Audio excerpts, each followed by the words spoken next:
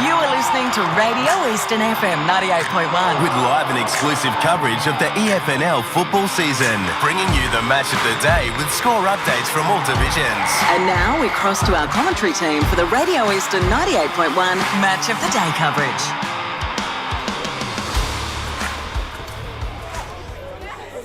Good afternoon, ladies and gentlemen. Welcome to Jubilee Park, Ringwood this afternoon.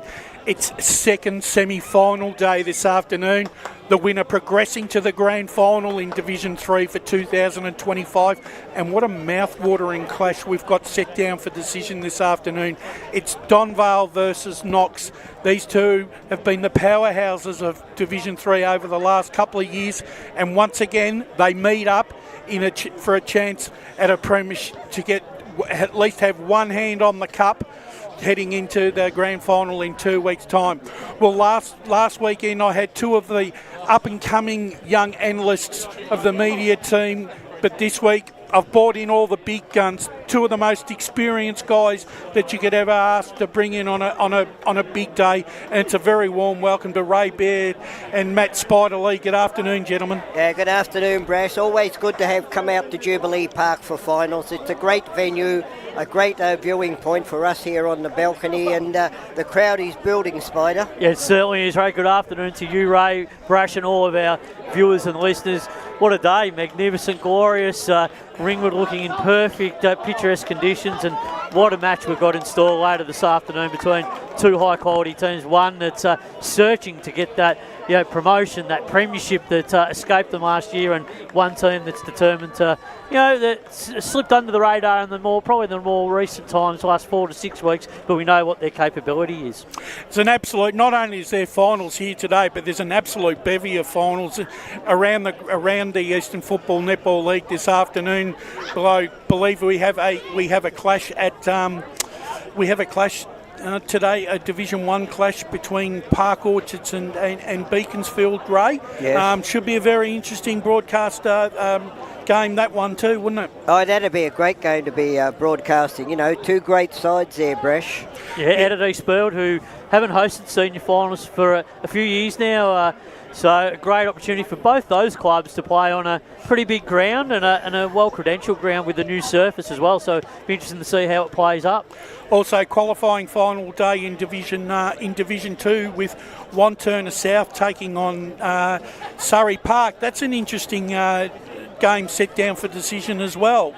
Certainly is. Looking forward to seeing how that one unfolds. Surrey Park, we know that finals are what they've always been striving for, going up a division, and Wantirna South, like some of the things that they've been able to do this season have just been so admirable.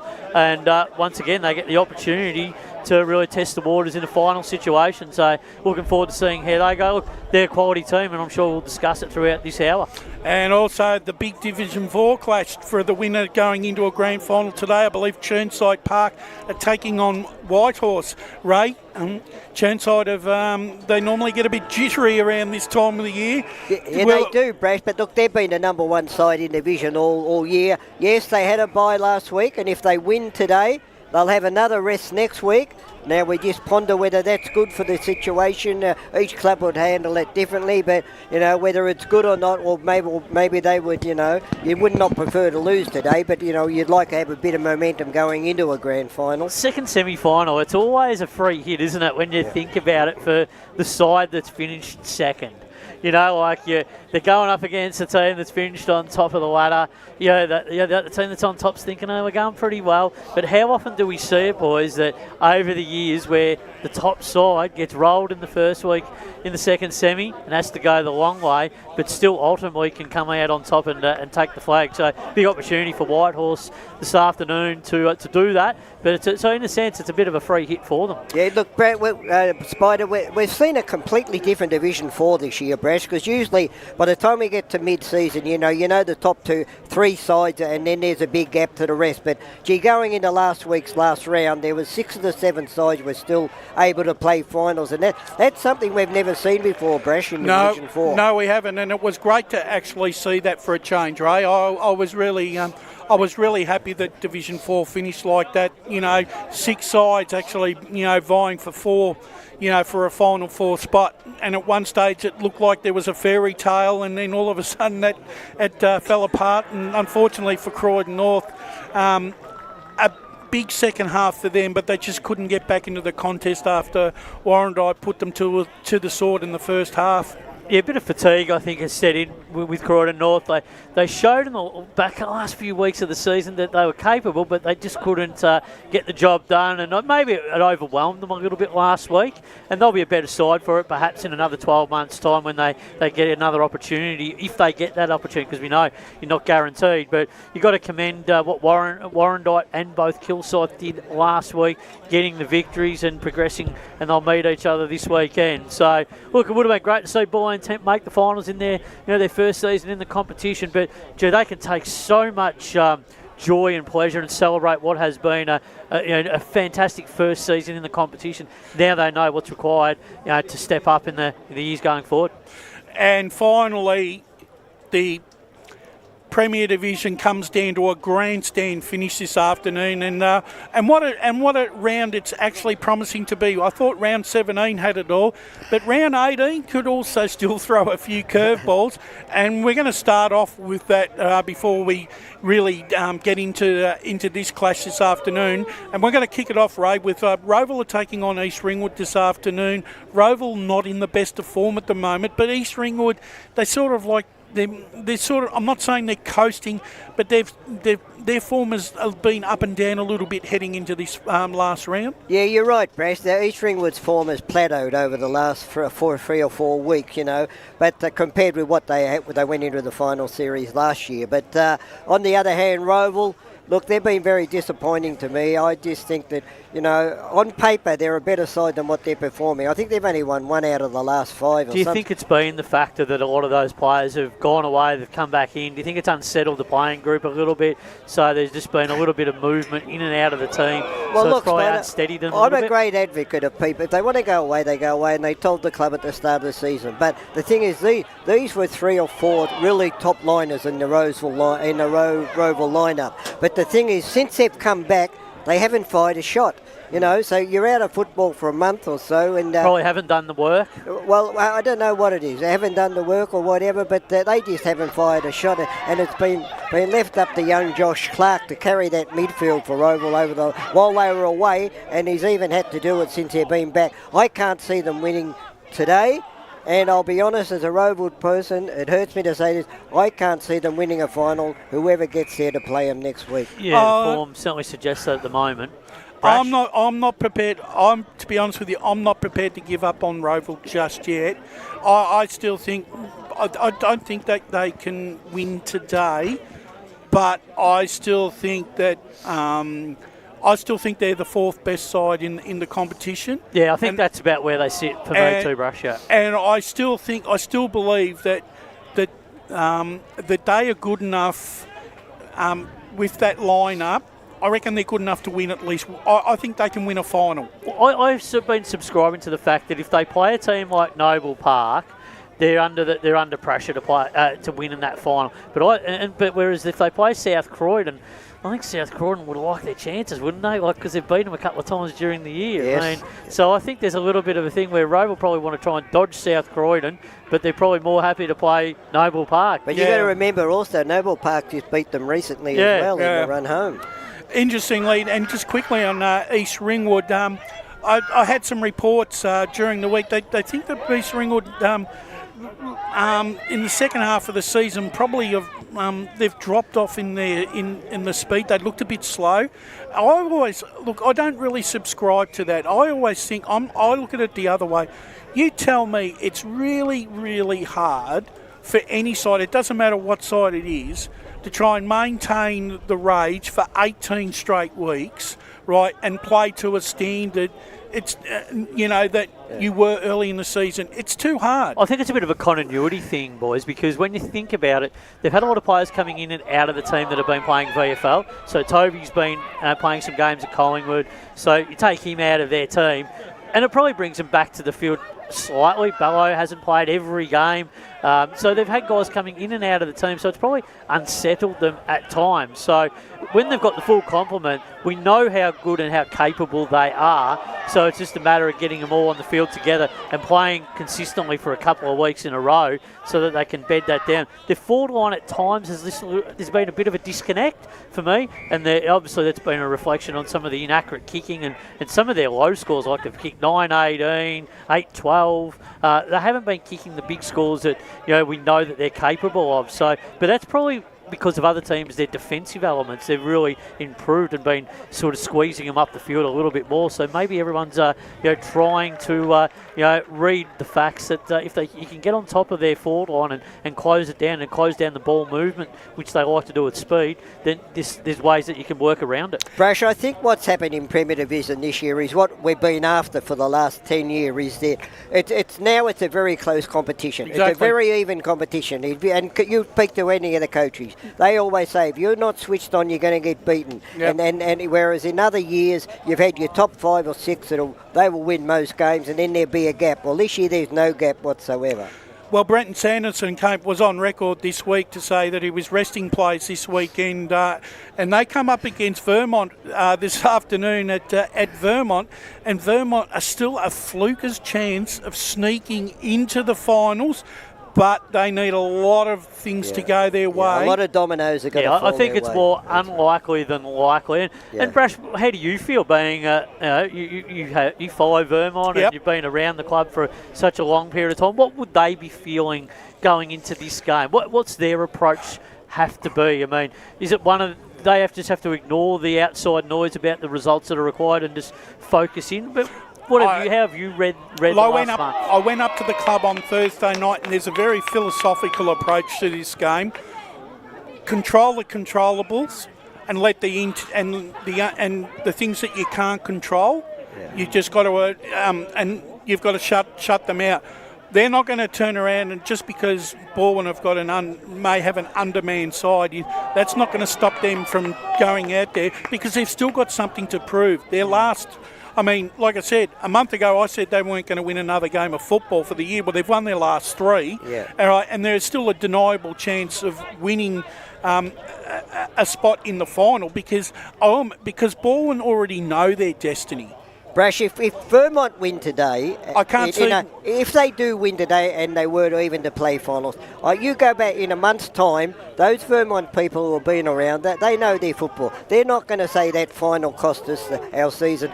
They're going to say those games early in the year that we threw out, we were in control and then we got run over in the last quarter, very close finishes. That's what's cost Vermont their season. Inevitably, actually, the side that's probably done the most amount of damage this year to at least 2 or 3 sides' finals aspirations is Berwick. Berwick, yeah. They're the ones, they should have beaten Vermont twice.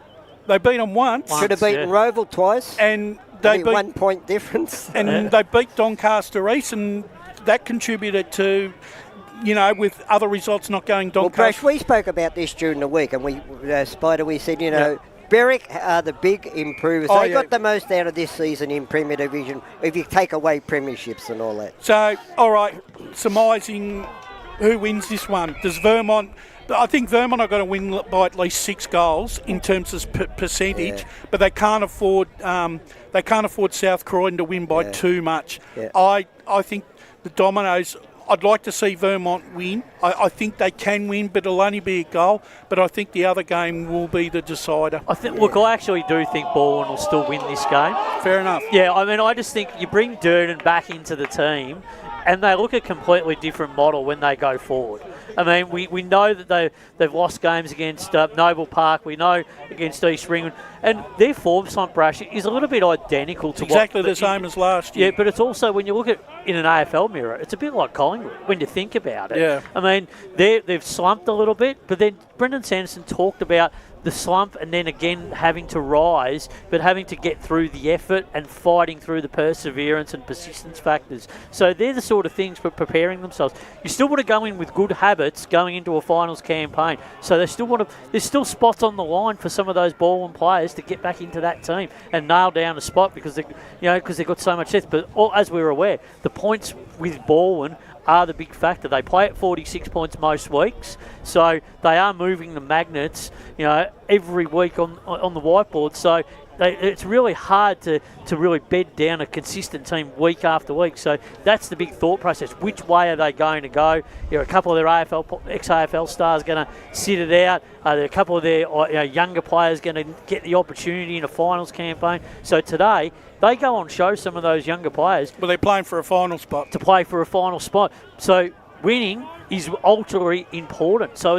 it's not too dissimilar to what he talked about a few weeks ago on radio regarding where Collingwood have been, and they've mirrored them. And their effort last week, Baldwin, I thought was quite good. They just in the end, they just couldn't quite get over the line. Well, I'm picking Baldwin to win today. I think they'll beat Vermont probably by about 18 points. I think Baldwin will win by around about 2 to 3 But goals. I don't like the idea of Brenton Sanderson resting players. I'd like to go into a final series with a good win in round 18, and if you're resting players, there's always that little bit of doubt there. Ray, I think if we were talking AFL parlance, we'd be saying they're tanking. Well, the thing about it is they can't move. Like their position on the ladder can't. Or bringing the game into disrepute for not putting your best side on the park. But would they be playing their best team if they were playing for top spot, or if they could move down that's the what ladder? I mean. That's the $64 question, which leads us to the other game that of significance for these three, for the sides we've just spoken about.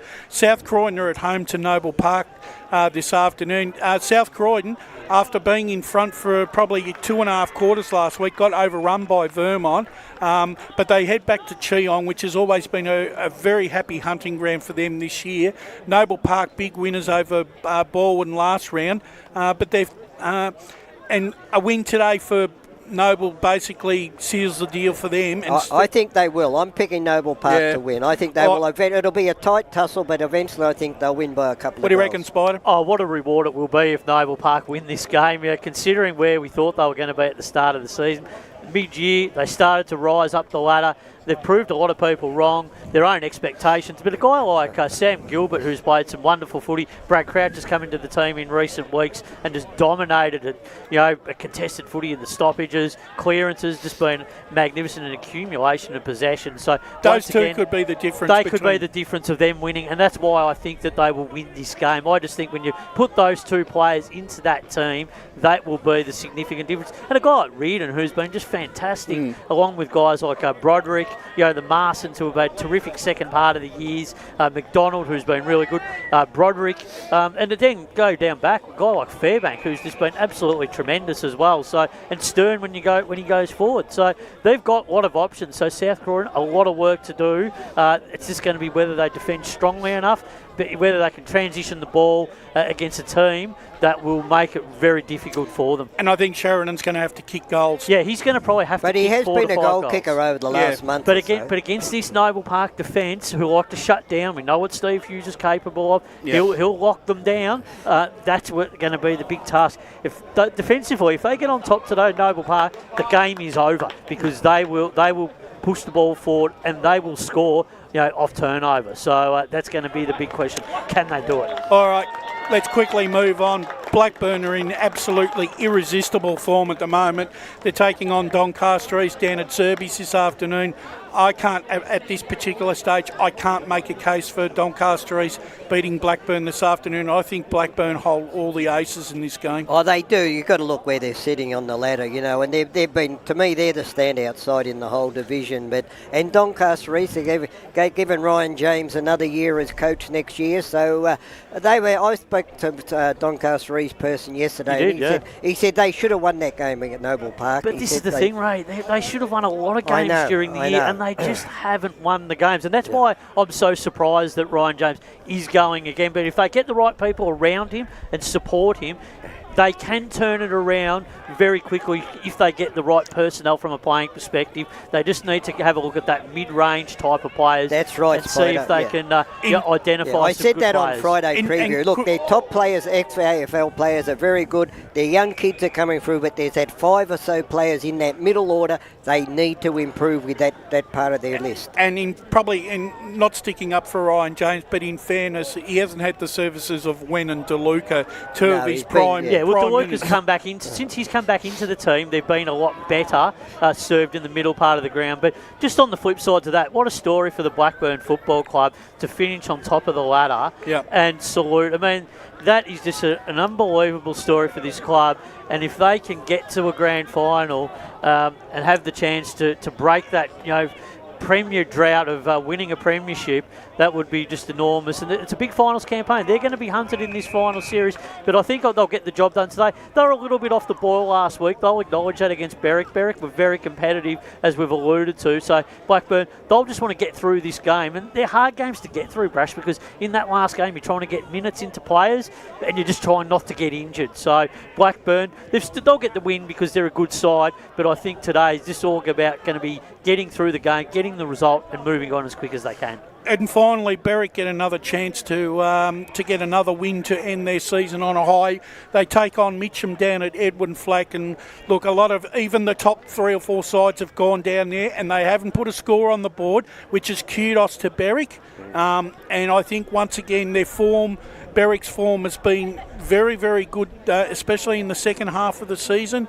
I think Andrew Williams has done a fantastic job with that side, and I reckon, and I actually can see them threatening for a top 5 position if they recruit well in their off-season next year. Yeah, I agree, Bress, and they'll win this game because I think that Mitcham are going to get lost on the big wide open spaces of William Flack Reserve down there. It's just so big a ground, and Berwick, they bottle you up in that outer forward pocket, for a quarter or so. They starve you with the football, and then you try and do something that is not familiar with what you normally do, Spider, and that's how they win most of their games. It is, and it's a great building block for Berwick going into 2026, and if they can identify some players that they can build on and get into this playing group, they're going to be more than competitive next season and years going forward. For Mitcham, look, it's been a disappointing year without question. There's games that slipped away from during the year. There was some performances that didn't stack up, and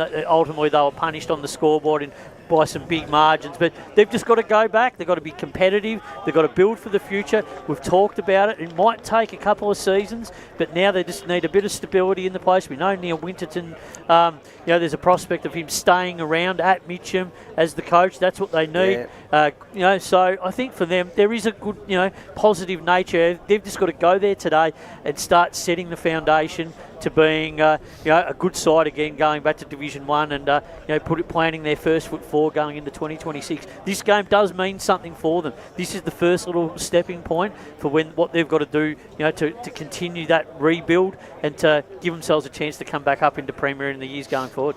And talking about Division 1, that's where we're going to go to next. It's the big qualifying final down at East Burwood this afternoon between Park Orchards and Beaconsfield. Beaconsfield, they lost last week, but because Bronya lost, they ended up with the double chance. And, I look at Park Orchards and, look, they've probably played second fiddle to the South Belgrave this year, but their form has been as good as any. And I just they've gone on. In terms of the media team, they've probably gone under the radar, and we probably haven't spruiked them enough. Brace, this is exactly what Spider and I said last week on the Friday preview. We haven't given them the chat that they're entitled to, because as you say, they were workmanlike side. They don't usually win by big margins. They just get the job done. It's very much a Paris Harvey mould. It's been a mantra as used for such a long period of time. And the ground at East Burwood will suit the way that they play Park Orchards. They're familiar with it. They've played finals football, a lot of these players there before, so that it's not going to be a strange place for them. It will be interesting to see how Beaconsfield will go on the ground. So Park Orchards, I think they will get this win, but that doesn't discredit Beaconsfield, because I still think that they can turn that around, and if they get the opportunity to play a Park Orchards again later in the final series for potentially a spot in the grand final, that they could certainly take it up to them. But they're going to need everyone, really stepping up to the plate and putting a big performance in. A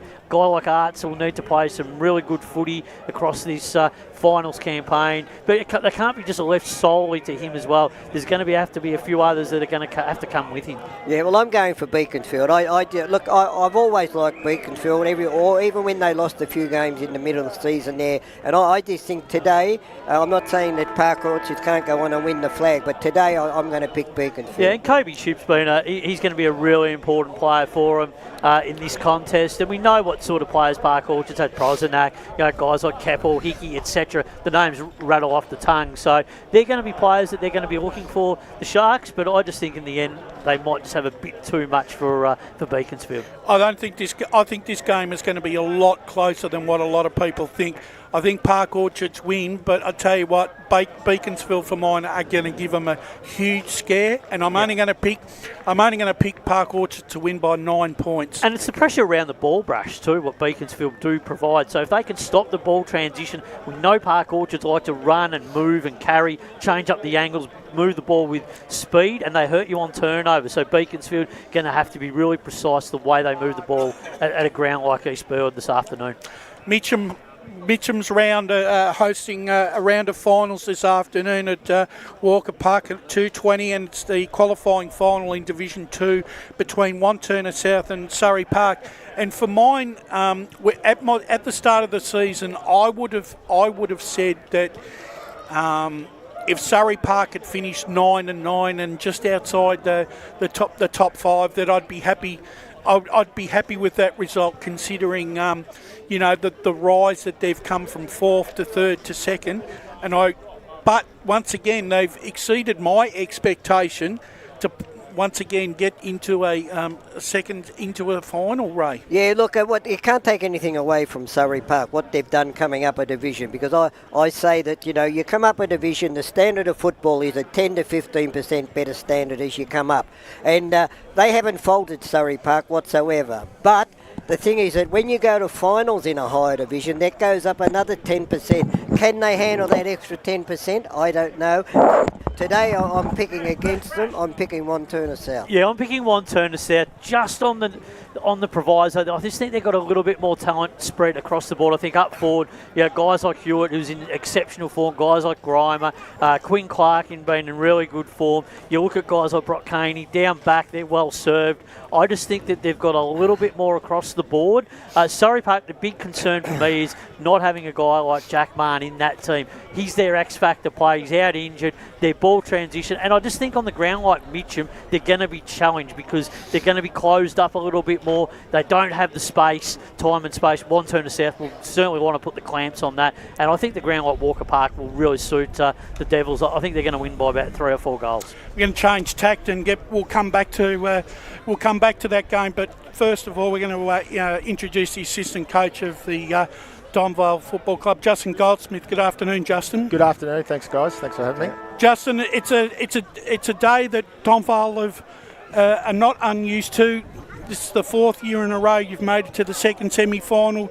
So in terms of, there shouldn't be any nerves, but there always is. Yeah. But having a look at the side's been building nicely throughout the season.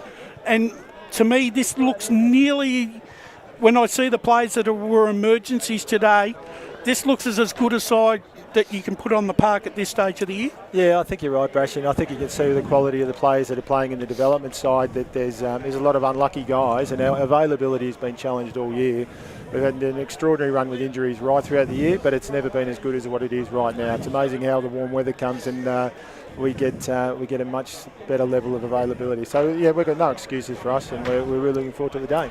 You played Knox in round 18 down at Donvale. What are the things that you feel that you're going to have to overcome that they may have exposed or exposed in that contest? Is there things in that game that you'll need to do to stop Knox from having that influence that they had in that game? Yeah, look, they were really impressive in that game, and we obviously took into consideration the amount of run that they showed. And on a big ground and a really fast deck out here at Ringwood, it should suit them. And we watched them last week against Scoresby, and they were terrific. And we felt that they outran Scoresby in the second half. So that's a real area of focus for us. But we think we're a pretty good running side as well. And we think we've got enough players on the outside to more than match them, and we'll be a handful. Justin, good luck this afternoon. Really looking forward to the contest. You're talking about some of the things you're doing and you're looking for coming up against the Knox side, but what about internally for yourselves? What are some of the key messages within that you're looking towards today? What are some of the 3 touching points when you're talking as a group that you want to try and get out of today, particularly when you start the game? Oh, look, we think traditionally we're a pretty fast starting side, so we obviously want to get off to a terrific start.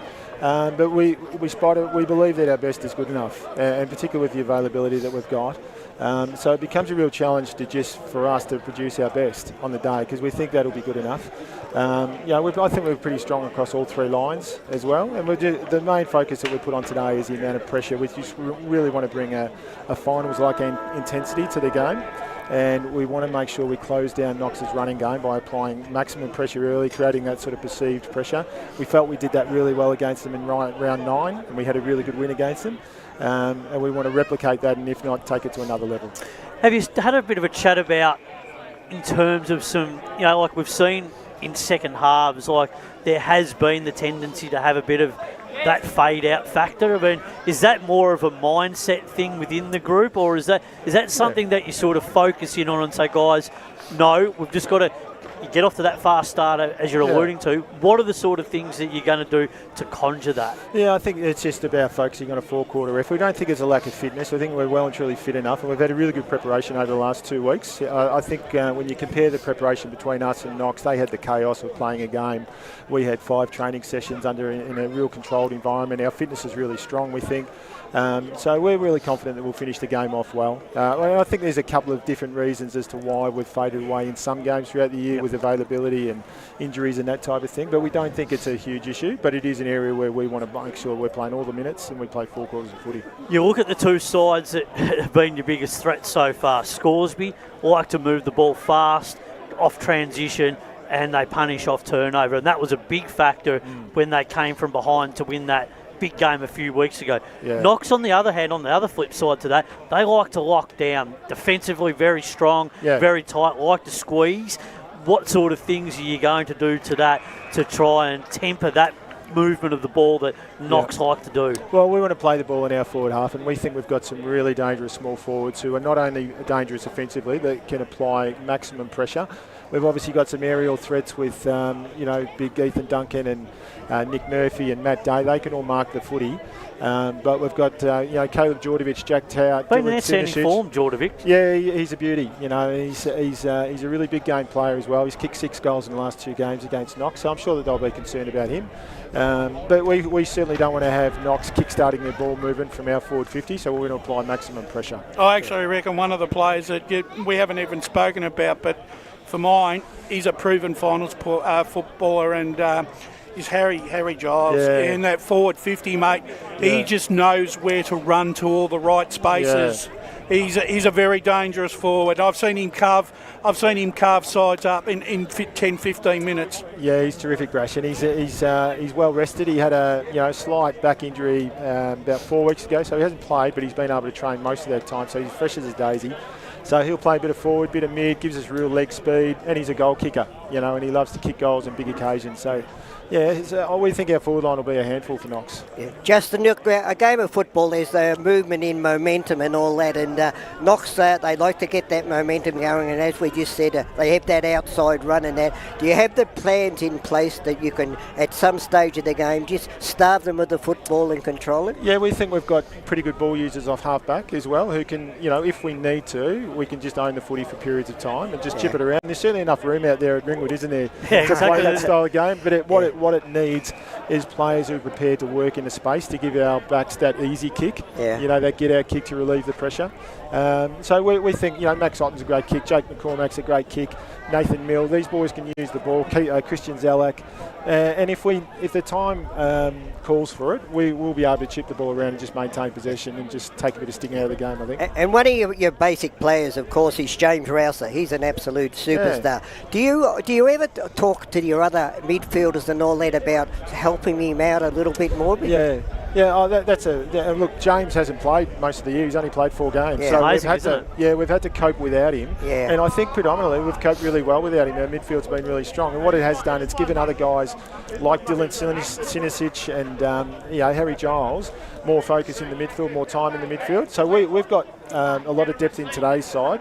We've brought some boys in, like Mihaela Zali, Dylan Sinisic and Harry Giles are all in from the last time we played Knox. So And Wignall as well. And Cole Wignall, yeah. So it allows us to put Cole on a wing. We've got probably 6 to 8 guys we can spin through the midfield. And we think that's an advantage for us with a lot of depth.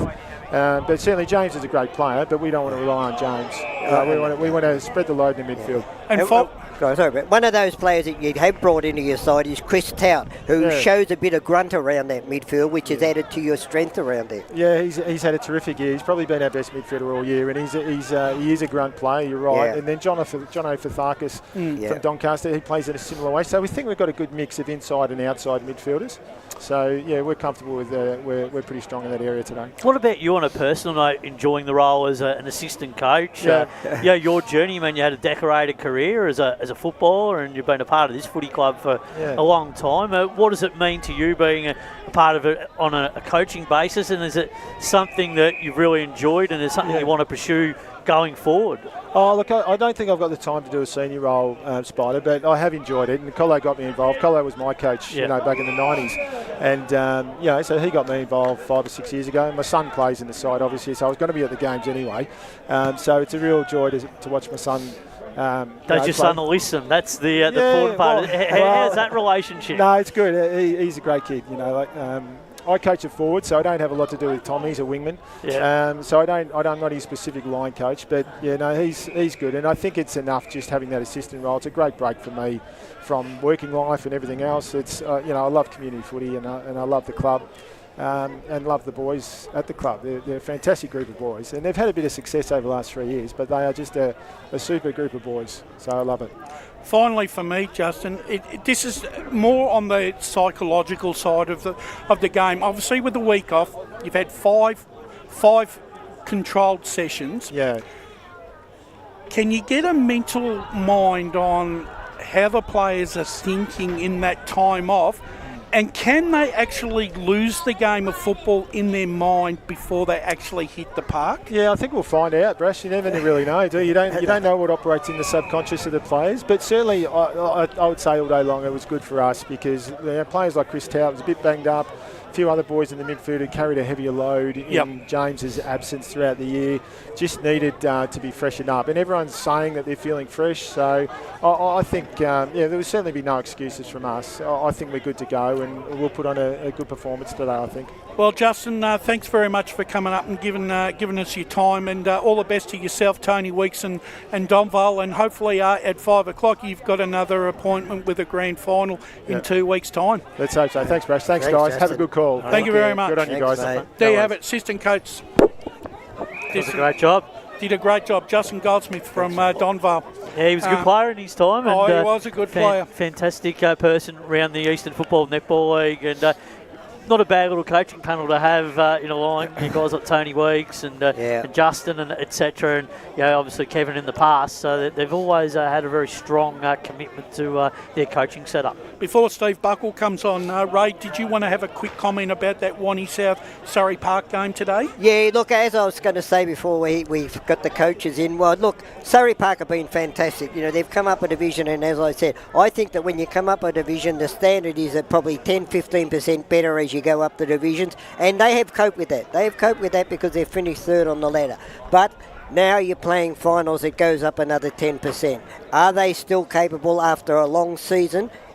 Because let's face it, they've been bashed about a little bit more this season than they have in previous seasons. Are they going to be able to stand up? The weather's getting a bit warmer and all that.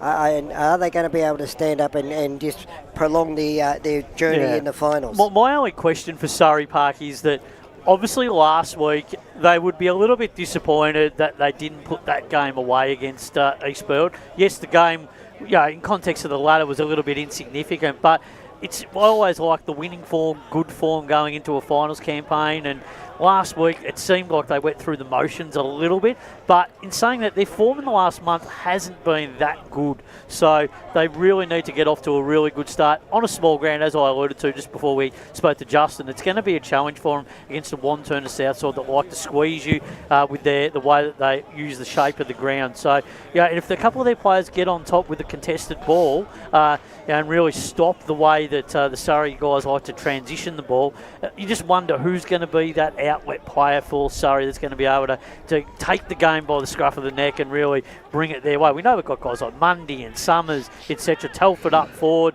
They've had Sam Hart, who's been a really good player for them across the year as well. So big challenge for them. I think the Devils will win, but I think it'll be a couple of goals. I think it'll be a pretty close game though. Devils for mine by 3 goals. Gents, we're going to take our first break, and when we come back, hopefully the coach of the Knox Football Club, Steve Buckle, will join us. But you're coming to us live from Jubilee Park this afternoon. It's the big second division clash between Donvale and Knox, coming to you live on Radio Eastern 98.1, streaming all around the world on YouTube and Facebook. Today at Eastland, Lucy's trying on jeans for a momentous occasion. Coffee with the ex. She needs jeans she can move in, because she's definitely moved on. Jeans that get a second look, but don't give any second chances. Jeans that say, why yes, I have spent the last 8 months in a post-breakup juice cleansing kickboxing personal training frenzy. And it looks as though she's just found the perfect pair. Yeah, that's great. Bravo, Lucy. For all of life's little moments, there's Eastland. Eastland. Live real. Sprain your ankle bursting through the banner? For bumps, breaks or bleeds, be seen sooner, close to home, at Knox Private 24/7 Emergency Department. You'll generally experience shorter wait times. Knox Private 24/7 Emergency, 262 Mountain Highway, Wanturna. Do you feel good about your bank? Because there is a bank you can feel good about. They share their profits to fund big community projects, small community clubs and vital emergency services. They've given $250 million to help Australian communities thrive. They have all the products and tech you expect from a big bank, with service you don't. It's Bendigo Bank. Feel good about who you bank with. Try Bendigo. Search bendigobank.com.au or search Bendigo Bank near me. Tobin Brothers Funerals wear their heart on their sleeve. Their clear and easy-to-use website and Memory Maker app make it easy for families to make an informed decision. Here's James McLeod, Managing Director of Tobin Brothers Funerals. There's no mystery about our pricing. It is clearly displayed on our website and our app. We have staff standing by 24 hours a day, every day of the year to assist you in your absolute time of need. Visit tobinbrothers.com.au. Tobin Brothers Funerals, celebrating lives. There are only 3 things that should be flushed down your toilet. Pee, poo and paper. Some wet wipes and antibacterial wipes say that you can flush them, but you can't. They clog up the toilet and pipes, causing expensive blockages. Save yourself a truckload of trouble. Put your wet wipes in the bin. To learn more, head to the Yarra Valley Water website, yvw.com.au/wet-wipes. Hi, Dylan Dow from the Baroni Football Netball Club here. When I need to grab a quick coffee or a bite to eat, I'm popping into Eastland. Eastland's more than a shopping centre. They support a range of community organisations and have been a major partner of the EFNL since 2018. Cheers, Eastland.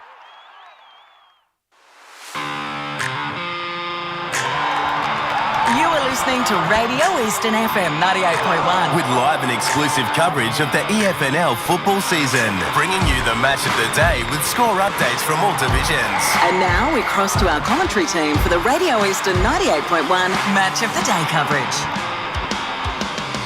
Welcome back to Jubilee Park. Big third division clash, I should say. Second semi-final day here at Jubilee between Donvale and Knox. And Donvale under 19s have booked their spot in the Division 3 Grand Final in 2 weeks' time. And it looks like Donvale reserves will also be joining them, because they have a commanding lead over Upper Ferntree Gully by 80 points at the moment, 13-11-89 to Upper Ferntree Gully 139. So it's looks everything's all looking good there for Donvale, and it probably sets up. And it's good. It gives the club a lot of momentum for the seniors when they run out. It does, doesn't it? When you're in the rooms, everyone knows, okay, we've got 2 teams already into the grand final. So everyone's just bursting at the seams to get out there because of the excitement levels around the group. So they're full of energy, Donvale, and they'll be really excited about the prospects which present in a couple of weeks' time. Final game set down for discussion that we on this Saturday is at East Ringwood Reserve, gentlemen. And it's the second semi-final here with the winner to go into the grand final of Division 4 between Chirnside Park and Whitehorse Pioneer. And on paper, whilst I believe Chirnside have been the best side in Division 4 this year, Whitehorse have shown at times that, they're undeniably, they're the perfect spoilers to a party, aren't they, Ray? They certainly are. We go back 3 or 4 weeks, Brash, and we were even discussing whether or not they're going to play finals because they lost probably 3 on the trot or roundabout, something like that. And now they've put themselves back in, and if they could win today, they'll be playing in a grand final. Look, I don't think they will win. I just think that Chirnside, they have been the standout side this year, and I think that they will win today. Yeah, look, I think Chirnside Park will win the game. Look, we know guys like Causa, Ficarelli, etc. up forward are the threats. So they're definitely going to be, put the Whitehorse defence under pressure. Guys like Dalgleish certainly going to have to be on their game today. And it's also, we know that they've got some star factors, guys like Young, Horvat, etc. that, if they get going, well, watch out. But look, you just have the feeling that Chirnside Park, across each line, probably just have that ascendancy. They'll be able to use the shape of the ground. If they can get those repeat entries and put the Whitehorse defence under pressure, you would think that they'd be able to get the win. But as we've alluded to earlier, it's a free hit for Whitehorse. They still have the prospect of coming back the long way to meet them again in a couple of weeks' time. So it's a big opportunity for their footy club. They would have been shuttered after last year's grand final result against Scoresby to get themselves into a position to play in a second semi-final.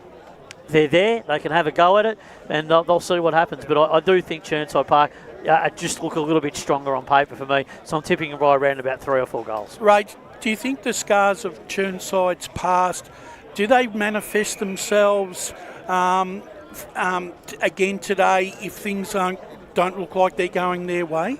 How do you mean, Bresh? Well, I mean, if they're behind and they're struggling to. Well, the drop-off we're talking about. Look, that becomes, as the playing group gets older, that certainly comes to the surface. But look, I just think they've still got enough, youth and run in that side. They are basically an older side, but they're an older side that have all played at a higher level, and they know what finals footy's about. Well, they've got a lot of top-end talent, Whitehorse. Probably their only question mark is at the bottom, mid to bottom end. Have they got as many quality players at the bottom end as what Chirnside Park do? You just have to think that Chirnside's got a little bit more depth across each line. Yeah, look, and I think that, I'm trying not to subscribe to that theory. Because every year is a different year, a different set of playing group, right? And sometimes you can't afford to carry the burdens of the past when it's all about moving forward. And I think when you look for as good as what Chirnside have had, Whitehorse have suffered disappointments too. So it's not a matter of. I just sort of think if you're looking at the form just purely what has presented itself in the season so far, I still think that Chirnside on their day, if they play anywhere near what they're capable of, they win this game and they win it quite comfortably. Yeah, I agree. Their best is so much better than what. Well, I think their biggest threat, Chirnside Park, also to themselves, is the other team that's playing tomorrow is Kilsyth. I still think Kilsyth are the wild card in this finals campaign. I think if Kilsyth get through tomorrow, they're the side that definitely can challenge Chirnside Park for this flag. Yeah, and look, I like I said, and that being said, I mean today's a fantastic day of football. We've also got women's finals as well, and hopefully we'll have scores throughout the afternoon for the lovers of women's football and the Eastern Football Netball League. I want to, now that we've got we've cleared all the other games, let's put a little bit more time into this game this afternoon. And look, I look at the Knox over recent years have been able to split 1-1 during the season with Donvale. They've been able at times to sow the seeds of doubt in Donvale. I think it's going to be, for mine, I just sort of feel like that if Knox can just hang around Donvale, not let them get too far in front, they'll get their opportunity.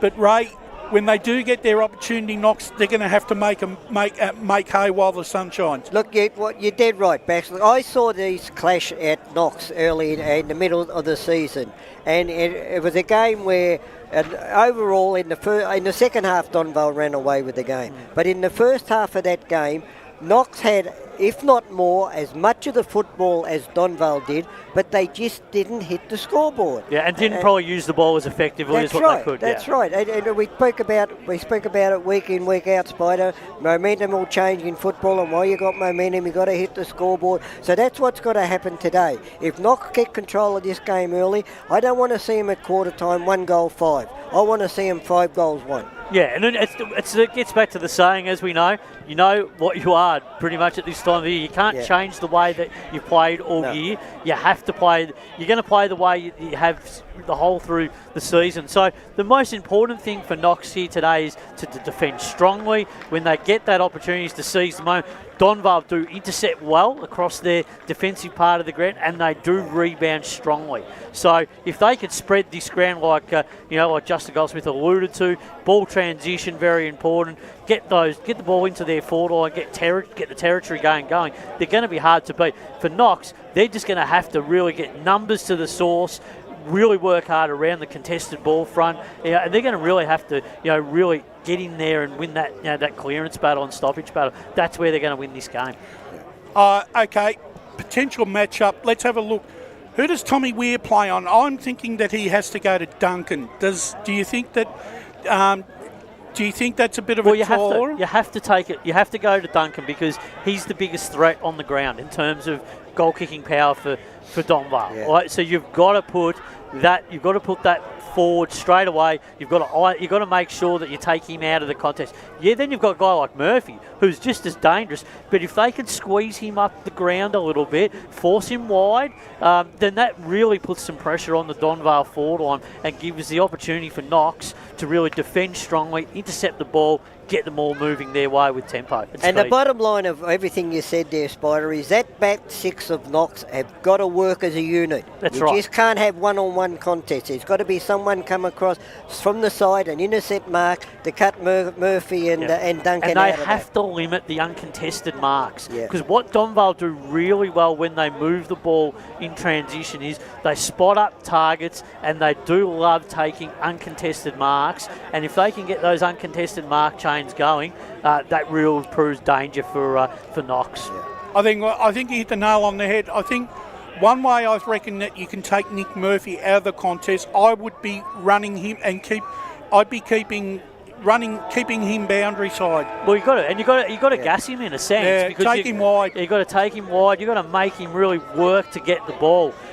Because the reality is, if he gets pushed wide, it'll just upset the way that Donvale use the ball. They'll get frustrated. The forward entries won't be as clean, won't be as polished as what they normally are, and then that plays into Knox's hands. I think, and the thing is, look, both sides are actually bringing players back in, right, that haven't had full seasons. Harry Greaves has basically come back into the side. Heppel's had injuries throughout the year.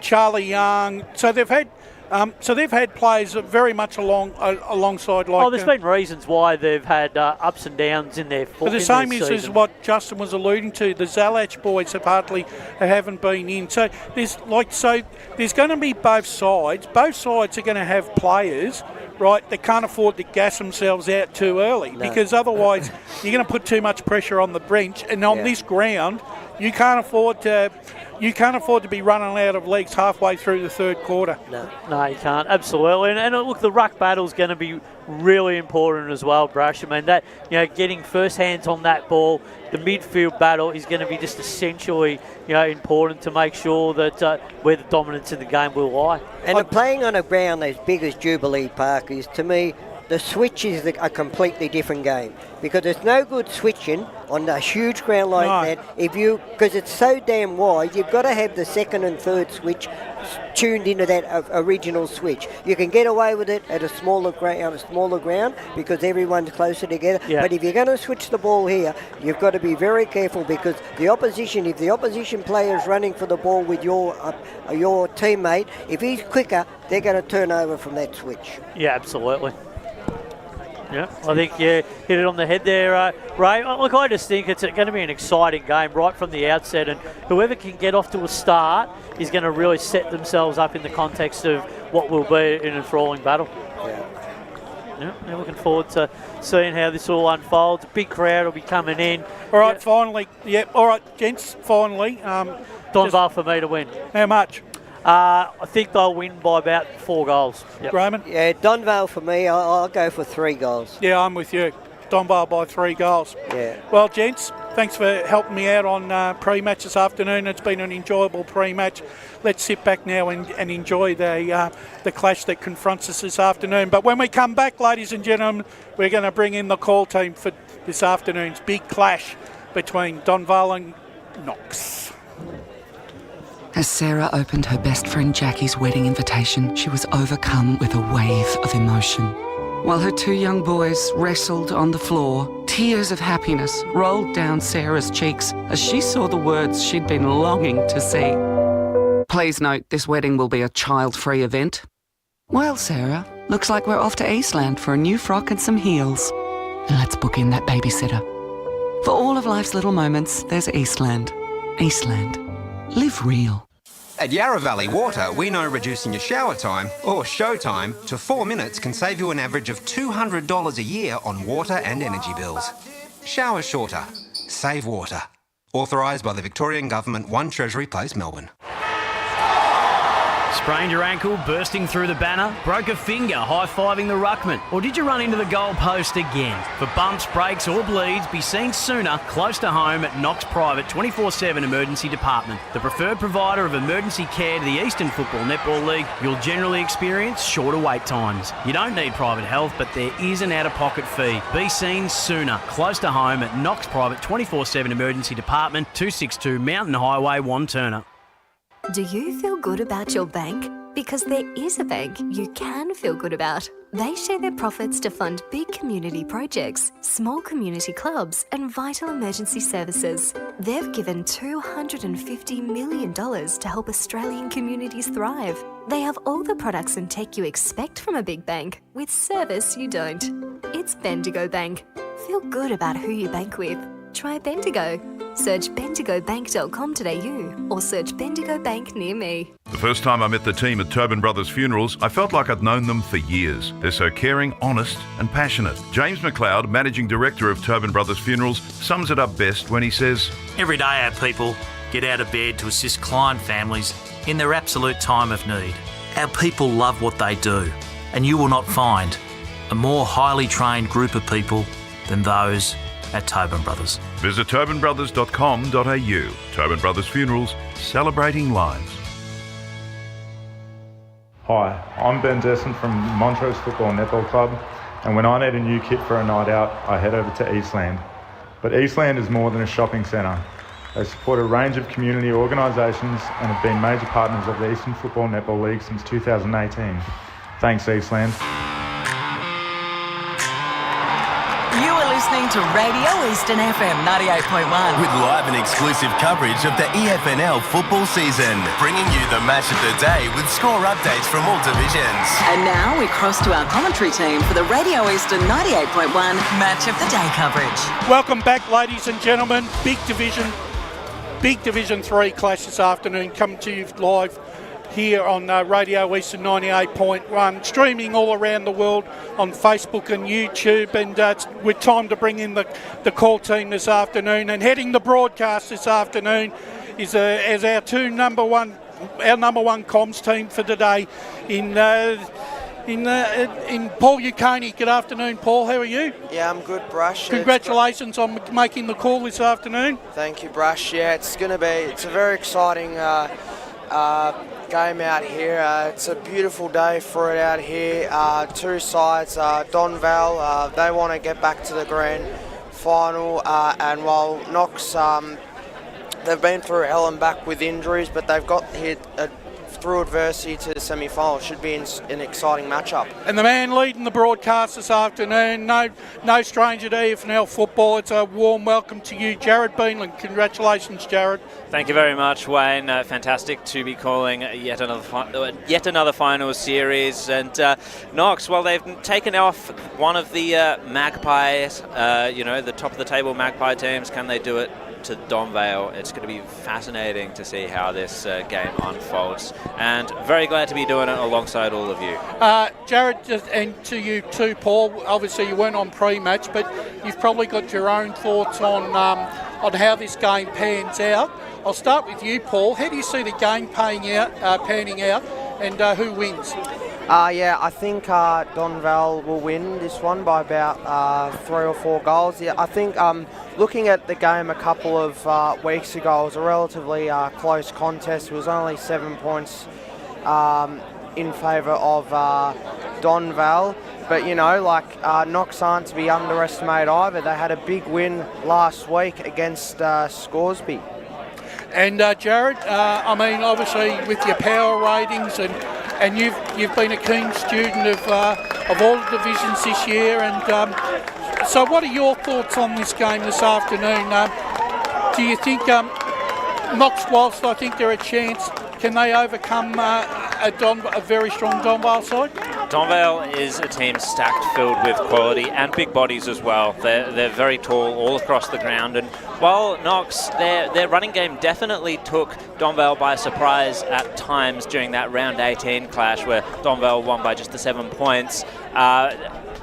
They could do that again today, especially on a bigger ground here such as Jubilee, but throughout the day those taller players don't get any shorter, and that I think is going to be the key difference between the two sides today. We also have 2 boundary riders this afternoon, and I don't know whether they're ready and willing to go, but we'll see if we can cross down to them.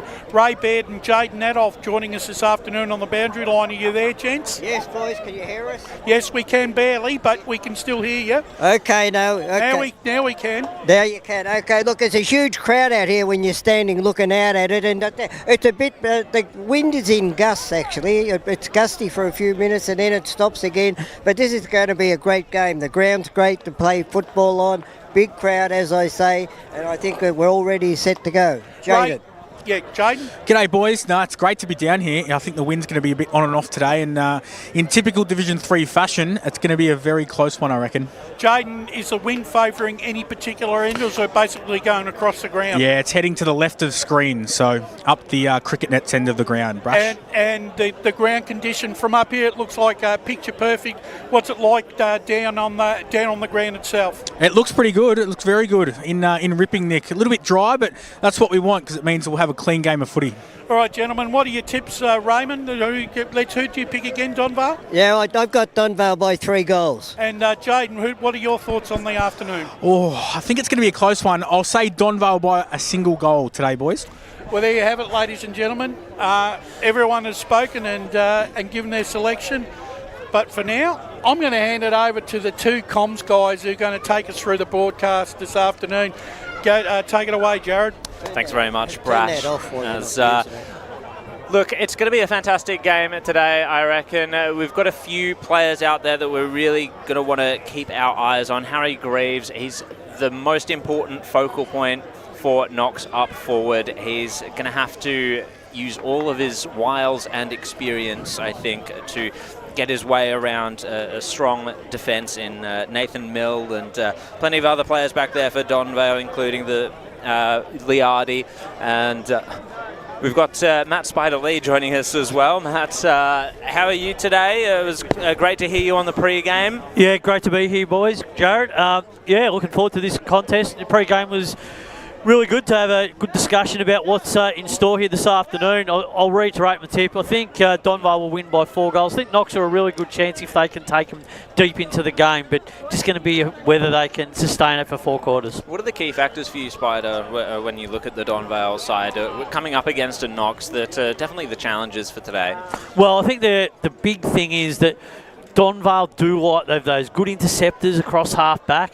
You know, guys like Oden, and they have the interceptors. Zalek, if they can get run and carry, they can transition the ball. So Knox have got to alleviate that. They've got to eliminate that. They've got to put pressure around the contest. The midfield battle for me is going to be essential. Who gets delivery of the source, and then when the forward territory game is going to be a massive battle. So Knox are going to have to defend really strongly, push Donvale as wide as they can on the big Jubilee Park ground, so that they can really put some pressure on and transition the ball themselves. And they've got to play the game with tempo as well, because when they do play the game with that tempo ball speed, they look a lot better, Knox, as you alluded to. So big game. Looking forward to seeing if Donvale can play a full 4 quarters. They have had some games where they've faded late in games, so that's going to be a testing point as well. The players are in position. The umpire holds the ball aloft, and the semi-final will be underway. Curry and Woodward to open hostilities. The 2 ruckman. Rouser gets the first shock, finds a bit of space, smothered immediately,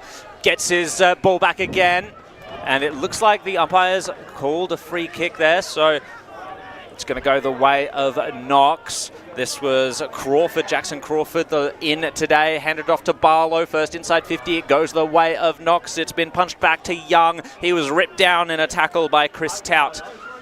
Going nowhere, and the ball up will be at centre half forward for the Falcons. Up we go again. Woodward just whiffed on that ruck contest. We'll have another stoppage as the rolling maul just comes to a halt not far from where that last stoppage was. Beautiful day out here at Jubilee Reserve. Unbelievable conditions for what should be an exciting game of finals footy. It was a kick inside forward 50 by Knox. Otten couldn't quite take it. Goyne is there for the Falcons. Snap around the body, it didn't go anywhere for a number 20 out there who I do not have on my team sheet, and Donvale will be able to exit defensive 50. It's come to Giles. He's going to look across the ground, goes to the outer side. Zalek takes the mark, runs on with it, and Duncan charges out and takes the mark on the lead, full-chested. That's what we're talking about, that transition game from half-back. When they're like that, that's when they really open up oppositions. Got to be onto that Knox early in this final. 54 goals for the year thus far. He's kicked bags of 7, 8 and 9 throughout the season, so he could be in for a big haul today, especially if Donvale are able to transition the ball like that. Ethan Duncan comes in to spill the first blood for Donvale in this semi-final, and he's done just that. Calm and composed to begin the game. Yeah, it's amazing how often we see it from Donvale, Jared, because in big games, that's what they do right from the outset. They just punish you on transition. If you give them a dump kick off half-back, they will just turn the ball over and they will take you down the ground, march you down, and they will make you pay on the scoreboard. Tell you what, there's nothing better than when you're the full forward, and Beefy Duncan once again gets first blood. That'll set his confidence sky high early on in this big clash. And perfect kick too, wasn't it? It was a lovely kick. So Donvale with the first blood in the second semi-final as Donvale look to win the clearance here. It's a real scrap here in the middle. Now it's Rouser. He handballs and it will go inside 50 again for Donvale. Here's Duncan. He kicks it high. Is it going to be another one? It is! Nick Murphy, it looks like. So is... Let's have a look. Yep. Second for Donvale, and it's Murphy. And they've got the first 2 goals in the opening 3 minutes of this second semi-final. It's Donvale 2 straight 12 to Knox yet to score. And that just comes off the back of Brash winning at the source, doesn't it? You get your key ball movers, prime movers, guys like Rouser gets his hands on it, front clearance, ball moves forward, and that enables a guy like Murphy to hit the ball at speed and then ending up putting a goal on the board. Back into the centre we'll go. What can Knox do to respond? They cannot let Donvale get a fast start like this. Woodward taps it right down to Love. Hands it out. And the kick goes forward for Knox. Taylor wrestled out of it by Otten. Otten will actually gain the free kick. There is a number 2 out there, gentlemen, who I believe could be Jordan Love, but that's not on the team sheet. I know that Knox number 2 is Jordan Love generally. Anyway, Young inside forward 50, scrubbing kick. Not going to work out for Greaves at the moment. Scooped up by Donvale. Liardi tackled out of it, holding the ball. Yeah. And Greaves earns Knox their first shot at goal. No, that's an important win there for Knox. They just can't afford to, and a good tackle as well. Really important. Well, good forward pressure, wasn't it? Yeah, it was.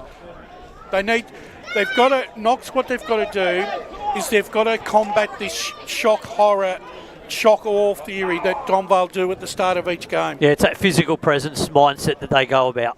Leading goal kicker for Knox this year, Harry Greaves, which isn't too surprising. He's put his 28th for the year on the board, and it's an important first goal for Knox in this semi-final, just to stem the bleeding a little bit.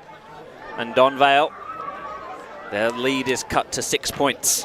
Yeah, that'll relax the nerves from the Knox players because they got really ambushed at the first few minutes of the game. So they've just got to now work their way into the contest by winning clearance here and just sort of trying to gain a little bit of territory in the next few minutes. So players getting into positions again. Nearly 5.5 minutes gone in this opening term. Both rucks go at it as Knox look to win it out, but there are numbers for Donvale as they look to win the clearance out of the middle. High up in the air, a good contest there, and it'll be tapped out there by Butler, and it'll be a ball in just outside the attacking 50 for Donvale. I think I noticed that I reckon Donvale have gone tall in their forward 50 trying to stretch. We have, yep. So Donvale will win the clearance here. This is Wignall. Wignall's tackled there by Crawford as Donvale have it still anyway. Now Zalek of the Christian variety goes forward here. Good defence there by Knox as they look to handball it back and they concede a behind. So it's the first blemish of the afternoon. It's Donvale 2-1-13 to Knox 1 straight 6-25 gone in this first quarter. Boundary. We'll go boundary. Just quickly, I've just received confirmation. Number 2 for Knox is Jordan Love, and number 20 for Knox is Curtis Porcelato. So number 39 he originally was, but his jumper's been ripped, so they've had to give him the number 20. Good call on Love there, Jared. Thank you very much, Jaden. Yeah, I was just having seen the footage for Knox. Love has been an important player for them throughout the year, so interesting that he wasn't an emergency nor named on the team sheet, but he's out there playing. Anyway, Zalek will get a repeat entry for Donvale. That was of the Hales variety. Weir tracks it back towards the boundary line. It's not going to happen though. Yeah, just got to be careful they don't get those entries. He's actually played deliberate there, the umpire. Oh, he did too, yeah. I was a bit surprised with that. Yeah. Okay, Tom must be feeling some sort of way about that. Well, he's given Duncan another chance, and the thing is, Duncan's known in the past. He's good on both sides of... He's brilliant from these shots, I must admit. How is he on the left? Well, he's put it to the top of the goal square, intentionally or not. Out came Butler to try and spoil things, and the kick off the ground came from Donvale. Just the one behind, opportunistic stuff, and an attempt at goal. That was Jack Tout there, Jared. Thank you very much, Brash. Got to hit up a target here, Knox, when they're defending, right? Got to look for that short kick. So bringing this one in will be Knox. I believe it'll be Mitch Greaves. Takes a bit of space into the pocket, sends it on to the wing. The two ruckmen are there to contest this one. Over the top came Harry Greaves, nothing doing. And it was Margette, Jet Margette, ended up getting tackled over the line by Donvale. And got a bit of territory there, so they'd be happy with that. Bit of wrestling going on around the stoppage. Vathakos and Margette going at it. It's going to be a secondary ball in, by the looks of it. Repeat stoppages for Knox will be important here. Just get some ascendancy in the game. 8.5 minutes gone, of course. 2-2-14. That's Donvale's score. 1 straight 6 is Knox. Important nerve settler by Harry Greaves. And there he is, the goal kicker from before. His handball didn't quite find the target, and Goldsmith was able to take advantage and lay the tackle down. Back we go. Greaves takes the ruck this time. Ball bounces idly, and then Knox were able to steal it, take it away. Cameron's in a wrestle against Taylor. It's fallen to the hands of Zalek, and he was wrapped up, brought to ground by Goyne. Yeah, good tackle there. So Knox applying a bit of pressure at the moment. That's what they've got to do in the early stages of this when the heat's on. And there it is again. Well done, Margette. Gets shoved off by Zalek, nothing doing. Margette seems to be perhaps an annoying factor for Donvale at the moment. But they will get this clearance. Shrugged the tackle did Goldsmith. Cameron couldn't quite handle the handball. And now the bouncing kick by Knox will come to Charlie Young, who burns off an opponent, takes a bounce, has got the pressure closing in on him, was able to get the kick away into the pocket. Was a little bit of a wobbler. Otten was first to it. And Donvale composed in their backline. Luke Wignall takes the kick. It was perhaps a little bit wider than intended if he wanted to get it to Goldsmith, or maybe he was searching for the boundary line. I think Tom Weir might have something to say about that, who got the deliberate caught against him just earlier. Do. Yeah. But Luke Wignall breathes a sigh of relief as they're going to have to defend here. Varthakos, not quite. Cameron did get the kick away into the middle of the ground. Chases on. Weir first to it. He's going to have to be composed. He's got a bit of company, but got the kick away to Charlie Young. And Knox will reload. Just a chipping option to Morris. And another one, but well read by Donvale, and McCormick will take it away. So McCormick goes foot down the line here as Donvale look to go inside 50 again. It's a bouncing ball. Gets tackled there as Knox look to go here through Weir. Weir gets the kick away down the line. That's a good mark taken. And now here's Margette. Margette kicks it short as they look to go inside 50 do the Falcons. Low scrubby kick here as Donvale look to turn it over. And now here's Zalek of the Christian variety. He goes down the line here. The mark there was nearly taken there, and it goes out of play. Just got to get those kicks spot on. Knox, when they're going forward, got to make sure they hit up those targets. Yeah, Butler went down there and didn't look too comfortable. One thing I noticed with Tommy Weir playing on Duncan, Weir is going to make sure that every possession that he gets this afternoon doesn't he doesn't turn it over, and so far every possession he had as he's been able to turn to Knox's advantage. So that's the only way that he can make Duncan pay. Yeah, absolutely. So so clearance is won by Donvale as he looks to go forward here as Day tried to take the mark. Day's being tackled, gives the handball away. Here's an opportunity for Donvale for their third. It's a behind, so they move to 2-3-15 Donvale to Knox 1 straight 6. We've played 12 and a half minutes in this first quarter as Weir will take the kick in for Knox. Like all finals, always very scrappy starts. I expect both sides to settle down and start hitting their targets more as this game progresses. Search for the outer side. It was Fisher who took the mark. Donvale able to feast on it. Bouncing off his man was Varthakos. Just lost it there to Charlie Young, who's done some good work early on. Barlow now slams it down the ground.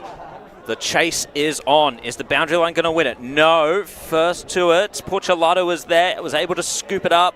Get the handball to the outer side, and now Knox drilling ball inside forward 50 into the pocket. Otten's going to have to be good. And there was holding. The free kick went against Donvale, and Nathan Graves. Yeah, it's gone to Graves, and Nathan Mill looked a little exasperated with himself there, perhaps. Actually, that might be a move that Knox might be able to exploit here, because obviously Nathan Mill right, looks very uncomfortable one-on-one against Harry Greaves. Well, he's very agile and very athletic, so that is absolutely right, Brush.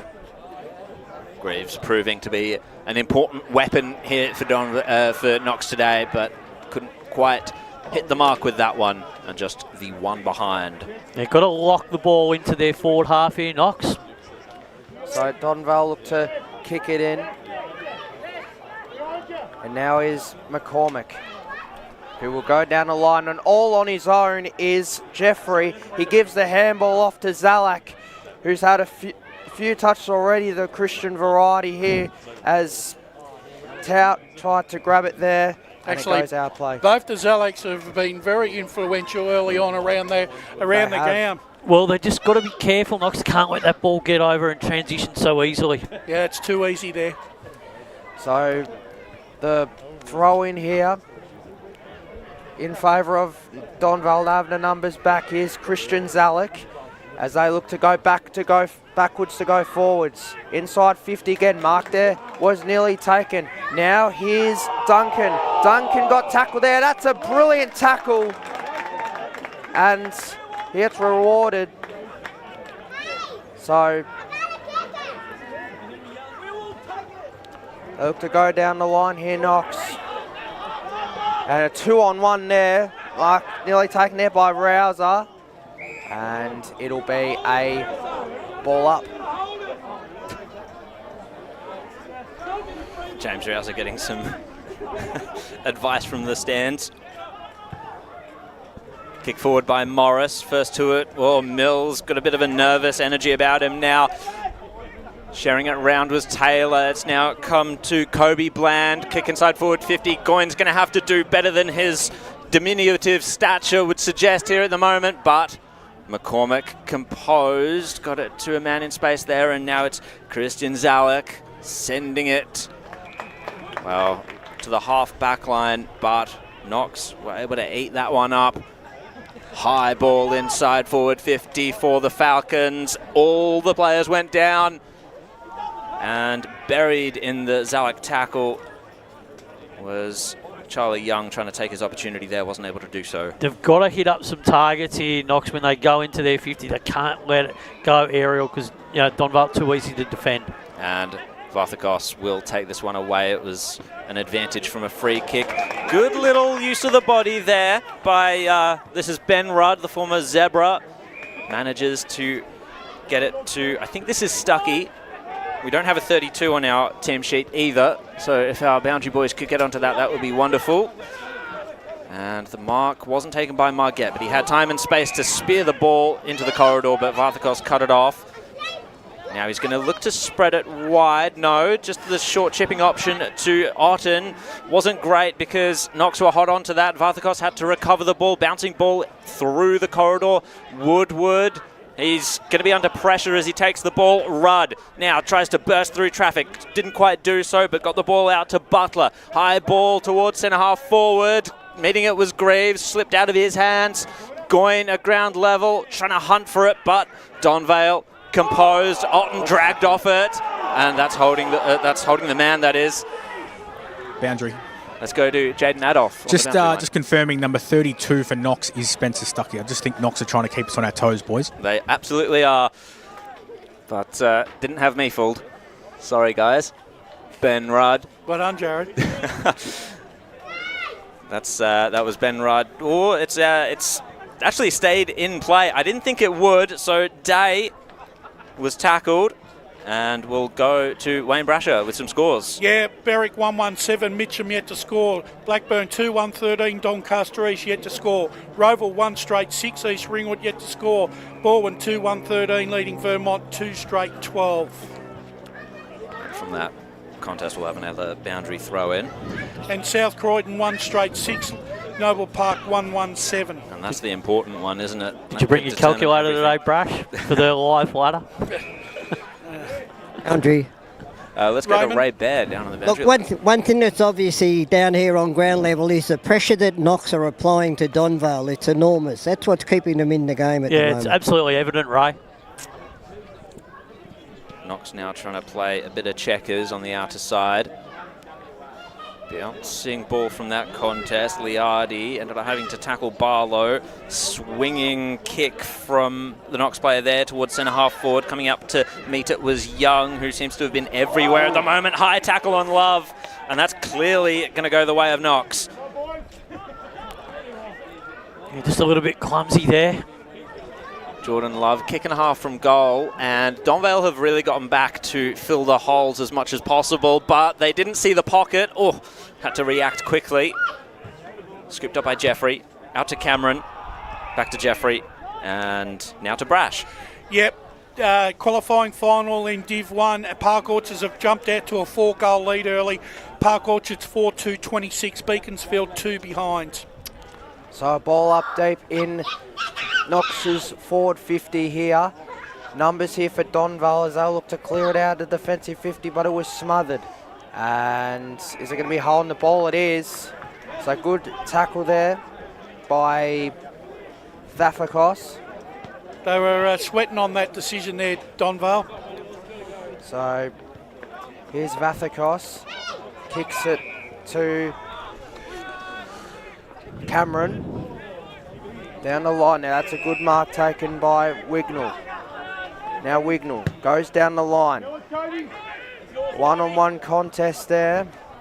Racing towards it is Tout of the Chris variety, but that's well done there by Knox, and that's a good mark by Clay Heppel. As he looks to switch here now, they look to go through the corridor. Here's Stuckey as they look to go backwards to go forwards, Knox.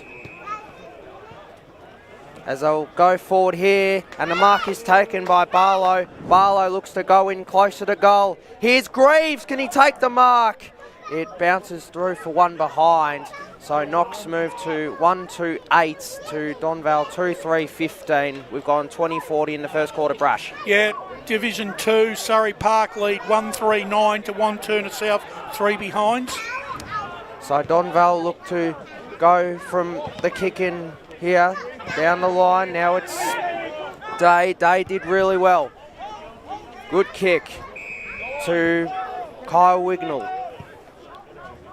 Now it's Zalek of the Mahale variety, and going forward there, mark that was nearly taken. Knox did really well to defend there, but it's coming back out again. Donvale have the numbers. Zalek looking to pick it up there is Wignall. Wignall goes forward. Good smother there. And Knox look to turn it over. And they tackled out of bounds there. We'll go back to Brash for some more scores. Division 4, Churnside 2 straight 12 leading Whitehorse 1-4-10 in the big second semi-final there. So it's a throw in here.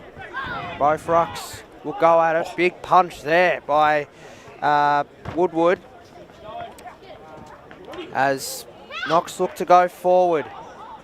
Just inside 50. Here's an opportunity. This is Fisher.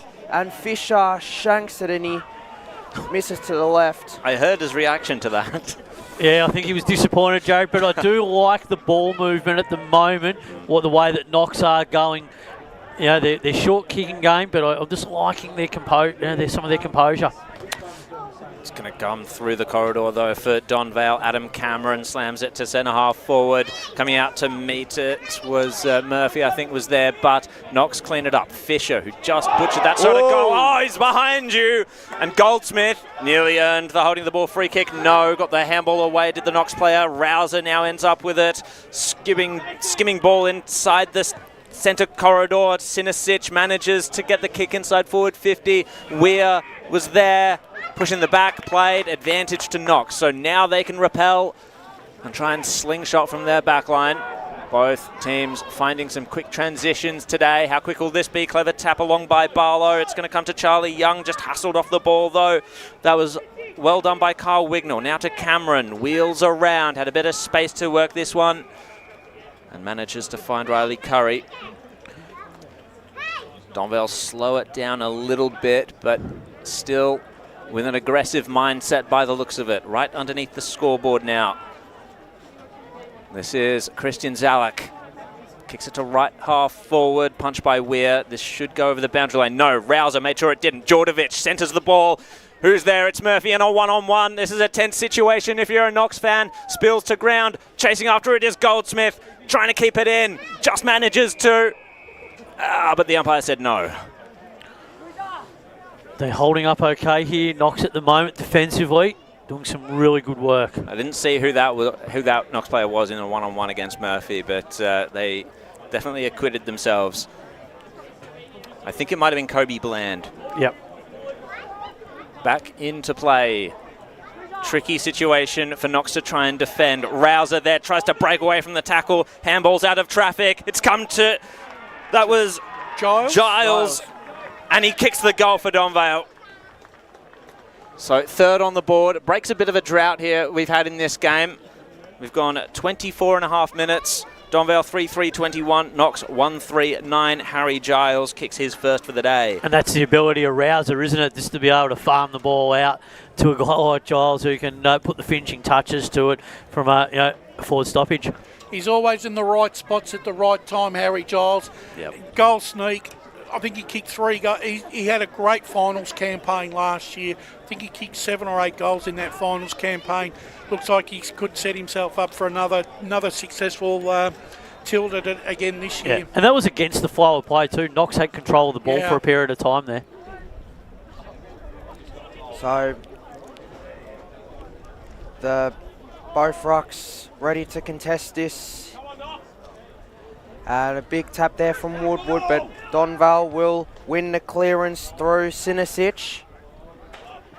But Knox will turn it over. They look to go forward. Good mark there taken. Inside 50. Now an opportunity perhaps. Is it bouncing here towards poor Salado? He goes out of bounds. Interestingly, you want to be seen to be attacking the ball, but you need to just sort of temper your enthusiasm a little bit because the ball just does something at the very last moment. It makes you look silly. Exactly, especially if it's a hard surface out there. It could pitch on its end pretty unpredictably. So both rucks go at it again. Free kick here going to Donvale. And here's McCormick, who goes down the line. Good mark taken there by Duncan. And Duncan will assess his options. He'll go forward here. One-on-one contest. Going past Greaves and Murphy, and it goes out of play. Deep in the attacking 50 for Donvale. Some good play by Duncan just to push Weir up the ground there, create a bit of space. So Donvale leading 3-3-21 to Knox 1-3-9, 26 and a half minutes gone. As both ruckmen ready to contest. Here's an opportunity for Murphy. Murphy high up in the air. Oh, it's a mark taken, or is it a behind? It's a behind. So the siren goes for quarter time. It's Donvale 3-4-22 to Knox 1-3-9. Jared Beanland, the goal kickers. So singles all across the board. It's Nick Murphy, Ethan Duncan and Harry Giles. No surprises amongst those names for Donvale.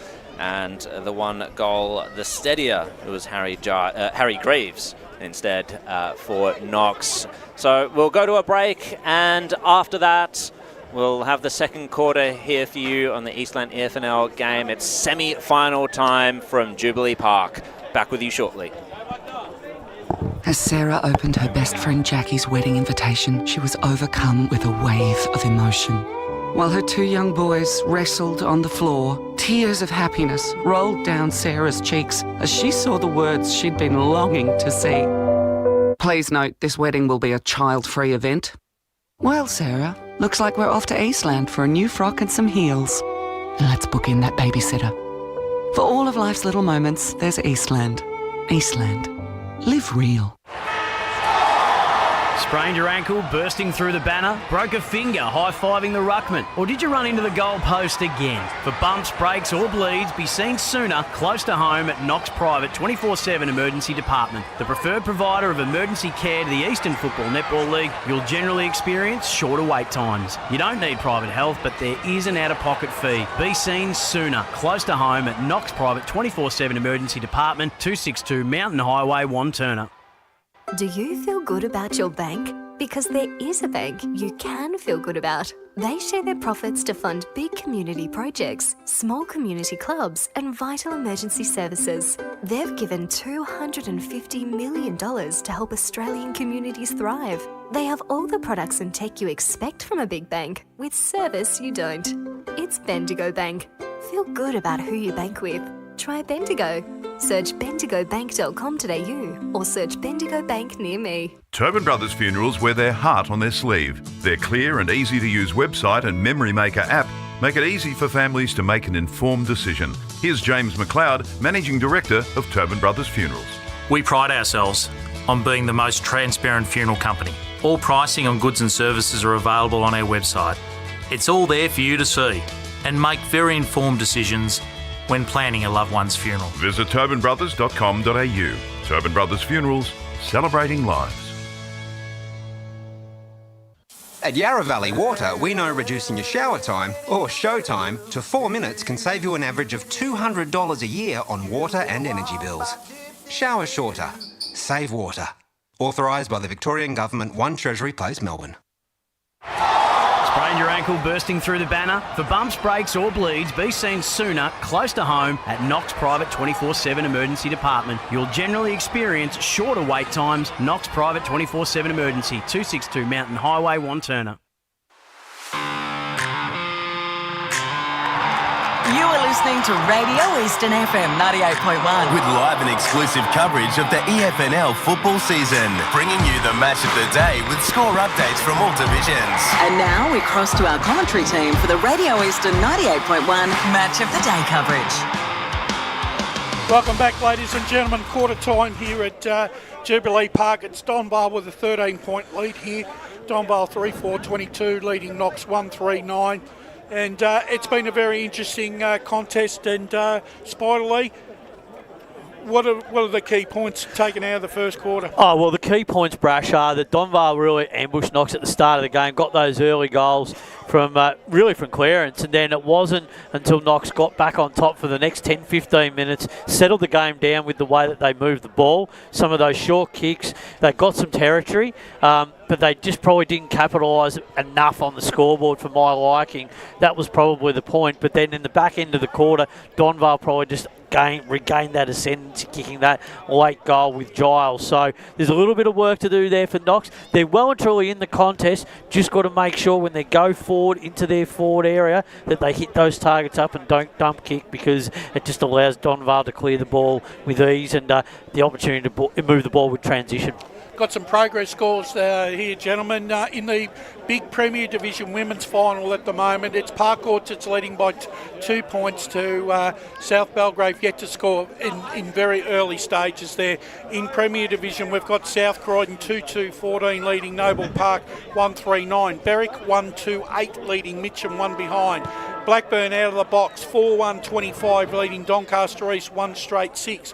Roval 3-1-19 leading East Ringwood 1 straight 6. Vermont 3-1-19 leading Balwyn 2-2-14. In the qualifying final in Division 1, we've got Park Orchards comfortably in front at the moment, 4-2-26 leading Beaconsfield 2 behind. In Division 2 qualifying final, we've got it's a draw at the moment, 1-3 apiece between Wanturna South and Surrey Park, and in Division 4, Churnside Park 2-3-13 leading Whitehorse 1-4-10. Jared. Boundary. Jaden Adolf is down at the Knox huddle. I believe. Oh, have I got you? I'm just here with Coach Justin Cicluna. Come over here, mate. So I'm struggling a bit here. You got me now? You had most of the territory in that first quarter, and you just weren't able to capitalise. What's the message at quarter time? I think we're pretty happy with the way we went that quarter. Just got to obviously set in our front half, just be a little bit cleaner, and then just trap them in our front half by covering off the exits a little bit more and just getting our balance around contests a bit more. So we'll keep pushing, and hopefully we can hit the scoreboard a bit more and put some pressure on them. Thanks, Justin. All the best. Cheers, Jason. Back to you, boys.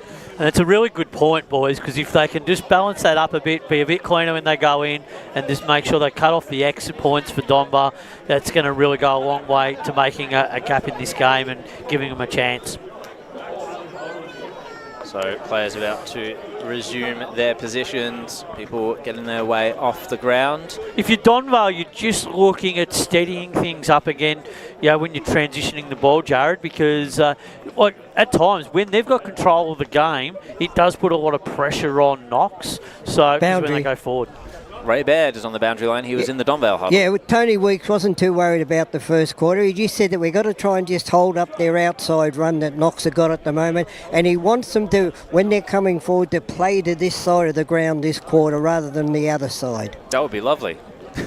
Easy for commentators. For us, exactly. But it is an interesting point that Ray does bring there, because that sometimes you can be just so affront of, we've got to play that side of the ground, but we've got to be looking at changing up the angles, particularly the way that Knox are playing at the moment. That wind has come up a little bit again. I'd say it's about a 3-goal breeze down towards the left, the way Knox are kicking this quarter. Yep. Second quarter underway. Woodward won the first battle.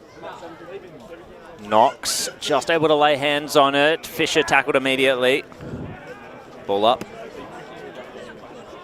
Really important the first few minutes of this quarter for Knox. Can they impact the scoreboard? We'll have to cut back this 13-point lead that Donvale have managed to build for themselves. Young, his handball was stifled, and so was any other possession.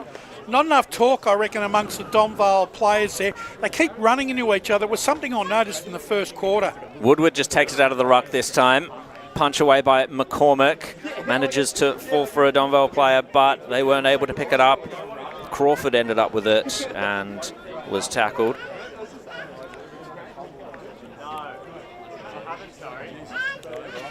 Back we go again. Woodward took the position. Love versus Rouser. Love ended up tackling Zalek. I've got an updated score in the big grand final in Premier Division for the women's. South Belgrave now lead by 4 points, 1-1-7 to Park Orchards, 3 behind. Zalek bursts through the stoppage, gets the kick forward. Wrestling for it was Jordovic. He was at the back position, however. So now Day tried to find the ball, but the boundary line swallowed it up first. So a bit of a tentative start, I think, to the second quarter. Both teams back out there and feeling each other out. The two ruckmen are getting to know each other pretty well. It's come down now to Tout. He finds the left boot, but playing in front of his man and taking the mark. The Knox player, I believe, Kobe Bland. It's been good so far. So he's going to send it forward. No mark taken, but a free kick has been given away. Recipient is Knox. Searching for options down the line. This is Jackson Anderson. Sends it high.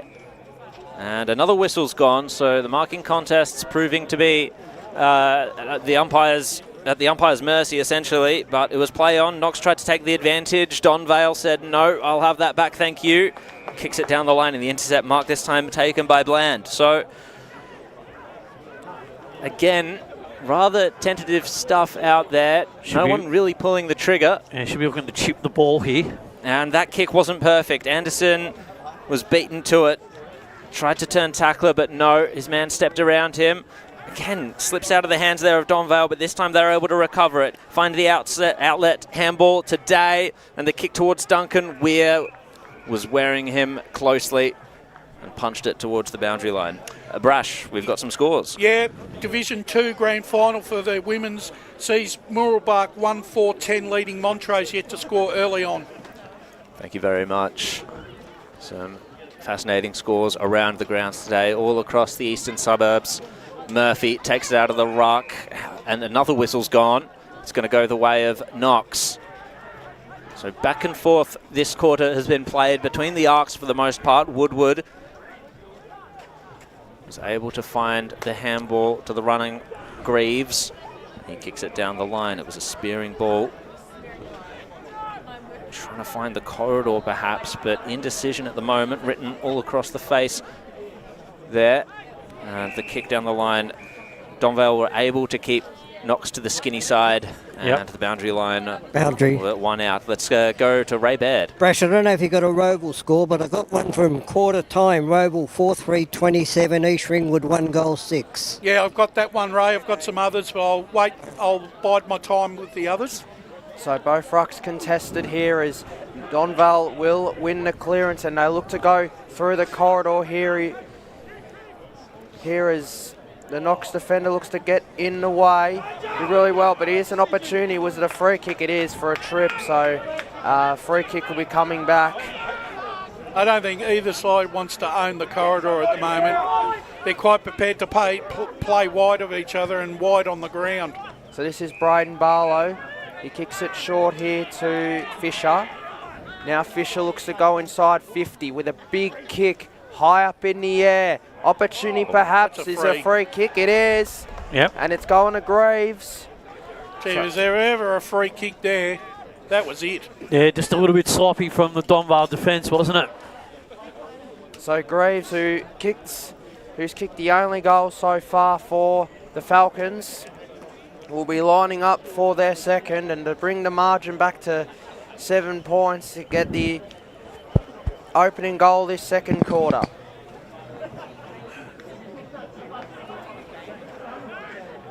He comes in.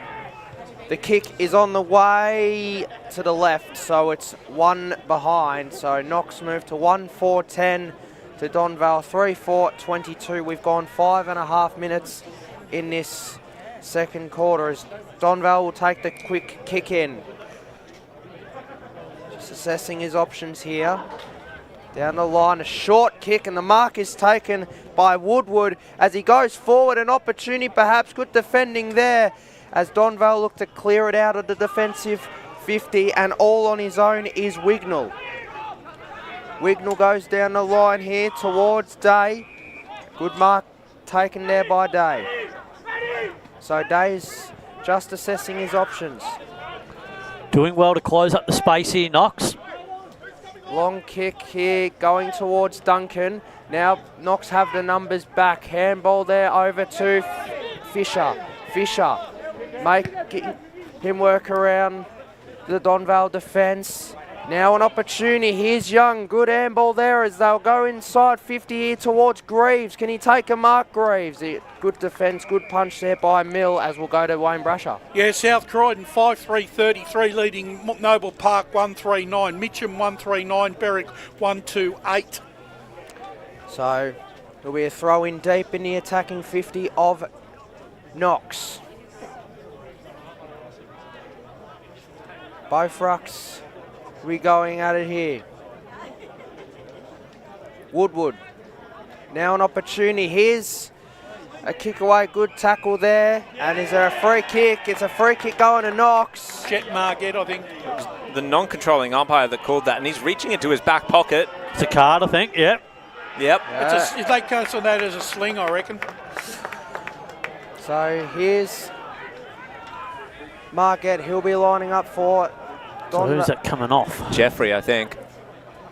Well, no, sorry, Sinisic. Well, there's a quick moment. Blackburn 6-5-41 leading Doncaster East 2 straight 12. Roval 4-3-27 East Ringwood 1 straight 6. Vermont 4-1-25 leading Baldwin 2-3-15. So here's Margett. He's going to snap around the bottom. No, is he going to kick a drop punt here? He's on a tight angle here. So this to bring it back to a goal to difference. We've gone nearly 8 minutes in this second term. Margett. The kick is on the way through for a behind. as Knox moved to 1-5-11 to Donvale 3-4-22. Difficult task for a left footer on that angle. Yeah, it's going to be hard. Did you see the bloke jump off the fence in the background? I did see that. Big effort, but he's put it down, I think. But they do have control at the moment, Knox. They just seem to be controlling possession. McCormick throws it onto the boot. Curry was the target. Recovers it at ground level. Was able to find the handball out as well. Jeffrey was there. And now Donvale bouncing it away. I think this is Luke Wignall. Spears it down the ground. This is a quick transition by Donvale, but it would have helped if Murphy was playing in front. Greaves took it from him. Margette, who just missed out that goal, gets the handball away. It's Fisher down the outer side here.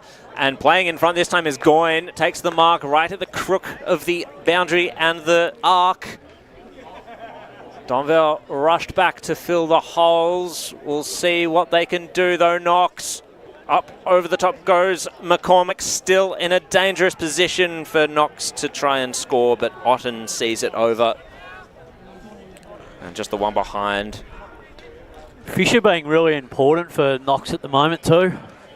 Well, he's getting hold of the ball. Definitely. He's always pretty composed with it by the looks of it out there. Now Zalek takes a couple of bounces down the wing, was able to dispose of one opponent, takes another bounce, finds the corridor kick. Giles was on his own there. It's a pretty open forward line for Donvale. Goldsmith's worked his way forward to outflank the Knox defence, and he's taken the mark. How often does this happen? Knox have basically expounded a lot of energy in these opening 7 or 8 minutes. The ball finally gets into Donvale's forward 50, and now they're having a shot on goal. Yeah, coast to coast transition. Tom Goldsmith only kicked for 3 goals for the year. He debuted for Donvale, made a senior debut in 2023. Well, his father will be riding this one home. He will Absolutely. He'll take the credit. This to put Donvale's 4th goal on the board, and he's done just that. And he stretches the lead over Knox to 18 points. That hurts. That really hurts. Would Knox. hurt for sure. It does. When you just have control of the game for the first 10 minutes of the quarter and you don't capitalise, and then to allow Donvale to take the ball full length of the ground, transition coast to coast, and then Goldsmith gets on the end of one and then goes back and kicks a goal, it is really frustrating for the coach Steve Buckle. He'd be really disappointed that they've allowed that to happen. Got a Div 1 here, 4-4-28 Park Orchards leading Beaconsfield 1-3-9. So, against the run of play there for Donvale, they extend it back out to 16 points as Knox will win the clearance here through Charlie Young as they'll go forward inside 50 at 2-1, but it bounces towards Goyne. Can Goyne reply? He can!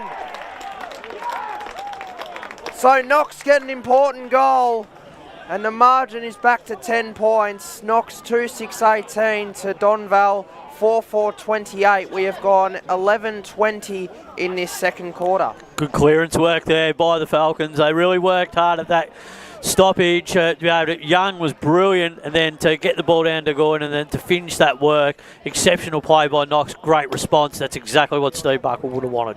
In the Division 2 qualifying final, Wanturna South and Surrey Park are 2 goals, 3-15 apiece. Thank you very much, Brad. Woodward's been great too in the ruck. I think he's playing a real game at the moment. Harry Giles trying to get the clearance, just slipped away from him. Now Knox, so it's a high up and under. Complete raffle as to what happens here. Kyle Wignall nearly took the mark. Oh, it was paid. He had enough of it, said the umpire. Donvale to push forward once again. It's an open forward line once more. Over the back goes Weir with a great punch. It cleared the arc in the end. Knox at ground level being tackled and will have a ball up. Woodward off for a spell, or perhaps into the forward line for a spell, I think, and it's Harry Greaves going up against Luke Wignall in the ruck at the moment. Greaves gets the tap down, another clearance to Knox. It goes forward. Goyne comes up to meet it, bounces over his head. McCormick manages to tap it to ground level. Zalek crashes through, body lines the ball. Cameron just couldn't quite get a clear disposal away. It went back to Kyle Wignall, and he's been infringed upon, so a bit of respite now for Wignall to send the ball forward. Punch over the top once again by Knox. Their defence is working overtime at the moment. Vathakos crashed into an opponent there to lay the tackle. Ball up on the outer side. 4-4-28 to Knox 2-4-16. 13 minutes gone on the Bendigo Bank scoreboard. The Ruckman resume hostilities. Donvale will get this clearance. Carl Wignall's got a lot of space to work into, so he's going to put it to the advantage of Murphy. Wearing him like an absolute glove was Mitch Greaves. And now it's an opportunity for Heppel. Gets it back to Greaves. Gee, dangerous kick there. It came off the side of the boot. Vathakos was first to it. Carl Wignall now tackled by Margette. Just bounced out of the hands of Giles. Trying to take advantage of that was Ben Rudd. Wasn't able to do so. We'll have a ball up. And Donvale continue to attack. Greaves, the only one to go up for that one, so Knox will get this clearance. Barlow, tumbling ball forward, 2-on-2 situation. Goyne's been good, but Zawak's better in that situation. Tackled immediately by Porcelato. Ball up on the near side now. Just a great intensity this game at the moment. Not wrong, Spider. Love tried to duck away. Well, it's typical second semi-final day here. Wignall using his strength, standing his ground. Couldn't quite get the tap. Barlow first to it in the end. Boundary line beats them all. Brash, you've got some scores for us. Yeah, Division 4 second semi, Churnside are out by 13 points here. Churnside 5-1-31 leading Whitehorse 2-6-18. Interesting Division 4 scores, of course. A bit more of a truncated final series for a top 4 rather than the top 5 of all each division. Love tried to find his way out the back to get some space, but no, it's turned over. Jack Tout got the kick inside forward 50, brilliantly read there by, that was Gwyn, I believe. So on the outer side here, Stuckey fighting for it. Looks like he was held up. No, he's going to have to work his way against 2. Managed to squeeze the kick away out to Goyne, and the mark's been taken. So this is Sam Goyne. He's already kicked 1. He's been elusive, Sam He has. Goyne. He's been pretty good. He's normally a good finisher too. He's very hard to tag, is Goyne. Just seems to slip away from the opponent. Yeah, very crafty player. So hard kick for the right footer, but he's made it look so easy. And there's some reward for effort for Knox now. They move to 3-6-24 to Donvale 4-4-28. Yeah, it's a big goal in the game. Probably one of the goals of the day. It's probably one of our Taven Brother goals of the day, you'd have to say. Boundary. Let's Ray go down on the the boundary line. Ray. Look, I gave that goal to Spencer Stuckey. The work he did on the wing side there to get that ball down to Goyne, that was absolutely amazing. It was, Ray, and it was really built off the back of that, and that was a really important passage of play for the Falcons. So back-to-back goals for the Falcons. It's back to 4 points. We've gone 16-15 in this second quarter. Both rucks go at it. Woodward wins the tap. Wood gets the soccer off the ground as they look to go back inside 50 here. Donvale have the numbers, and now here's Wignall. Wignall's going on a run. He's been pushed to the boundary line here as he gets the kick away. Numbers here from both sides, and that's a big tackle. And we're going to have a ball up as we'll go to Brash for some more scores. Yeah, Premier Division Grand Final for women. South Belgrave 1-2-8 leading Park Orchards 4 behind. So both rucks at it again. Woodward gets the handball away. And we'll do it all again. Been good around stoppage, the Falcons, this quarter. Been really impressed with their desire to hunt. They're really putting pressure on the Donvale mids. Guys at Rouse are not having the impact. So Woodward wins the tap there. Now here's Vathakos. Here's intense pressure here by both sides, as you'd expect here in the second semi-final, as the ball touches the umpire and it goes out of bounds. We'll go to Brash. Yep, second division women's grand final, Mooroolbark 2-4-16 leading Montrose 1-1-7. So boundary umpire will throw it in here, just outside the attacking 50 of Donvale as they look to win the clearance. Good tackle laid. Here's Rouser. Rouser kicks it forward. Is a mark on here. Tackled there. Now an opportunity for Donvale perhaps. Handballs at Rouser. Now an opportunity. Here's Giles. Giles goes for goal and the mark is taken. And the mark is taken there by Jordovic. Mitch Greaves was going to the boundary umpire saying, surely that was out of bounds, and the boundary umpire gave him nothing. Here's Jordovic, and he kicks a goal. So Donvale get it back out to 10 points. Donvale 5-4-34 to Knox 3-6-24. We've gone 18 and a half minutes in the second quarter. We'll go to Brash for some more scores. Yeah, back to Premier Division. South Croydon 6-3-39, Noble Park 2-3-15, Berwick 3-4-22, Mitcham 1-3-9, Blackburn 8-5-53, Doncaster East 3-1-19, Roval 6-3-39, East Ringwood 2-2-14, Vermont 8-4-52, leading Balwyn 4-3-27. Roeville, East Ringwood's bogey side by the looks of it. Yeah, it's appearing that way, but just on Donvale there, that was great transition by the prime moves, Rouser, Giles, finish off with Jordovic. Speaking of Rouser, he was just beaten to it that time, overrun by the Knox players. Charlie Young goes hard at it, a kick off the ground by, that was Luke Wignall, was clever. Kyle Wignall now gets it into the centre. Adam Cameron, scrappy ball forward, bouncing into Jordovic's hands. Had to go hard to get it. Was able to do so. Cameron followed up his good work. It's now come to, that was Zalak, I believe. Bounces off now. Back out of the 50. Varthakos managed to weave his way through, but the kick wasn't great. And Knox will repel. James Fisher had to wait for it. Got the handball over the top to Young, who's been good. Has a bit of space to work in, but not that much. Gets the kick down to Greaves. Doesn't quite hang on to it. Goes again. His handball was stifled. Luke Wignall recovers it. Liardi's there. Let his man take it, however. Now it's come to Jack Tout. Just got to hold them up here, Knox. And that's exactly what they're doing. They need to put time into Kyle Wignall. He's touching the ball too many times for my liking. Yeah. Tout just says, I'll send it straight to Duncan. And that's some good trust in your forwards. Duncan now finds the man in the pocket. It was a well-weighted kick to Jordovic. Starting to have a bit of an impact to Jordovic, and Wignall has been exceptional, as you just alluded to, Brash. I'll sneak in here. Park Orchards 32 points up, 20 minutes into the second quarter here. They're 6-5-41, leading Beaconsfield 1-3-9. Jordovic always dangerous. He's kicked 3 bags of 4 this year. This will be his second goal of the day if he can squeeze it home. Difficult angle. He's done it though. Oh no, he hasn't. He thought he did. His celebration deceived me. And he seems pretty nonplussed at the umpire's call there. However, the goal umpire was in the perfect spot for it.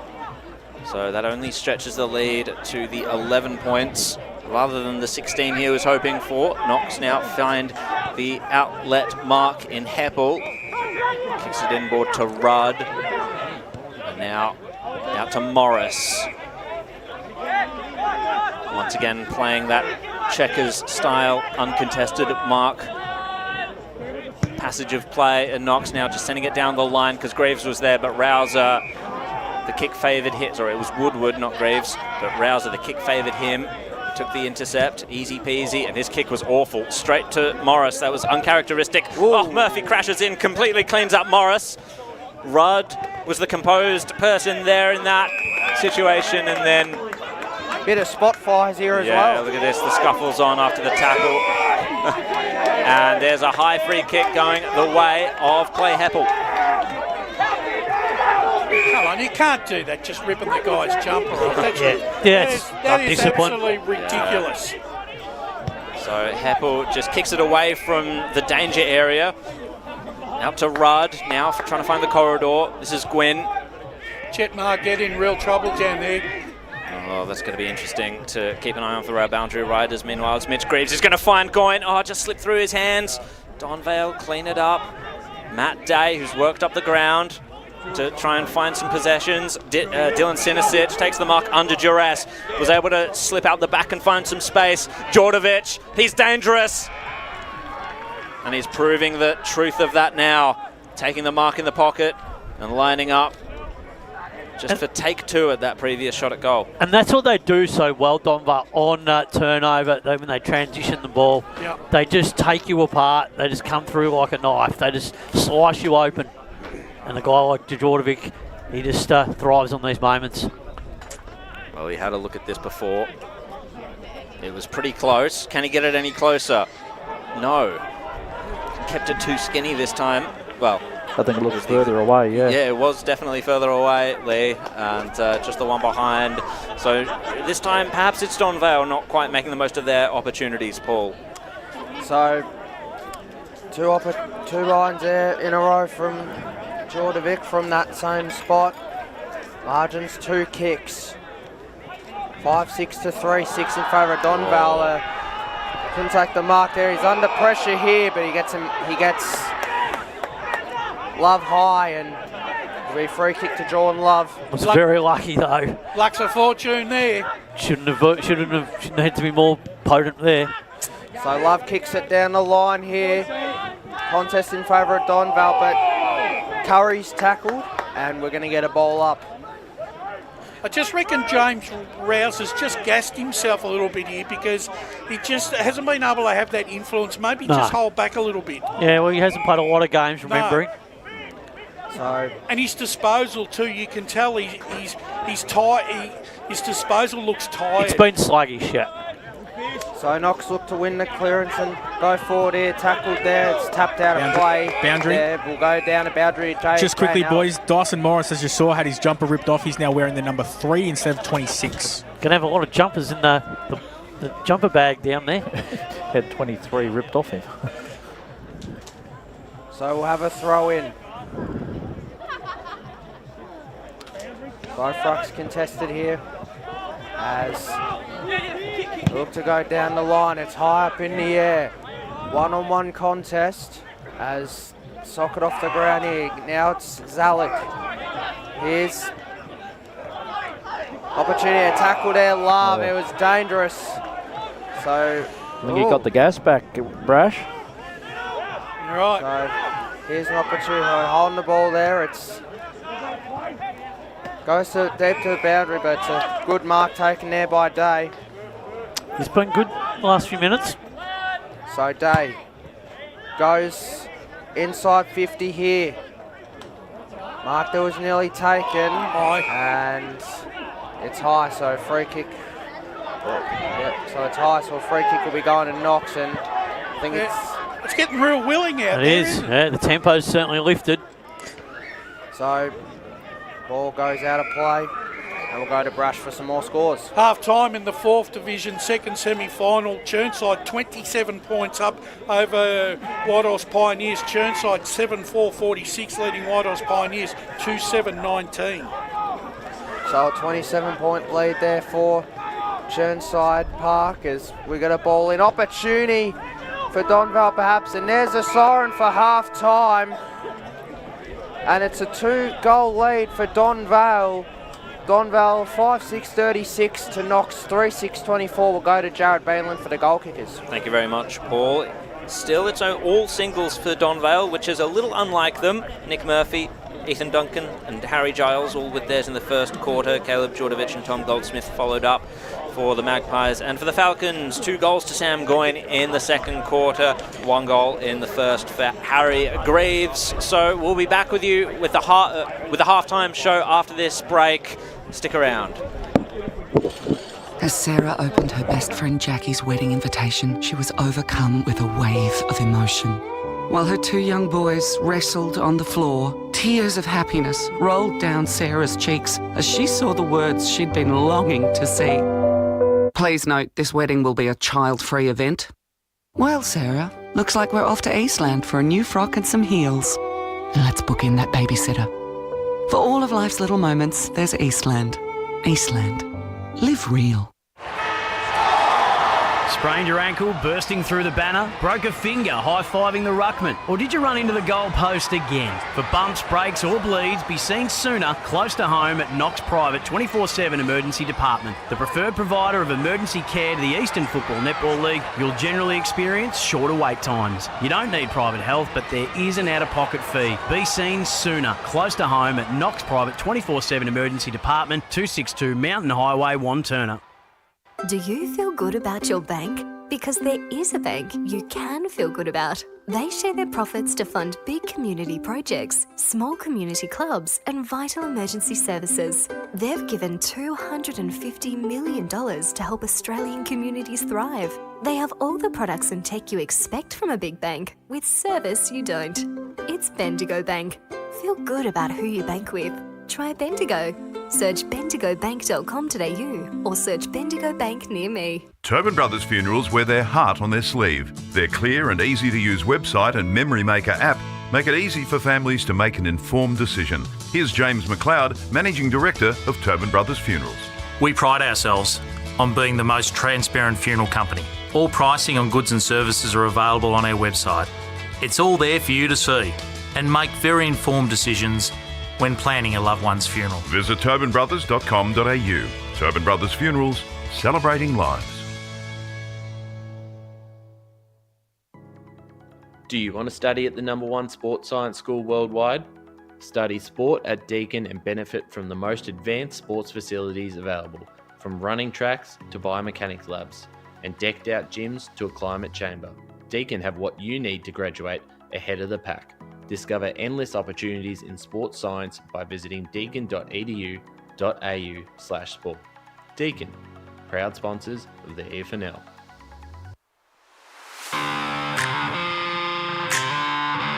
You are listening to Radio Eastern FM 98.1. With live and exclusive coverage of the EFNL football season, bringing you the match of the day with score updates from all divisions. And now we cross to our commentary team for the Radio Eastern 98.1 Match of the Day coverage. Welcome back, ladies and gentlemen. Half-time here. Big Division 3 second semi-final clash between Donvale and Knox, and at the moment it's Donvale 5-6-36 leading Knox 3-6-24. Goal kickers for Donvale: Murphy, Duncan, Giles, Jordovic and Goldsmith, whilst for Knox 2 to Goyne and 1 to Harry Grieve. Joining me at half-time, Ray Baird. What have you noticed on the boundary line, Ray? Well, how's this game going to shape up? Well, look, the game, Donvale seemed to be in that last 10 minutes. They lifted their intensity around the football, and they were getting more of the ball, and the Jordovic got a couple of marks here. He missed one of the goals, but they scored a couple of goals in that play. But apart from that, Knox have been all over it. Knox's outside run and their intensity in the first quarter and a half was by far better. But it was almost as somebody pressed the button, and Donvale, they've lifted their game, and I picked Donvale at the start of the game, and I think that what I saw in the last 10 minutes of that quarter, maybe they will get on top in the next quarter, but take nothing away from that. Interestingly, Ray, it's really been a game of territory, and you'd probably have to say that really both sides really haven't cashed in on their time on possession.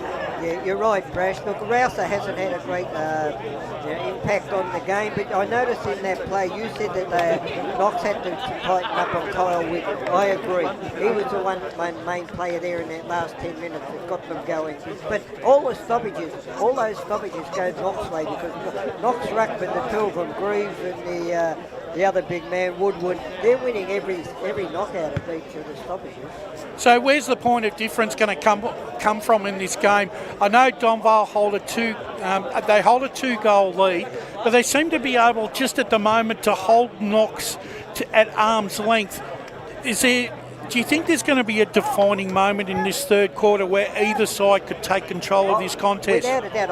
I just said previously I thought that Donvale would win, but on the other hand, it wouldn't surprise me at some stage during this quarter, Knox, because of their outside run and the way they have played for a quarter and a half, they can go bang, bang, bang and kick 3 goals in 2 minutes. And they're more likely to do that to me than what Donvale like to do.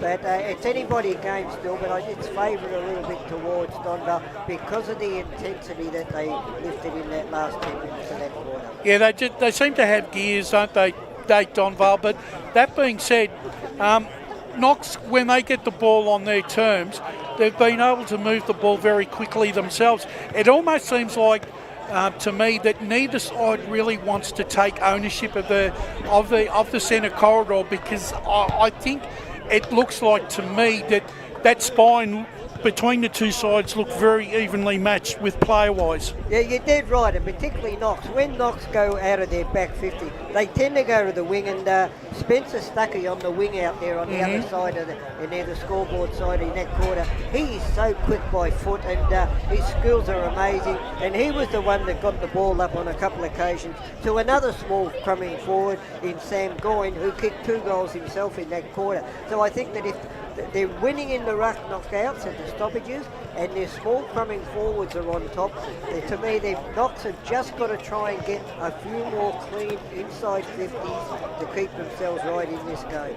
All right, Ray, whilst we've got a few moments, let's go through some scores that are coming through. Let's start in Premier Division. South Croydon 6-3-39 currently lead Noble Park 2-3-15. Not the way I thought it would have been going. No, Berwick 3-4-22 are leading Mitcham 1-3-9. Yeah, they picked that. Blackburn well on top here, 8-5-53 leading Doncaster East 3-1-19. Roval 6-3-39 leading East Ringwood 2-2-14. So Roval have come out to play this afternoon, and good for them, they needed to. Yeah, well, I'm going to be preparing myself from the barrage I get if Roval get over the line, because they said that they won't win today and they won't win a final, but they certainly have turned it on so far today by the looks of things. And Vermont are 25 points up at this stage, Ray, 8-4-52, leading Baldwin 4-3-27. So where does that leave Vermont if that South Croydon win? Is there any chance Vermont getting the final? No, not at this stage. I think the percentage, I still think it could be percentage-wise, might be that 1.5%. But it's a Vermont's advantage if South Croydon win? Yeah, I think so. Park Orchards, Ray, at half-time, they're in control by 40 points over Beaconsfield, 7-7-49 to Beaconsfield 1-3-9. Once again, the media term, we don't give Park Orchards enough credit with their results, yeah. And so that's a really good first half put in by Park Orchards. Bit closer in Division 2 here, Ray. Wanturna South 4-4-28 with Surrey Park 3-4-22. So that's a close contest. Close game. I still think Wanturna South, as that game goes on, I just think the South Wanturna are a much bigger, taller side, bigger body than what Surrey Park were, and those guys don't get any shorter. And Churnside have got 1 foot into the grand final at this stage, Ray. They hold sway by 27 points at half-time, 7-4-46 to Whitehorse 2-7-19. Whitehorse are going to have to pull something out of the fire here to get back in this game. With that scoreline, it's Churnside's to lose that one now. Yeah, and let's have a look at the women's Premier Division Grand Final this afternoon between South Belgrave and Park Orchards. And at this particular stage, it's South Belgrave 1-2-8 leading Park Orchards 4 behind. And in the Division 2 Grand Final for the women's, it's going to be that's a very interesting game as well, with Muralbark who were in front early, and at the moment they still hold sway by 9 points, 2-4-16, leading Montrose 1-1-7. So grand finals and qualifying finals and the lot, and we've got a really great contest here this afternoon. And there's more to come tomorrow as well, as the EFNL Finals Roadshow continues. So before we finish, who's going to, like you said, it's going to come down to, is it going to come down to a side dominating for 10 minutes and kicking 2 or 3 quick ones? Yeah, it probably is, Brash, but I think that if Knox are going to win, as I said earlier, the two big ruckmen there in Greaves and and Woodward, if they can keep controlling those stoppages, I think that Knox are every chance. But on the other hand, Donvale, they lifted their intensity. Will you see what happens in the second half? The other thing I have noticed, Ray, that I sort of felt that whilst Knox had their time where they were dominating possession, I also thought that when Donvale had their turn in the sun, I thought that they had a lot more guys that were a bit more physical in the contest, and that looked like that they were going to hold sway. Yeah, you're dead right, Brash. Look, any criticism that you could give against Knox in that first quarter and a half in particular was that they had more of the football. They had more of the use of the football in their hand, but they didn't really use it. They were under pressure. Both sides were under pressure, but Knox were under pressure, and they didn't quite hit their targets the way they would have liked.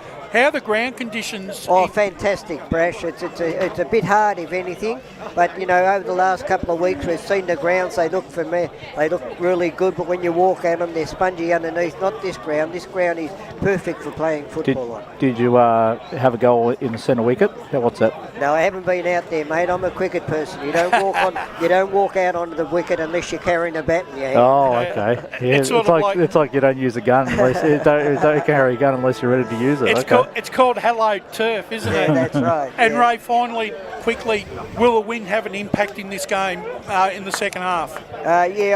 Not really, Brash. Look, it sort of almost died right now. The first quarter there was a bit of a wind, but now that it was gusty. But now it seems to have died down. If there is a bit of a wind, it's not going to influence. Well, thanks, Ray, for joining me on at half time. We're going to take a break. We'll reassemble the crew, and we'll come back and bring you the big second half here at Jubilee Park this afternoon. It's Donvale versus Knox. Winner goes straight through to the grand final in 2 weeks' time. Today at Eastland, Lucy's trying on jeans for a momentous occasion. Coffee with the ex. She needs jeans she can move in because she's definitely moved on. Jeans that get a second look, but don't give any second chances. Jeans that say, why yes, I have spent the last 8 months in a post-breakup juice cleansing, kickboxing, personal training frenzy. And it looks as though she's just found the perfect pair. Yeah, that's great. Bravo, Lucy. For all of life's little moments, there's Eastland. Eastland. Live real. Sprained your ankle bursting through the banner? For bumps, breaks or bleeds, be seen sooner, close to home, at Knox Private 24/7 Emergency Department. You'll generally experience shorter wait times. Knox Private 24/7 Emergency, 262 Mountain Highway, Wanturna. Do you feel good about your bank? Because there is a bank you can feel good about. They share their profits to fund big community projects, small community clubs, and vital emergency services. They've given $250 million to help Australian communities thrive. They have all the products and tech you expect from a big bank, with service you don't. It's Bendigo Bank. Feel good about who you bank with. Try Bendigo.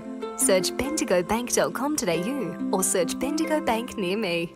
Tobin Brothers Funerals wear their heart on their sleeve. Their clear and easy-to-use website and Memory Maker app make it easy for families to make an informed decision. Here's James McLeod, Managing Director of Tobin Brothers Funerals. There's no mystery about our pricing. It is clearly displayed on our website and our app. We have staff standing by 24 hours a day, every day of the year to assist you in your absolute time of need. Visit tobinbrothers.com.au. Tobin Brothers Funerals, celebrating lives. There are only 3 things that should be flushed down your toilet. Pee, poo and paper. Some wet wipes and antibacterial wipes say that you can flush them, but you can't. They clog up the toilet and pipes, causing expensive blockages. Save yourself a truckload of trouble. Put your wet wipes in the bin. To learn more, head to the Yarra Valley Water website, yvw.com.au/wet-wipes. Hi, Dylan Dow from the Baroni Football Netball Club here. When I need to grab a quick coffee or a bite to eat, I'm popping into Eastland. Eastland's more than a shopping centre. They support a range of community organisations and have been a major partner of the EFNL since 2018. Cheers, Eastland.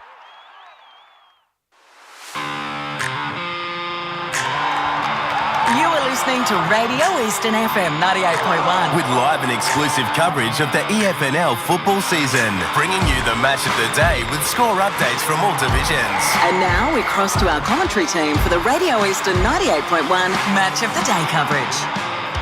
Welcome back to Jubilee Park in Ringwood for the Division 3 semi-final between Knox and Donvale, and it's a quick start here because we're just about to get underway. Thank you very much to Ray and Brash on the halftime show. Excellent stuff as always, but here we are back in action. So Donvale will get the first clearance. Jordovic tried to track it, punched over the line immediately though by Heppel right out in front of the Donvale dugout.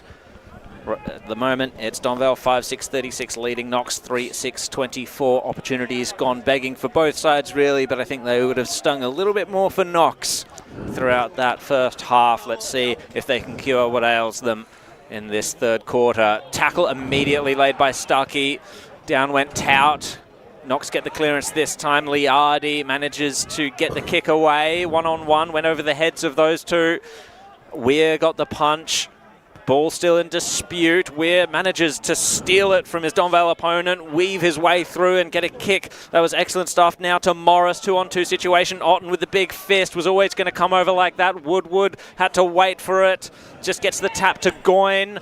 Manages to slip a handball out, and now they're sharing it round. That was very good work. It was Anderson and Porcelado as well. A tackle laid by Wignall. Woodward still ended up with it, however, and Mihail Zalek. That's got to be 25. Wore his man closely, and it's Dyson Morris who's going to be marched down the ground to potentially take a shot at goal and spill first blood for Knox in this second half. That's just undisciplined. That's just unacceptable at this time in the game. Oh, well, he spotted up, or nearly spotted up a teammate inside forward 50, but bounced out of his hands. Rouser was wise to it and did well. Kicked it inside the corridor, but it was just a little bit wayward. Knox were able to recover the ball. Now on the outer side, it was scooped up there by Tetley.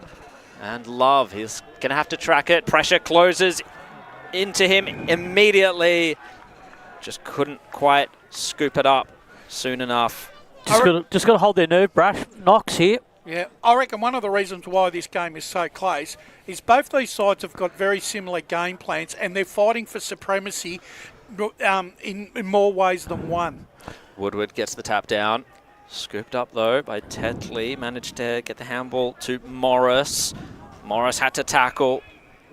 Upend Zalek. The big test for me is that we know Donvale's second halves historically are not their strong point. Let's see whether or not that will win.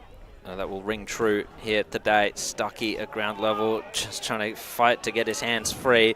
Well, he was already at ground level. He's not a big man either, so Rouser couldn't do much other than take him high. Stuckey gets the free kick. Looking for the corridor. Young. Gee, that's play on for mine. That's on 15. Very short kick.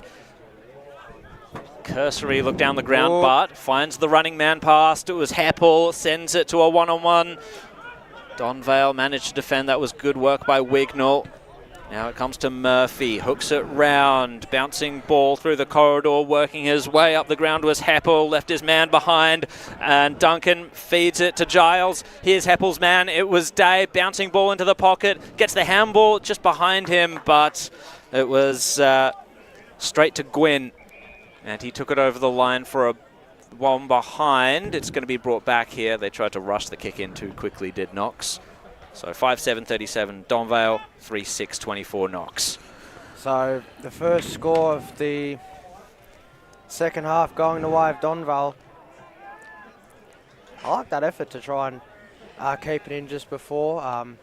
They couldn't save it in time, however, but Knox will take the kick in. So, a big kick in the middle of the ground. What a kick that is. So, Knox looked to go forward. That's a real high tackle there. And here's Tetley. Good kick from Tetley there as Knox will go down the line. Good kick there again. Now they look to go forward. Big kick high up in the air, inside 50. Now an opportunity. Tackle there by Otten. And we will have a ball up deep in the inside 50 of Knox. Been very disappointed, Knox, the way they've moved the ball down the ground, down the line. So here's an opportunity for Knox. Got taken high there. Umpire lets it go. Is there an opportunity on goal? Here it's through the middle. Gee, that's a good goal, that. That's a fantastic goal. And Knox get the opening goal of the second half. Let's see who kicked that. Looks like it was Braden Barlow. Well, if that's Braden Barlow, that is definitely one of the contenders for Tobin's goal of the day. He's just a barometer. When he gets a goal like that, he's the sort of side that can spark as we go down to the boundary. Yeah, it was Barlow, boys, without a doubt. Yeah, and he's a brilliant finisher. And he has the attributes to kick goals like that. He's X factor. That's the sort of things that he's done for such a long period of time. That's really sparked Knox. That could be the start of something in the start of this third term.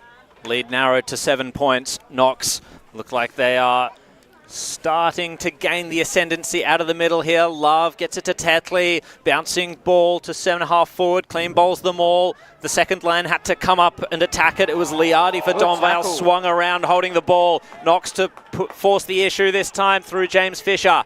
Former Vermont man, of course, kicks it to the pocket. Greaves is leading out. Sticks his hands out. Just couldn't quite take it. Good defensive work, though, by Wignall, that was. And now it's Zalek back to...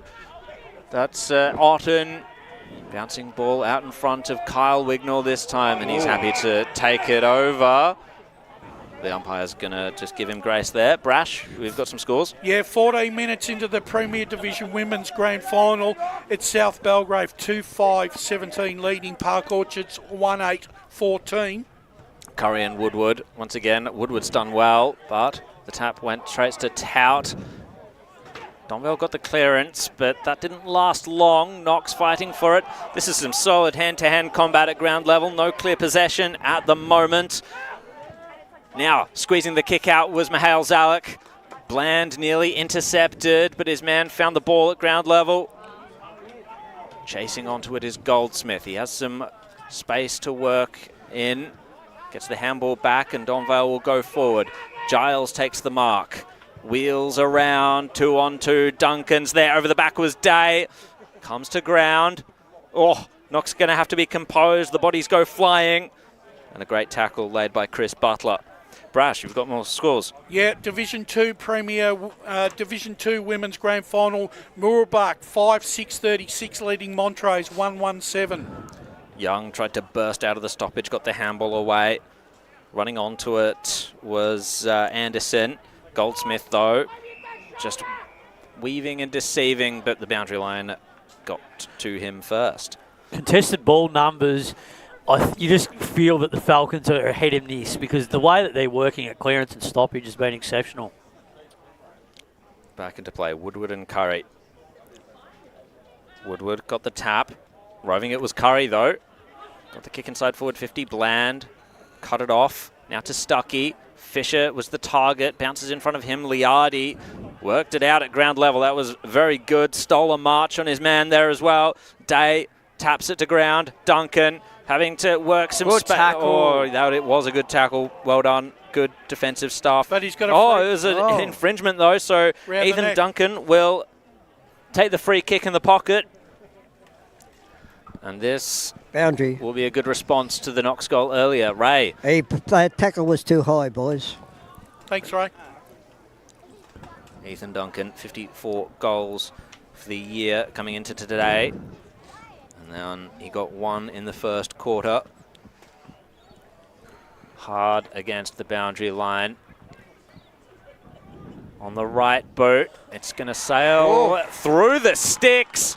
And that is a dagger to the heart of Knox, who are starting to build some momentum. But Donvale, they've got the stars to shut that down all the time. Brash, some more scores. Let's go back to Premier. South Croydon 7-6-48, leading Noble Park 4-5-29. Berwick 4-8-32. Mitcham 4-5-29. Blackburn 12-8-80. Doncaster East 8-2-50. Roval 7-4-46, leading East Ringwood 4-4-28. Vermont 8-5-53, leading Balwyn 6-5-41. It's good counter punching too by Donvale then. They're able to get one back on the counter. Big few minutes here. So every time Knox goal, Donvale respond. It's been the story of the game so far. As Donvale look to go forward here, chain of handballs, it's high up in the air. Now Knox look to clear it out, but Donvale look to go forward here. Here's Rousey being tackled. That's a good tackle. Just got to hold up here, Knox. Can't afford to concede 2 goals in a row. So Bland kicks it over to Greaves as they look to get out a defensive 50. They're under pressure here, and it's turned over. And is that 25? No. So here's Tout to go back into the forward 50. Mark Dell was nearly taken. Here's an opportunity, perhaps. Here's an opportunity for Giles as he kicks his second. And Donvale get it out to a 19-point lead. Donvale 7-7-49 to Knox 4-6-30. We've gone 10-30 in the third quarter. Just the turnover game, isn't it? Like you come out of your back half and you turn the ball over, it's coming back. And in the end, they get on the end of it and they just punish you on the scoreboard, Donvale. That's what they're so good. Has to be better. Knox been coming out of the defensive 50 part of the ground. Down to boundary level. Yeah, right. look, Brash, this is that 10 minutes we spoke about at half-time. It looks like Donvale, they're going to put this 10 minutes in and finish the game off, I reckon. Wayne Brasher, you've got some scores. Yeah, Park Orchards 8-7-55, leading Beaconsfield 3-3-21. Thank you very much. Looks like Division 1 will have its first preliminary finalist in... Oh, no, that'll be a semi-finalist in Park Orchards. So... And the winner goes to... For an appointment with South Belgrove. That's right. Tell you what, second division's close, 5-5-35, one turn to South. Surrey Park, 5-4-34. Thank you very much. Fisher gets the handball backwards into the centre of the ground. Sharing it round now through Rudd and Tetley. His kick was under a lot of pressure. So Donvale first to it, but Greaves wrapped up Sinisic. Pioneers, have closed it up here, 9-4-58 Churnside. Whitehall 6-7-43. Oh, Sinisic crunched, holding the ball, tried to take them all on. And it was Morris who stopped him going anywhere. It was a good tackle. So Dyson Morris had that jumper change after it was ripped, of course. Wearing the number 3 now. The pack formed in Knox's forward line, trying to work its way out, but didn't quite get that far. Scooped up by Taylor. Top of the goal square. Otten's there. Safe hands. Juggled. Took the mark. So the big man, former Blackburn and Templestowe player, shares it into the pocket. Zalek. This is Christian Zalek. Sends it to right half back. Giles punches it. Scooped up by Djordjevic. Has Liardi running past him. Finding the corridor with that one, 2-on-1 though. Knox with the advantage. High ball, middle of the ground. Ooh. Searching for it. That was well done. Now Taylor sends it into the pocket. Oh, he could have gone for it a little bit more there. The Knox player in Barlow, but was able to lay the tackle. I think he thought his other player was coming into it. Yeah, he saw him in the periphery and lack of communication. I think, it was. That's what it felt like with the communication there. So Knox trying to tap it down. Giles tackled. And there's the forward pressure that Knox are going to have to find. I was just going to say, Jared, that's the stoppage that they needed to win, and they've done it. They've got a free kick and get themselves a chance to have a shot at goal. So Giles, who kicked that goal before, he was the one who just got taken down. And we're looking at who this is. I believe it's going to be Charlie Young, yes. He's been very good today for Knox. He has. He's been running the lines very well, Charlie. He has kicked 8 goals this year, 9th on offer, and this to really steady the ship for Knox. Oh, just missing the opportunity.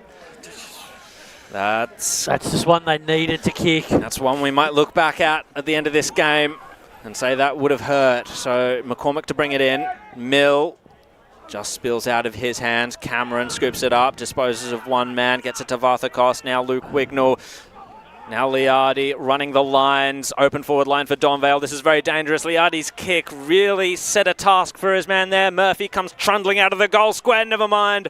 It was a kick at goal for Djordjevic, but Just the one behind. He was close there, Let off for Knox. Djordjevic. Well, that was the example that we've illustrated a couple of times, being able to transition the ball from coast to coast without much pressure. So, Knox looked to clear it out. Margin's 19 points, the biggest lead of this contest. Gee, that was a very, very poor kick, that. Boundary. We'll go down to boundary. Just quickly, boys, one thing I've noticed, the first half, Knox's disposal efficiency would have been up there, and it's just lacked now, and Donvale are capitalising on it. So Yeah, definitely dropped off, Jaden. Absolutely.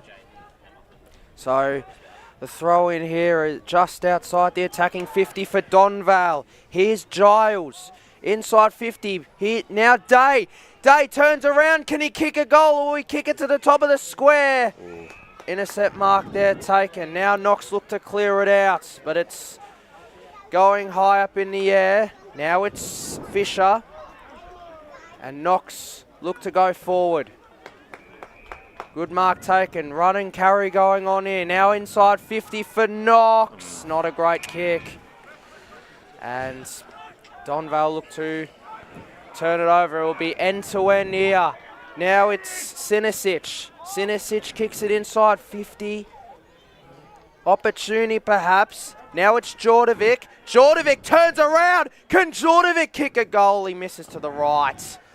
And the margin's out to 20 points. Donvale 7-9-51 to Knox 4-7-31. We've gone 16-10 in this third quarter. They're just lucky they haven't converted these chances. Knox, if Donvale got these goals, the game could be well and truly almost over. Knox has just got to hang in the game. Just got word that Jet Margette, who suffered that ankle injury in the second quarter, unfortunately, has been referred to hospital. So bad news for the Falcons. Let's hope he'll recover. Let's go down to the boundary Just side quickly, with Jaden. adding on to what Spider just said, me and Ray have just been talking. Just that last kick into their forward 50 that's letting Knox down I think big it's time. 25. Yeah, just that disconnect. Yes, massively. It's interesting because they do have the weapons down there. When you kick it in between Murphy and Duncan, you're sort of shortchanging yourself. So it was 25-metre penalty. Rudd, the beneficiary, kicks it out to Tetley.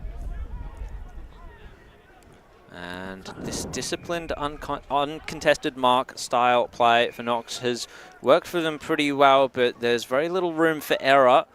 Now it's ended up with Taylor in the middle of the ground. Searching for the handball option. No, decides to play on himself, send it forward. Greaves! Oh, not quite. Ball hits the deck. Mill gets the handball away. Varthakos is going to try and track it. Taylor disrupts everything for Donvale. Gets it back to Tetley. Shots at goal. Top of the goal square, maybe. Greaves again. Oh, spoiled away from him by Otten. Desperate stuff on the last line of defence by the veteran. Yeah, it was good work. It was well done by Max. He's been a quality player over a long period of time, but he just had the experience there, knew what to do. He did that well without giving the free kick away there, Spider. Yeah, and that's why he's been such a good player. So now the transition for Donvale. This is where things get a bit pear-shaped for Knox. Making sure that doesn't happen once again is Tetley. He's done well. Now McCormick's going to have to do well. Used his body expertly and took the grab. Tell you what, he hasn't done too much wrong this afternoon, McCormick. He's been brilliant. He's just a good player for his size. Normally we see him down at centre forward. Yeah. It's just the pedigree, I think. Yeah, good family genes. Drilling ball found Jeffrey. He kept it low and short. And Sinisic just searching for that longer option. Now Day. No communication between the two Knox players in that situation. It was a 2-on-1. Neither of them went for it, and Day took the easy mark, but still a couple of kicks away from goal. Duncan is going to set himself. Putting himself in the way was Bland. Rouser now paddles to himself. Opportunity if he can just take a hold of it. Gets the kick away, does. Giles, I believe it was. Touched on the line. Oh, that's Weir, that was clutch. In that very last moment. That was going to be a big moment, but he did so well just to get a fingernail on it. So Weir with a desperate there. Great work there from Weir. And he keeps it at 20 points. As Donvale have the numbers back. Day looks to launch it back inside 50. And mark is taken there by Jack Tout. Actually, I think he was the one that kicked that point just a minute ago. Yeah. And when you can get the repeat entry there, as they just did, it just frustrates you as a coach. You know, like that just shouldn't be able to happen. So Tout is going to line up here. Big moment in this game to get it out potentially to 26 points. Here's Tout, who's kicked 7 goals this year. Goes for goal, and it's right through the middle. So Donvale get their 8th, and the margin's out to 26. Donvale 8-10-58 to Knox 4-8-32. And we'll go to Brash for some scores. 3/4 time in the Premier Division Women's Grand Final sees South Belgrave 2-8-20, leading Park Orchards 1-10-16. The third quarter, the Premiership quarter, of course, going the way of Donvale, and it's starting to look a little hard for Knox now. They're going to have a big final quarter to haul this back, and they'll be assisted. Done their work a little bit, Knox. Yeah, they'll be assisted by a couple of goals here, perhaps. They just need to start to wield the power that they had in the first half. Good tackle by Love. Let's go to the boundary side with Jaden. Just quickly, the wind's picked up a little bit more than usual today, so keep an eye out for that. Don't know how much influence that'll have, but it's definitely there. Thank you very much. Woodward. I feel like Curry's starting to get the best of Woodward at the moment in the ruck. Brash, more scores. Division 2 Women's Grand Final sees Murrelbach 5-7-37, leading Montrose 1-1-7. Rouser trying to burst through, couldn't quite get it, but Zalek slams it down the ground. Bouncing ball in front of Djordjevic, trying to keep it in front of himself, couldn't control it. It's now come to Tout, and a free kick has been given away. So Chris Tout's entry into forward 50 nullified. And it's going to come to Gwyn. Boundary. Ray? I think we have to give credit to Djordjevic in that effort. His effort was fantastic then. Yeah, he's been good. Under a lot of pressure, managed to try and turn things in Donvale's favour. Stuckey gets it to Greaves, now to Young. Charlie Young in the middle of the ground. He's got a bit of a puzzle in front of him, set by Donvale's defence. Over the top comes Greaves, and the mark's been paid. So Harrison Greaves, this would be a captain's goal for Knox, if ever there was one. I don't think it was a mark. I think he called for holding, or even a push there. It isn't even going to Greaves. Yeah, that's right. Well, it's going to go to Jackson Crawford, and he's been given the 25-metre penalty as well. Or, okay, let's see what's going on here. Yeah, it is Crawford, and he's going to go for goal. Point blank range. He's just baited us all here. The player wasn't on the mark. That was. Well, first game of the year in the senior side for Crawford, and he gets his first goal. And it's such an important one for his side in this semi-final. It cuts the lead back to 14 points. So what was hidden from our side was the fact Greaves went up for the mark, but Crawford was on the other side of him, and he got pushed. He did, yeah. That's exactly right, Luke. Blindsided. Brash with some scores. 20 minutes into the third quarter, time on. Wantirna South 6-7-43, leading Surrey Park 6-4-40. Close one there, guys. It is. That's an excellent one. Tight one in the qualifying final in Div 2. Both rucks go at it here. The margin's back to 20. 20, right. That's my mistake. I said 14 before. Well, Knox need the next one to get it back to 14. So, big couple of minutes just before three-quarter time. Here's Tout. This is Chris Tout with the clearance. Was there holding? Umpire lets it go.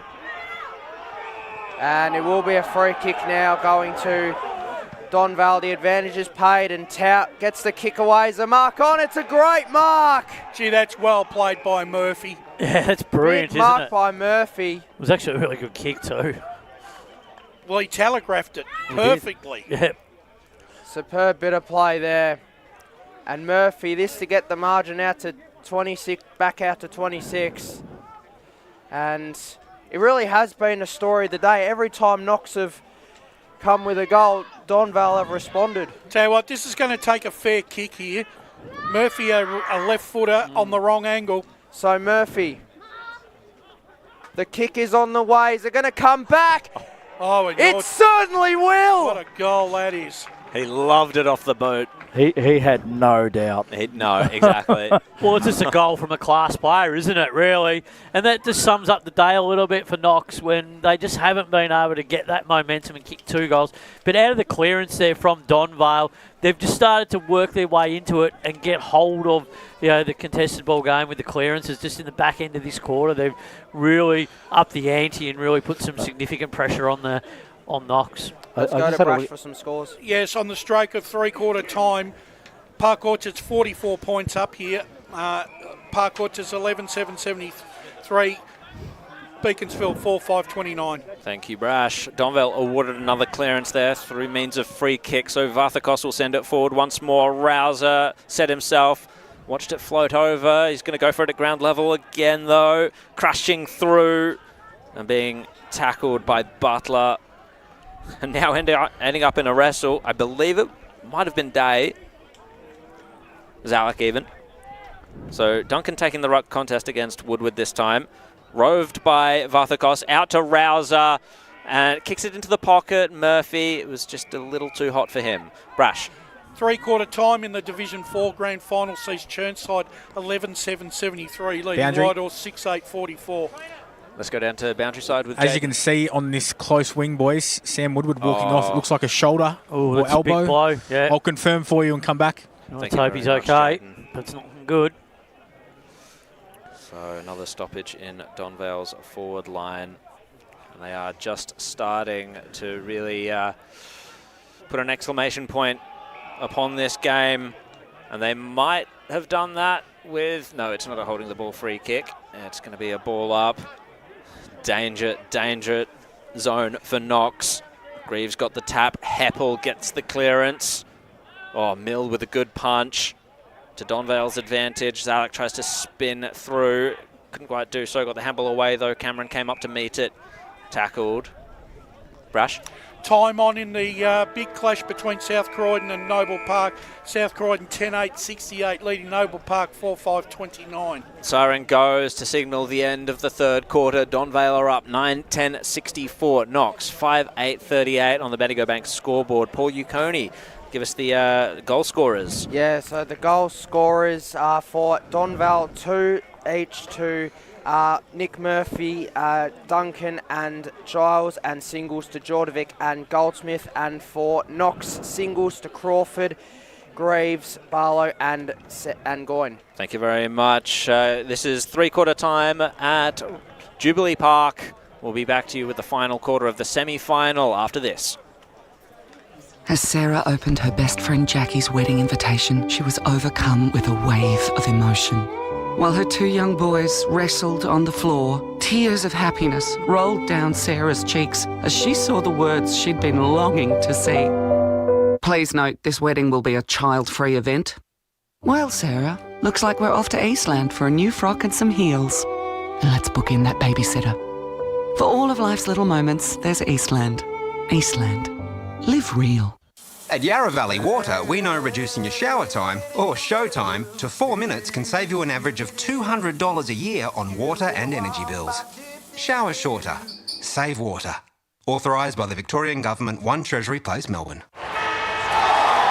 Sprained your ankle, bursting through the banner? Broke a finger, high-fiving the ruckman? Or did you run into the goal post again? For bumps, breaks or bleeds, be seen sooner, close to home at Knox Private 24/7 Emergency Department. The preferred provider of emergency care to the Eastern Football Netball League, you'll generally experience shorter wait times. You don't need private health, but there is an out-of-pocket fee. Be seen sooner, close to home at Knox Private 24/7 Emergency Department, 262 Mountain Highway, Wanturna. Do you feel good about your bank? Because there is a bank you can feel good about. They share their profits to fund big community projects, small community clubs, and vital emergency services. They've given $250 million to help Australian communities thrive. They have all the products and tech you expect from a big bank, with service you don't. It's Bendigo Bank. Feel good about who you bank with. Try Bendigo.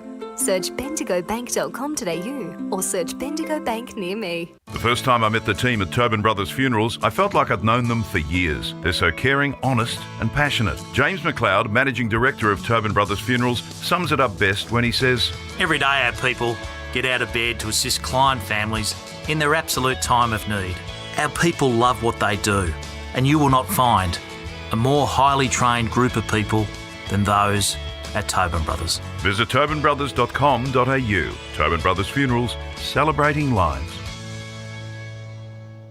Hi, I'm Ben Desson from Montrose Football Netball Club, and when I need a new kit for a night out, I head over to Eastland.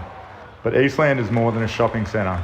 They support a range of community organisations and have been major partners of the Eastern Football Netball League since 2018. Thanks, Eastland.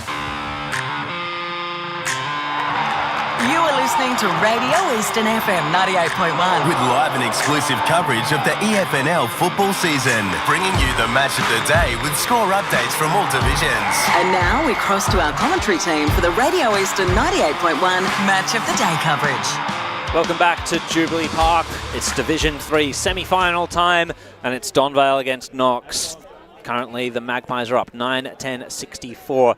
Knox 5-8-38. It will be a monumental effort for Knox to try and peg this one back in the final quarter. Spider, what have your thoughts been from that third quarter? Donvale's class really shone through, didn't it?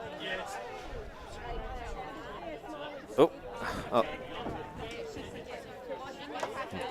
We'll just sort out the technical side of things in a second. There we go.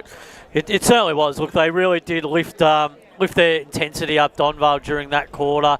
Guys like Rouser, Giles were really important in that quarter. Wignall's playing a really good quality game. And that goal from Murphy just illustrates how good a player in the class of that player. So look, at the moment, you just got to say that Donvale are on top. Knox definitely up against it with a couple of players out of the contest. Woodward's off the ground now. We know Margetts has been off as well. So it's really going to be a big ask. But now this is where the character comes in for Knox to see what they can get out of this game in the last quarter. But Knox really up against it. But Donvale just winning all the key moments. But around the ball, their purpose and their intensity in that third term, they just took it to another level.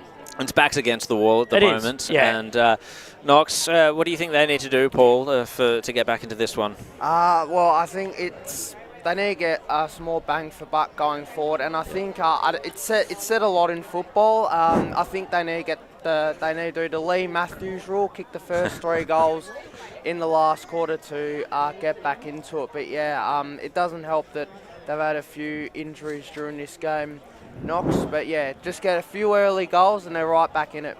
Well, the Falcons, if they are going to perform this comeback, Boundary it will be boys. One of the season. So Ray, he's got an interview with. We've got Donvale coach Tony Weeks down here. Tony, 26 points in front. I believe that it was late in the second quarter. You lifted your intensity and you carried it on in that quarter. Yeah, look, our pressure's been pretty good today. I think. The forward is starting to put a lot more pressure on it, and I think our tackle count's up really high as well. So we just need to bring that, because they won't lie down. We know that. We just have to keep bringing it. Good luck for the rest of the game, mate. Thank you. Thank you very much, Ray. Scores around the grounds with Wayne Brasher. Flat spot there, Jared. South Belgrave are back in front in the Premier Division Women's Grand Final here. 13 minutes to go. It's 3-8-26 South Belgrave. Park Orchards 2-10-22. Thank you very much. As the players Boundary. just making their way back into position, we've got Jaden Adolph down there, who was with the Knox huddle. I was just there before. Listen to Steve Buckle address the boys. He says to the boys, just use the run and carry as what they did in the first half. Change the angles a lot more than what they did, and also kick the ball deep into their forward line. Don't lead up too far up the ground. Get it in deep and capitalise on those opportunities once it is deep. So we'll see what happens in this fourth quarter, boys. And Thank you very much. Well, they've got to take the game on now. Correct. Roll the dice. Look, the reality is they've got another chance. So you either take the game on, roll the dice, or you're going to go down by a big margin and you risk deflating into next week. at least if you go down by a couple of goals today, it doesn't matter. You're still playing next week, so you can get something out of the game. Brush, you've got some more scores. Yeah, Division 2 Women's Grand Final. Looks like Mooroolbark are heading towards victory here. With 10 minutes to go, they lead 5-8-38 to Montrose 2-1-13. So the final quarter about to get underway here at Jubilee Park. Donvale, they look to punch their ticket into the grand final. Knox to play off in a prelim if things continue going to plan at the moment. Bland will go up against the ruck as a replacement for Woodward. Tout tries to get the handball away. It was a throw instead, so Knox will get their first opportunity right now. Stuckey will take the free kick. He's spotted up Love. It was a short option. Now, will they go for that deeper kick like Steve Buckle was hoping for? Playing in front was Luke Wignall. Puccilato ends up tackling Liardi and will have a ball up. Brash with some more scores. 3-quarter time in the Division 2 qualifying final. Surrey Park 8-4-52, leading Wantirna South 6-7-43. Tetley was first to it, tackled immediately by Goldsmith. Another stoppage. They probably need a goal from this situation, Knox, if they are to start mounting that comeback. We've got another ball up. Good wrestle by Graves, managed to dispose of his opposing ruckman. Ball still lost under the pack, however. Stuckey tried to break away, didn't manage to do so. Brash. Another 3-quarter time score in First Division. Park Orchards 11-7-73, leading Beaconsfield 4-7-31. Rouser finds the clearance with a quick kick down the ground, rebounded by Knox immediately. However, up goes Rudd, couldn't quite take it. Rouser once again just marches out of defence, takes a bounce, has Wignall for assistance. Wignall with an aggressive handball to Giles, just let it slip that time though. Giles went and got it again, still can't control the ball. Now he has it, busts through. He's got a bit of time and space, and he ran too far, said the umpire. Bit of travel there. I don't know how many of those steps were taken with ball in hand, but the umpire didn't like it. So now it's going to come to Ben Rudd. Oh, he just had his kick smothered. Whoa. Went at it again. Out of fresh air it was. Goyne nearly. Liardi bounces off Goyne. Couldn't quite get the kick away. Holding the ball. So Knox trying to apply the pressure at the moment is James Fisher. Just a little too far out to score. So what are the options here? It is going to be a deep entry this time. Donvale have their towers back in defence, and it's going to just bounce harmlessly over the goal line for a behind. So wasted opportunity for Knox. So first ball in this last quarter. First score of last quarter going the way of Knox. As Donvale with a paddock really to move it down the line here as they look to go forward. Donvale, the kick's high up in the air inside 50. Good punch there as Knox look to clear it out. Good handball. Now through the corridor. Here go Knox. Here's Taylor. Taylor assesses his options, goes forward, and a good mark taken there by Curry. And Curry will clear it out of defence for Donvale. Numbers for Knox. Is there a free kick on? Umpire lets it go. Here's Taylor. Now it's Young.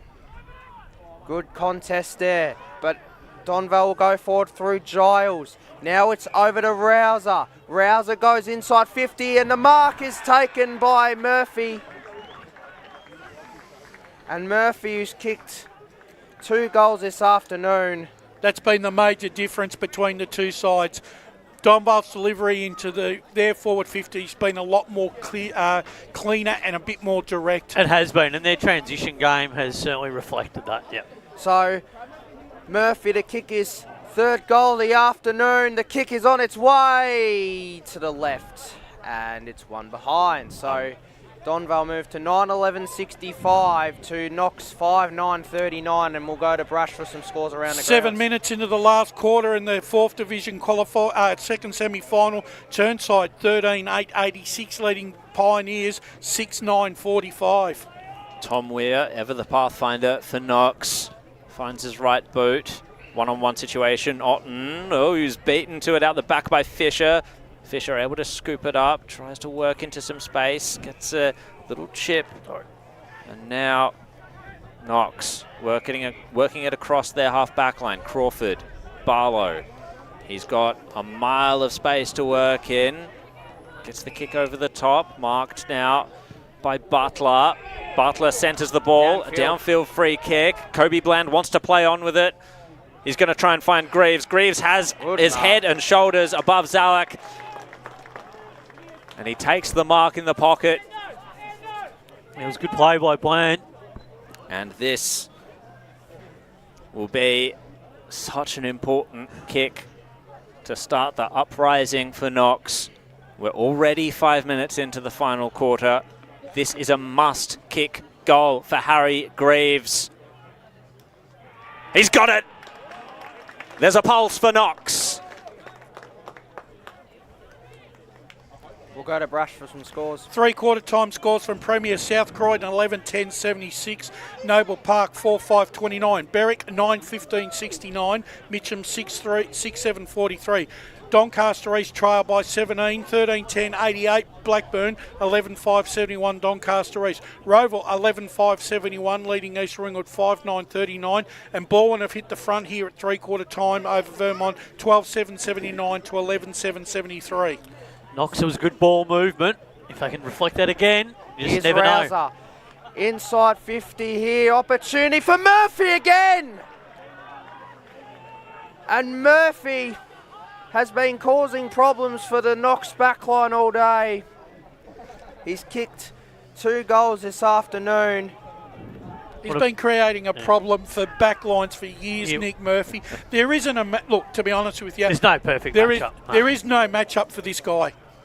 But what about the clearance work of Rouser? Yeah. So that roving, he's does so well over the years. Murphy's coming in. The kick is on the way. Oh, that's picture and that tells perfect. the story. Murphy gets his third. And the margin is back out to 26 points. Boundary. We'll go down a boundary with Jaden. One thing I've noticed this afternoon, and I'm sure you blokes will agree, Knox just haven't been able to gain any momentum after kicking the odd goal. Donvale just seemed to find a way to clear the ball out of that next centre bounce. Vintage Rouser just then, straight to Murphy, and another one. Yeah, that's exactly right, Jaden. And we've been talking about it because they haven't been able to get those consecutive goals, Knox, and get that momentum. But, Donvale, that was just perfect the way that they did that passage of play. 4 minutes left in the Premier Division Women's Grand Final, and it's South Belgrave 3-8-26 leading Park Orchards 2-10-22. Kobe Bland has a lot on his shoulders to try and give Knox first use from these clearances. Wasn't able to do so this time, but James Fisher tried to rove it. Barlow outside of the left, kicks it to centre half forward. Goins coming up to meet it. Went over the back of his head. Now Max Otten has to control it. Could quite do so. Crashing in was Knox. Taylor snapping. Ball to Greaves. Takes the mark in the goal square. Jeepers, can I buy real estate off that off the umpire there? Because they're very lucky that's not 15. I'm telling you now. Have a look. That's not 15. Well, yeah, probably it's not 15. That's not 15. So Harry Greaves, well, he's kicked the steadier on multiple occasions today. He got that one just before he can respond to Donvale once more and just keep Knox alive by the slimmest of margins. It's 20 points once again, 71-51. We've gone 8.5 minutes in this final quarter in the semi-final of Division 3, and it's attack and counter-attack, but you just feel like the Donvale will get the next one anyway. Yeah, well, they just need to get the next clearance so they Knox. But guys like Fisher, Barlow, when they get their hands on the ball, they look damaging, but they just haven't done it often enough today. And Bland, look, he's been okay, but look, even a guy like Goin, he's sort of just gone out of the game. He just hasn't had the impact since early part when he kicked that big goal. So can Knox get back-to-back goals here and get themselves right back in this one? Both rucks got it. Here's Rouser again. He's having a day out. High up in the air, but there's a bounce. Wow, it's a huge bounce. It is Rouser again. He kicks inside 50 to Murphy. Oh, Duncan, in fact. My apologies. And now Duncan, he will line up to respond again for Donvale. Well, if it's not one, it's certainly the other. But that was just, once again, brilliant work by Rouser. Rouser, he came through like a steam train there, didn't he? Yeah, that's just class. So in comes Duncan. He's kicked 2 on the afternoon. Lining up for his third. And this again to get it out to 26 points. In comes Duncan. The kick is on its way, and it is right through the middle. And we'll go to Brash for some scores around the grounds. We're in the dying minutes of the Premier Division Women's Grand Final, and Park Orchards looks like they're going to get up here. 4-12-36 to South Belgrave, 3-9-27. Massive stuff for Park Orchards. Yeah, they've come up Came up last year. I've got that stream in my other ear at the moment, and tell you what, there's a lot of excitement from Blake and Ryan at the moment. It's all over the place. Oh, that's excellent. Good, I'm glad they're having a good time up there. Just like we are here. Wignall gets the tap down this time. Fisher hunting for it. Pushed in the back by Varthakos. You can hear what the crowd thought of that. I think he was pushed. I don't know if he fell over. But anyway, we'll agree to disagree with the crowd. James Fisher sends it forward. Graves coming out to meet it. What a mark by Graves. Does he have the distance on him though for this one? He'll take his best kick. Took a bit of a ride there. Did Harry Graves. I think he's going to have a crack here. Yeah, you got to have a go. He's taking a lot on his shoulders in the forward line for Knox. Is Harry Graves. This one to peg it back to 20 once again. We've seen this movie before, but this time it's just a little off centre. And goes through off hands for one behind. Brash with some more scores. It's back to 3 points. Park Orchards 4-12-36. South Belgrave 4-9-33. There's 10 seconds to go by the year. Keep in mind they've also got time on for the Premier Division, so there might be a couple more minutes. We'll keep you informed, ladies and gentlemen, as the scores come through. McCormick sends it high and long. Goyne made it to it, but the boundary line beat everyone. My major concern here from Knox's point of view this afternoon, they don't have enough goal kickers. They've just struggled to find them, haven't they? So it's been left to too few. Back into play it goes. Fell short, but Wignall was sat down by his opposing ruckman and will take the free kick. Yeah, Goyne, as good as he's looked, he needed to perhaps get a couple more on the board in this second half. Unfortunately, he's faded out of the game. The kick went up to the wing. Duncan came up to meet it, and it's gone over the boundary line again.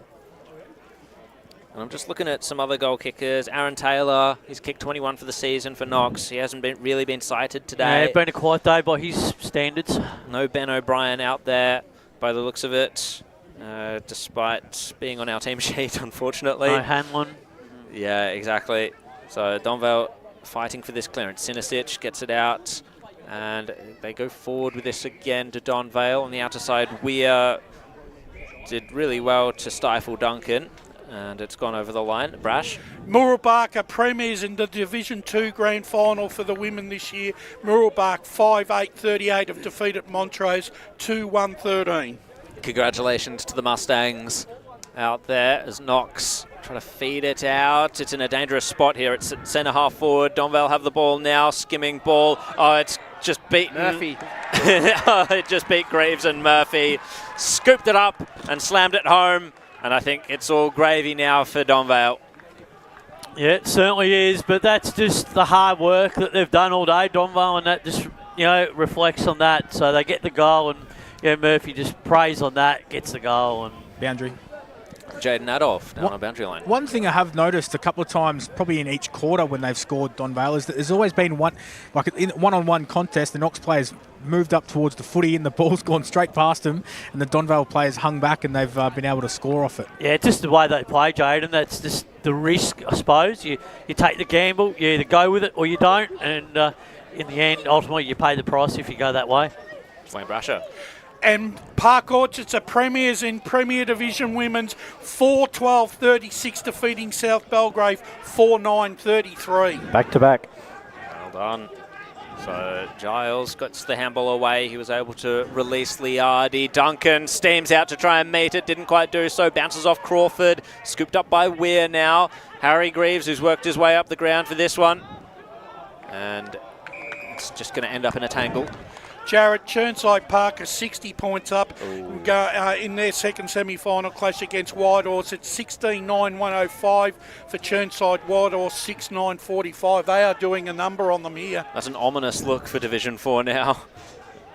As Young was upended.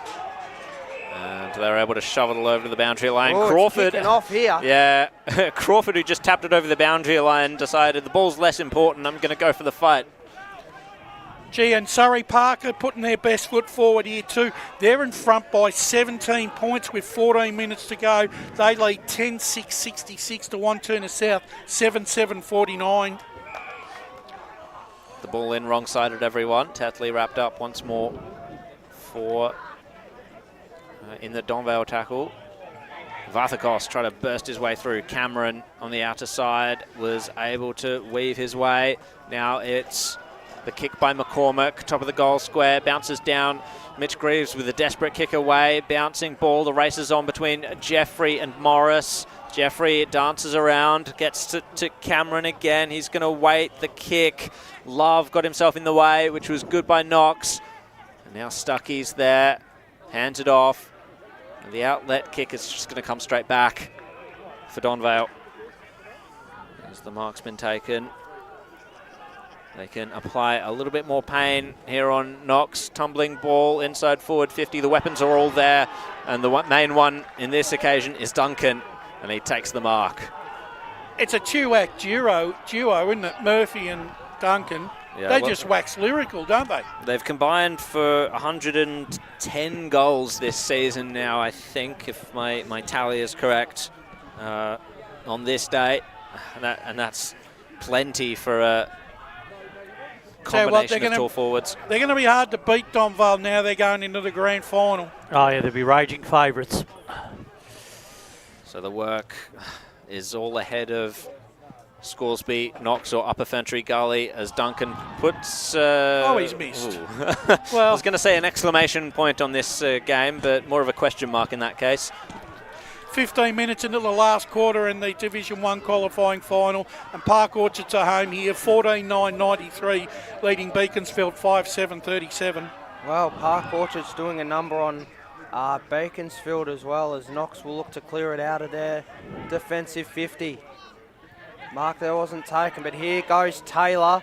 Taylor will handball here, and now it's over to Bland. Bland handballs it inside 50. Here's an opportunity for Knox. Here's Taylor, and it's a worm burner off the boot, and Donvale have the numbers back, and they're happy to concede a throw in inside 50 for Knox. It's just that last kick into their forward line today, Knox. It's just that disconnect, terrible. And it's just poor execution. So next week, something they're going to have to really work on and do better if they're to progress in this final series. So Knox, an opportunity here for Greaves, and Greaves has kicked a behind. So Knox looking like they'll play the winner of Scoresby and Upper Ferntree Gully tomorrow next week, while Donvale looking like they're into a grand final for the 4th year in a row, as Milhan passes it off down the line here for Donvale. Here's Tout. Now it's big crunch there. Someone's lost a boot. Yep. Morris has already lost part of his wardrobe. 15 minutes into the last quarter, South Croydon are 50 points up over Noble Park, 12-11-83. Noble Park 4-9-33. Yeah, been a strong second half, hasn't it? He just threw the boot away. Yeah, he couldn't get it on, so I think he's gone for the safety aspect, trying to get it off over the boundary so no one tripped over it. So free kick here, going to Young, who's been good today, Charlie. Yeah, Young. Charlie, he's tried hard. So in he comes to get the margin back to 25 points. The kick is high, it's drifting well and truly left, and it's another behind to the total. So it's an even 5 goals here. Donvale 12-12-84 to Knox 7-12-54. We've gone 19 and a half minutes in the last quarter. We'll go to Brash for some scores. Yeah, Baldwin 2 goals in front of Vermont, 13 minutes into the last quarter. Baldwin 14-8-92, Vermont 12-8-80. So here go Donvale through the middle. It's 1-on-1 in the 4 line. It doesn't favour them though, and it favours Knox as they look to go on with it, but an unlucky bounce there, and hope he doesn't get penalised for that. He will. And it's going to be a ball up. No, I thought he might. He wanted to. So he had the whistle up to his mouth. So right on the line of the attacking 50 for Donvale. They look to get out of the kerfuffle here, Knox, but it's going to come back. Big crunch there as Donvale look to bring it back in. It's almost turnover city. Oh, he missed the boot. So some tired boys here. Here's an opportunity for Donvale. It's a one off the backside there. It got over both of them. As Knox looked to clear it out of defence. Well, a comedy of errors there as Knox looked to go forward. Here's Jackson Anderson. Down the middle of the ground, but that's an ornery kick. And Luke Wignall looking to take some time. We'll go to Brush for another score in Premier. Yeah, 14 minutes into the last quarter. Berwick look home here, 9-18-72. Mitcham 6-10-46. Morris took the mark. It was a good intercept just to stop another campaign forward by Donvale. Love uses all the space he had, but didn't use it wisely. He kicked it straight to Riley Curry. And Donvale look to attack again. Onto the outer side now. Mark taken by Giles. Happy to hold things up. The 30-point lead, enough to sit on here now for the Magpies. Grand final bound once more. Luke Wignall. 3 sides into the grand final for Donvale now. Could be a big day in 2 weeks' time. Yeah, very successful year. And Duncan went up uncontested and takes another mark inside 50. That's not a good look for mine. No, it's not. You know, look, Duncan, look, he's just led. The 3 of them have just stopped. Well, they just stood there and watched, and it's like the white flag's gone up. He could have made a coffee and then still marked it. You're right there, Paul. Yeah. Quickly, Blackburn 15-13, 103, leading Doncaster East 11-6-72. In comes Ethan Duncan. Stretch the lead to 6 goals. We're in time on in the final quarter, and that looks to be a fait accompli. Oh no, the wind had something to say about it, but it drifted right into the hands of Matt Day. Actually, he's had a big second half, Matt Day. Yeah, he's been terrific. He started running. He was running on top of the ground in the second half, and he really made that half-forward position. He really turned that into his own. Interesting player, Matt Day. He's been dropped to the reserves throughout this year.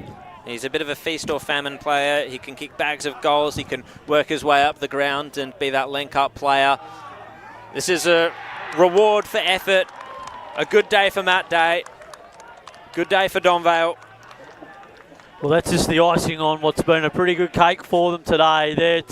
They've been, thoroughly deserved to win this game, and it's just been their work rate. They've worked a little bit harder with the ball in hand, transitioned the ball more efficiently, and given their forwards more opportunity to create scores. And it's just been their pressure too, and they've pushed up with their forward line, and they haven't allowed in the second half the Knox players to intercept like they were early in the game. They've really cut their defenders out of the contest. And then got on top in the middle of the ground with their clearance and contested work. So Matt Day puts an exclamation mark on a brilliant day for Donvale as they are into the grand final once again. Both rucks go at it as Woodward looked to win the clearance there. In fact, it was Greaves, but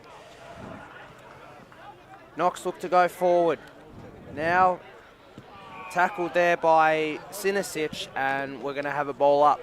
James Rouser's had a very good second half. Just starting to run into a little bit of form. That's going to be ominous in the next 2 weeks. Well, it is. And the thing is, he had that quiet first half, then he's worked his way with his energy into the game. But just some big moments where he's created score involvements has been the big factor in the game, and he's really up the ante since half time. So Knox win the clearance, and they look to go into the forward 50 here. Good intercept there by Mill as he kicks down the line here. Got over to Rouse. In fact, it's Goldsmith. Oh, well done. Bad luck. So, and that'll go out of play for a ball in. Paul, 18 minutes into the last quarter, and Roval 12-6-78, leading East Ringwood 6-10-46. Well, big win there for Roval. They've been up and down the last couple of weeks. Roval, that's a big win over East Ringwood for the second time this year. Well, they haven't beaten them yet, but they're on the way. So here's Donvale as they look to go forward. Inside 50. Is that a mark there? That's a brilliant mark from Duncan. He's taking the Michael at this point. Oh, my golly gosh. Can you believe it? That's a great, what we would call a slips catch. Boundary. Oh, Ray, you'd be proud of that one, mate. Well, I tell you what, mate, I'd be taking that to the third umpire. I'm sorry. Who was that like, Ray? Was that Mark Taylor, Mark Waugh, or Bobby Simpson, the late Bobby Simpson? Well, no mark at all, I tell you. Vanetta, he's my favourite spider. Yeah. So in comes Duncan to add a fourth to his tally and to get it out to 42 points. In comes Duncan for his fourth on the siren, and it's missed to the right. So a 37-point win for Donvale, a comprehensive win in the end. Donvale 13-13-91 to Knox 7-12-54. Jared, the goal kickers for this afternoon. So we had 3 from Nick's 4, in fact from Nick Murphy, 3 from Ethan Duncan, 3 from Harry Giles, and then singles to Matt Day, Caleb Djordjevic, Tom Goldsmith and Jack Tout. That was the Donvale players. For Knox, on the other hand, Harry Greaves with a few important ones. That's 3 to him, Sam Goyne with 2, and then singles to Jackson Crawford and Braden Barlow. And Donvale, they're into their 4th grand final in as many years. What a success it has been for them over the past few years. They won the one in 2023, didn't get promoted after that against Ferntree Gully. They just need to make sure of this one, and it's going to be a task for the 3 remaining teams in Division 3 to try and topple these Titans.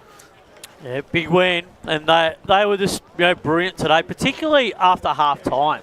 They just took control of the game, took it away from Knox. Knox were taking it up to them for a period of time, but when the game was really on the line, they stepped it up through the midfield, won the contested battle, clearance and stoppage, and their ability to transition the ball down the ground and create scoreboard pressure.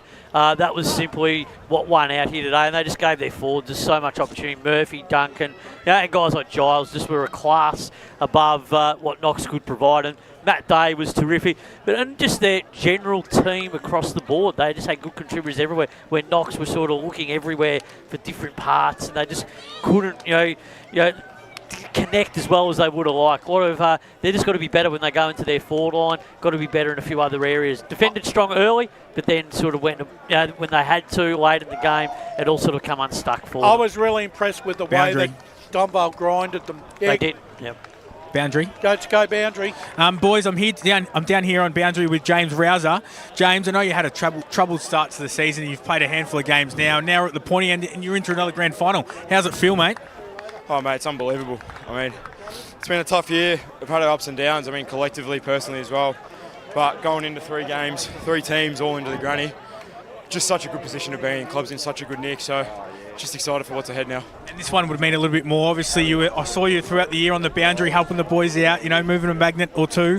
What does this one mean to you blokes? Oh, it means everything. We've set a goal for a long time, and we fell short last year, and the drive's never been stronger for us, so we're just so excited for what's ahead, and I just couldn't be prouder of this group. On behalf of the media team, mate, well done. Congratulations and good luck in a couple of weeks' time. Thank you, mate. Thanks, guys. Appreciate it. I think, and like I said, his second half, he started to run in. I was really impressed. He started to run into a little bit of form.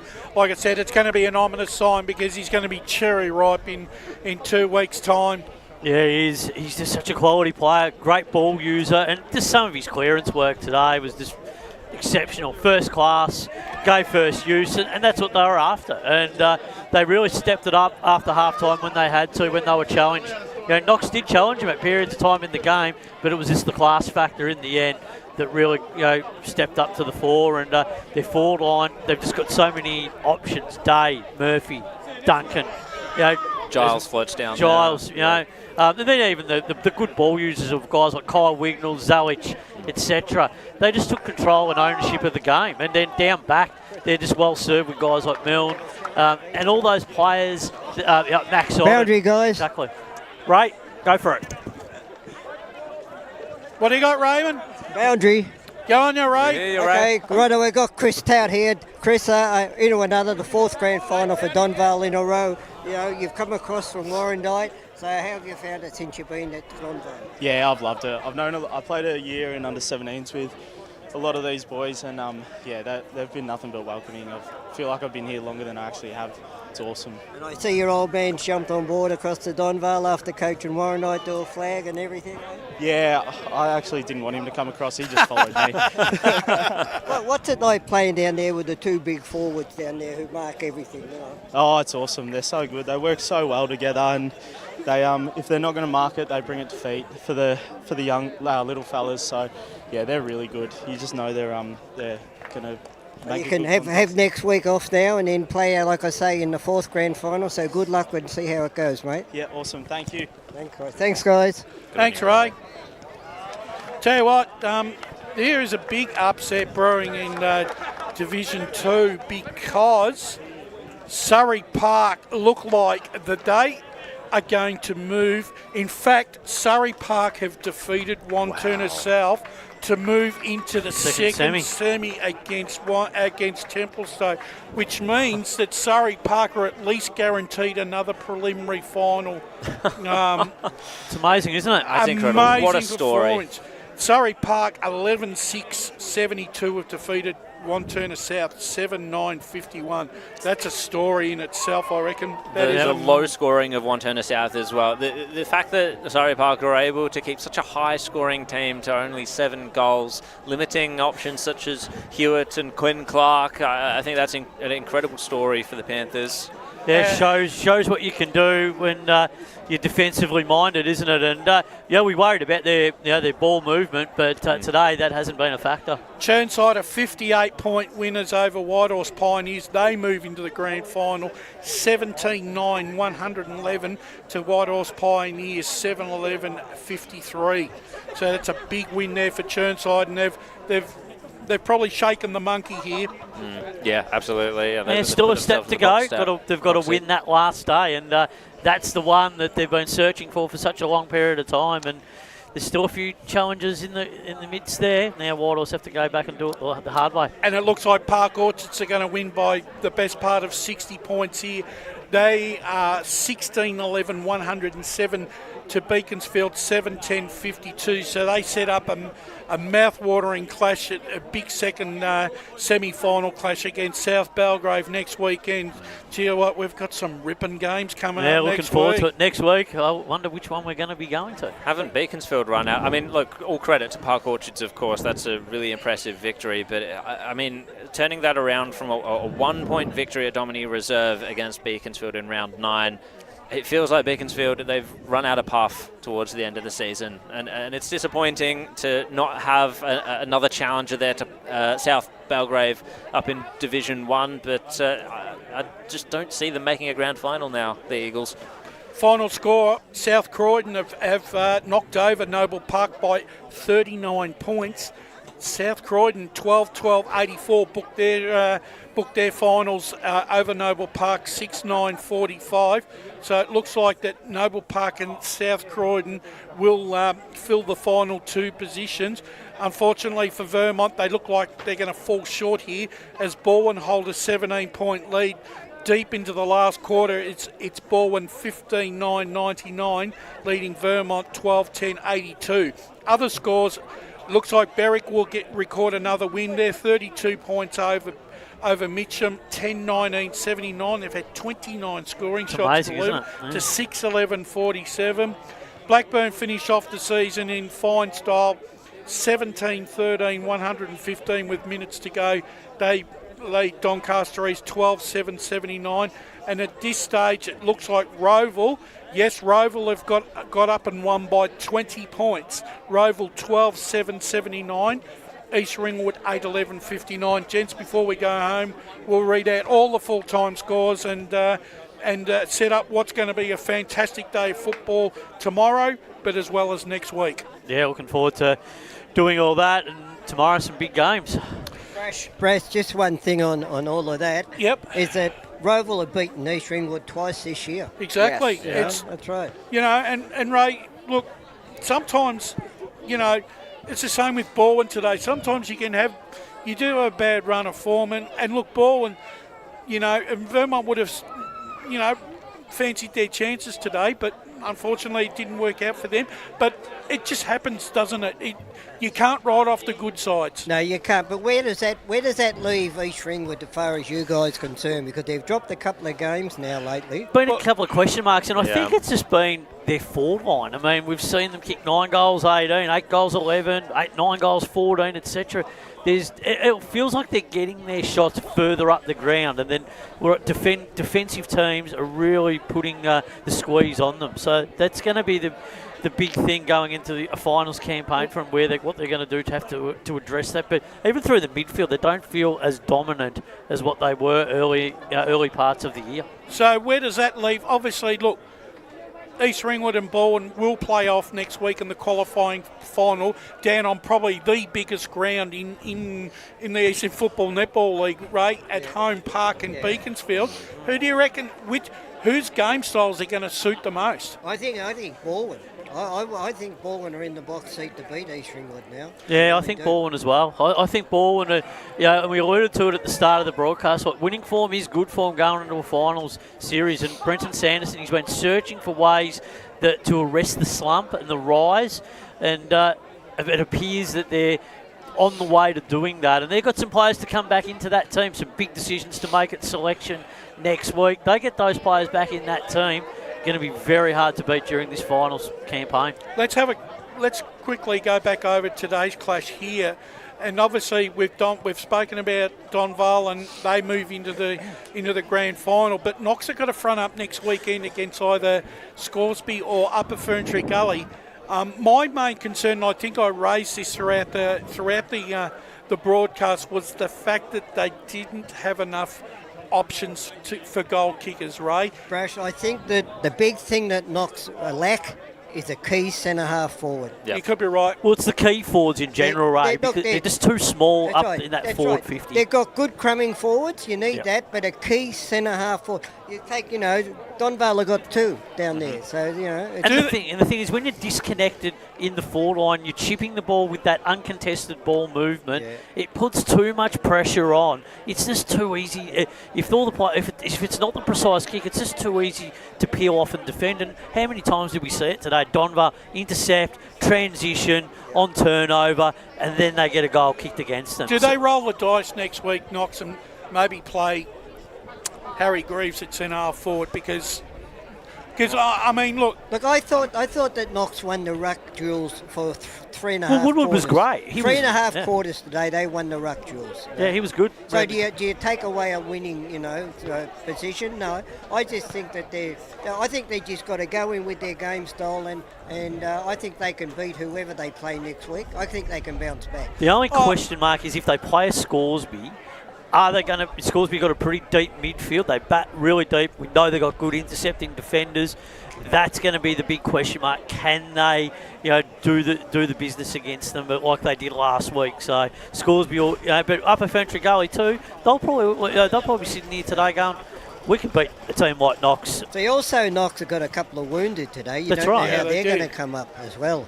Yeah, so, Sam Woodward's the big one as well, given that he's the ruckman. That's more height going out of the team if he doesn't get back up for it next week. And then the question mark is for Donvale. Like, Donvale sit there back now and smoke the peace pipe and go, well, who do we really want to play? Like next week, they probably don't, in one sense, don't care because they'll take on anyone. But I would suggest that Donvale would probably like to play a Knox team again next week. Yeah, they'd love to play Scoresby to settle the score from a few weeks ago. But there's always that thing in your mind. It's always good to play the team that you beat in the second semi again in the grand final. But the thing is, though, I think there's a bit.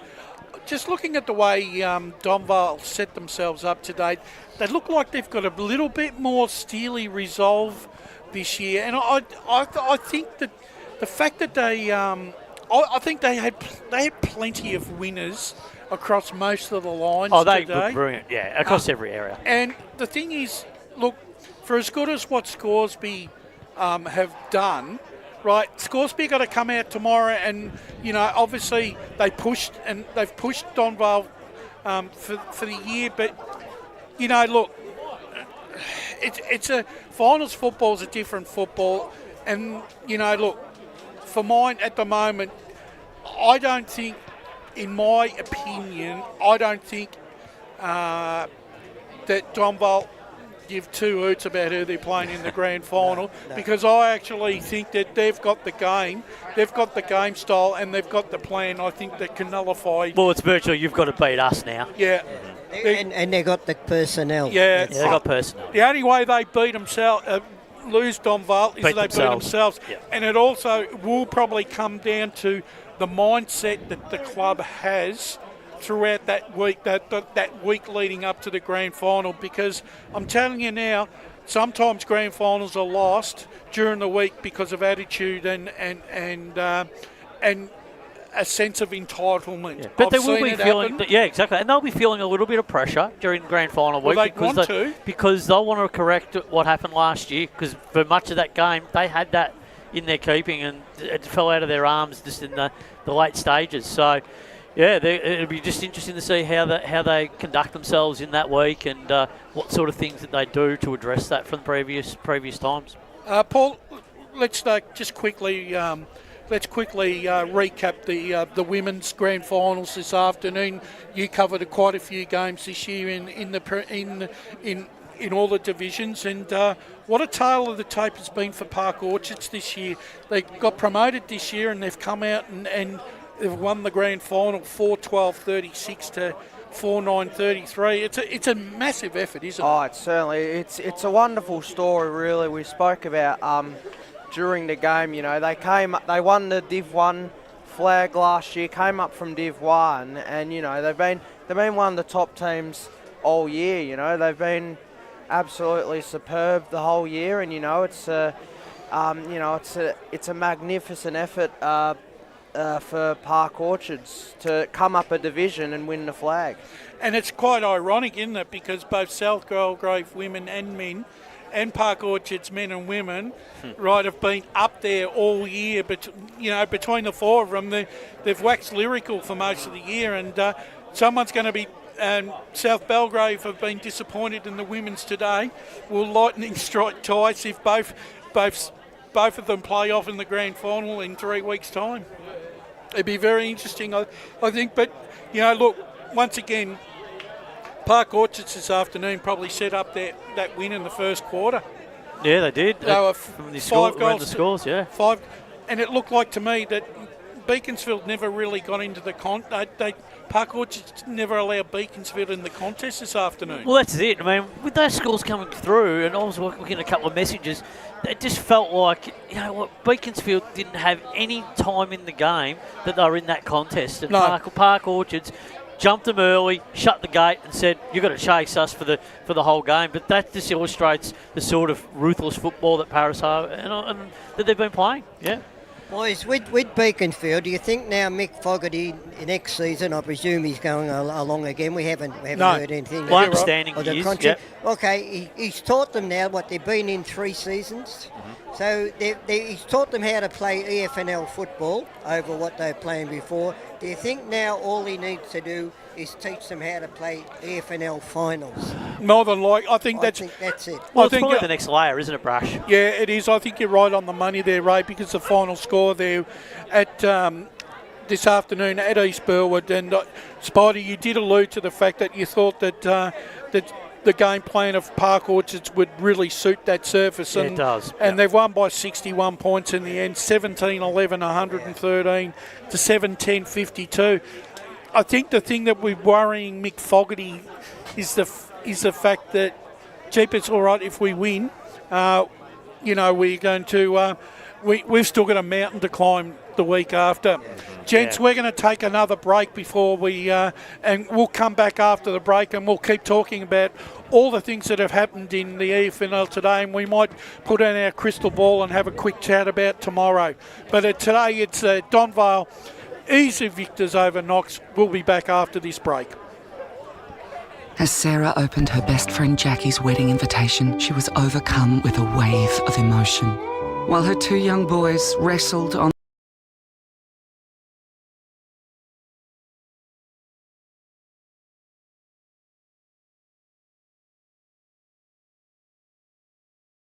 looks like we're off to Eastland for a new frock and some heels. And let's book in that babysitter. For all of life's little moments, there's Eastland. Eastland. Live real. Sprained your ankle, bursting through the banner, broke a finger, high-fiving the ruckman, or did you run into the goal post again? For bumps, breaks or bleeds, be seen sooner, close to home at Knox Private 24/7 Emergency Department. The preferred provider of emergency care to the Eastern Football Netball League, you'll generally experience shorter wait times. You don't need private health, but there is an out-of-pocket fee. Be seen sooner, close to home at Knox Private 24/7 Emergency Department, 262 Mountain Highway, Wanturna. Do you feel good about your bank? Because there is a bank you can feel good about. They share their profits to fund big community projects, small community clubs and vital emergency services. They've given $250 million to help Australian communities thrive. They have all the products and tech you expect from a big bank, with service you don't. It's Bendigo Bank. Feel good about who you bank with. Try Bendigo. Search bendigobank.com.au or search Bendigo Bank near me. Tobin Brothers Funerals wear their heart on their sleeve. Their clear and easy-to-use website and Memory Maker app make it easy for families to make an informed decision. Here's James McLeod, Managing Director of Tobin Brothers Funerals. We pride ourselves on being the most transparent funeral company. All pricing on goods and services are available on our website. It's all there for you to see and make very informed decisions when planning a loved one's funeral. Visit tobinbrothers.com.au. Tobin Brothers Funerals, celebrating lives. At Yarra Valley Water, we know reducing your shower time, or show time, to 4 minutes can save you an average of $200 a year on water and energy bills. Shower shorter. Save water. Authorised by the Victorian Government, 1 Treasury Place, Melbourne. Sprained your ankle, bursting through the banner? For bumps, breaks or bleeds, be seen sooner, close to home at Knox Private 24/7 Emergency Department. You'll generally experience shorter wait times. Knox Private 24/7 Emergency, 262 Mountain Highway, Wanturna. You are listening to Radio Eastern FM 98.1. With live and exclusive coverage of the EFNL football season, bringing you the match of the day with score updates from all divisions. And now we cross to our commentary team for the Radio Eastern 98.1 Match of the Day coverage. Welcome back, ladies and gentlemen. Second semi-final in third division is done and dusted for 2025, and it was a victory for Donvale. And quite convincingly by 37 points. It was Donvale 13-13-91, defeating Knox 7-12-54. Goal kickers for Donvale, 4 to Murphy, 3 to Duncan, 2 to Giles, singles to Jordovic and Goldsmith, while for Knox, Harrison Greaves got 3 and Goyne with 2, singles to Barlow and Crawford. Also, you know, a lot of other finals and games set down for decision. Premier Division finished up this afternoon, and we'll quickly once again go through the scores. South Croydon have booked their final spot with a 39-point win over Noble Park. South Croydon 12-12-84 have defeated Noble Park 6-9-45. He's done it again, Brendan Allen. He has. Berwick slides into another finals campaign. Berwick round off their 2025 campaign with a 27-point victory over Mitcham. Berwick, 30 shots at goal, thank you very much. 10 goals, 20-80. Defeated Mitcham 7-11-53. Yeah, some big scores there. That illustrates, doesn't it, Jared, that a team like Berwick on the improve, they could have had a massive win there today, but that's an indication for the future that in 2026 they could be a team on the rise and improve again. It feels like one of those teams that if they don't make the finals, they could at least shape it. Yeah. Blackburn guys, gee, have they really sent a message here this afternoon? The game's just about over, but they're 83 points in front of Doncaster East. They're 23-16, 154 to Doncaster East, 12-9, 81. Gee, are they sending a message?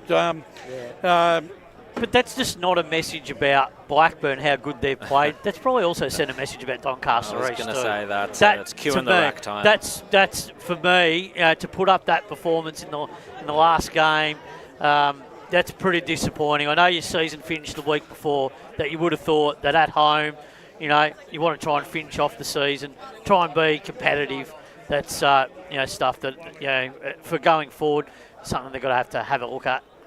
Roval came back into form this afternoon and they won a hard-fought contest against East Ringwood, and for the second time this season they've taken East Ringwood scalp. Ray, you'd be happy with his performance. Roval 12-7-79, East Ringwood 8-11-59. Well, the accurate kicking makes a big difference, because those weeks that they were losing, they were kicking a heck of a lot more points and goals. So, but that's not totally all. You have to beat an East Ringwood side. You have to play better than what Roval had been playing, without a doubt. And Baldwin have ended Vermont's season. Eagles were gallant in the last round. Unfortunately, they've gone down by 12 points. Baldwin 15-10-100. Vermont 13-10-88. For me, the Eagles left it way too late in the season. They dropped crucial games throughout the season. Their form fluctuated through injury. To finish seventh is probably a pretty fair reflection on where their season is. It is. Brash, I think that you made a comment a few weeks ago, and I think that's why Vermont finished where they have. Vermont do not get the value out of their VFL players when they come back to play at Vermont like other clubs do. And that's the difference with Vermont this year. But also I think Vermont for the future now, what they've got to start to look ahead to is life without a few of those senior experienced players. Now we talk about Lockie Johns. I mean, we know he's been around that club for such a long period of time and carried the load. Now it's the time where they've got to probably open it up and say, we need to bring someone else in to support him. And guys like Greenwood have been around for a long time, so it could be a little bit of a changing of the guard at Vermont. So it could be a good thing. They've got games into some of those young players throughout the course of the year. So I think there's a little bit of upside for them, but it's just going to take a little bit of time before they break back into that finals combination. Do you think that Buxton's going to go on? I say that because how many games did he play this year? I think he played 6. Yeah, I know. I think he'll play again. Yeah. Oh, he has. He's had him and Sam Wiedemann had 2-year contracts. Okay. So both of them will be fronting back up again next season. But you've got to get more than 6 games out of him. Well, I think also too, I think in the off-season, Vermont may need to look at their at the structure with regards to players' rehabilitation in terms of injury. They've had too many, I think, over a period of time, over the last 2 or 3 years, Vermont's injury list has been too high for them to really be a threat at this level at this particular stage. So that's something that they'll have to work on in the off-season. But I also feel too that they probably need to work on some of their running fitness. I thought at times at the season they didn't look like that they were running on top of the ground as well as they should. Yeah, and probably they just lacked, they're an inside team, but maybe they need to balance that up a bit more with a bit more outside run within the playing group as well. So maybe they need to look at a few other players coming into that playing group to be a little bit more dynamic. We've spoken about Park Orchard, 17-9, 111 defeating Beaconsfield 7-10-52. But for me, this is the result of the afternoon for mine. Surrey Park once again have moved into a second semi-final, and at worst they're playing in a preliminary final. They've defeated Wantirna South 11-6-72 to 7-9-51. Ray, they keep defying the odds. Surrey Park, when's it going to end? Well, yeah, you're right, Brash. You think that they've reached their level, and as I said at half-time today in the games, they've done nothing wrong all year, but now they're going to play finals. It's only one final. They've stepped up. Yep. And we'll just see. But even if they don't go any further, the credit goes to them. Well, it's a massive tick, isn't it? I mean, to win one final, going up another division, gives themselves an opportunity. And it's a free hit against Templestowe next week. I mean, we probably would expect at this point in time that Templestowe win that game. But they get to have a go at it. And if it doesn't pay off next week, they still get to go to a prelim.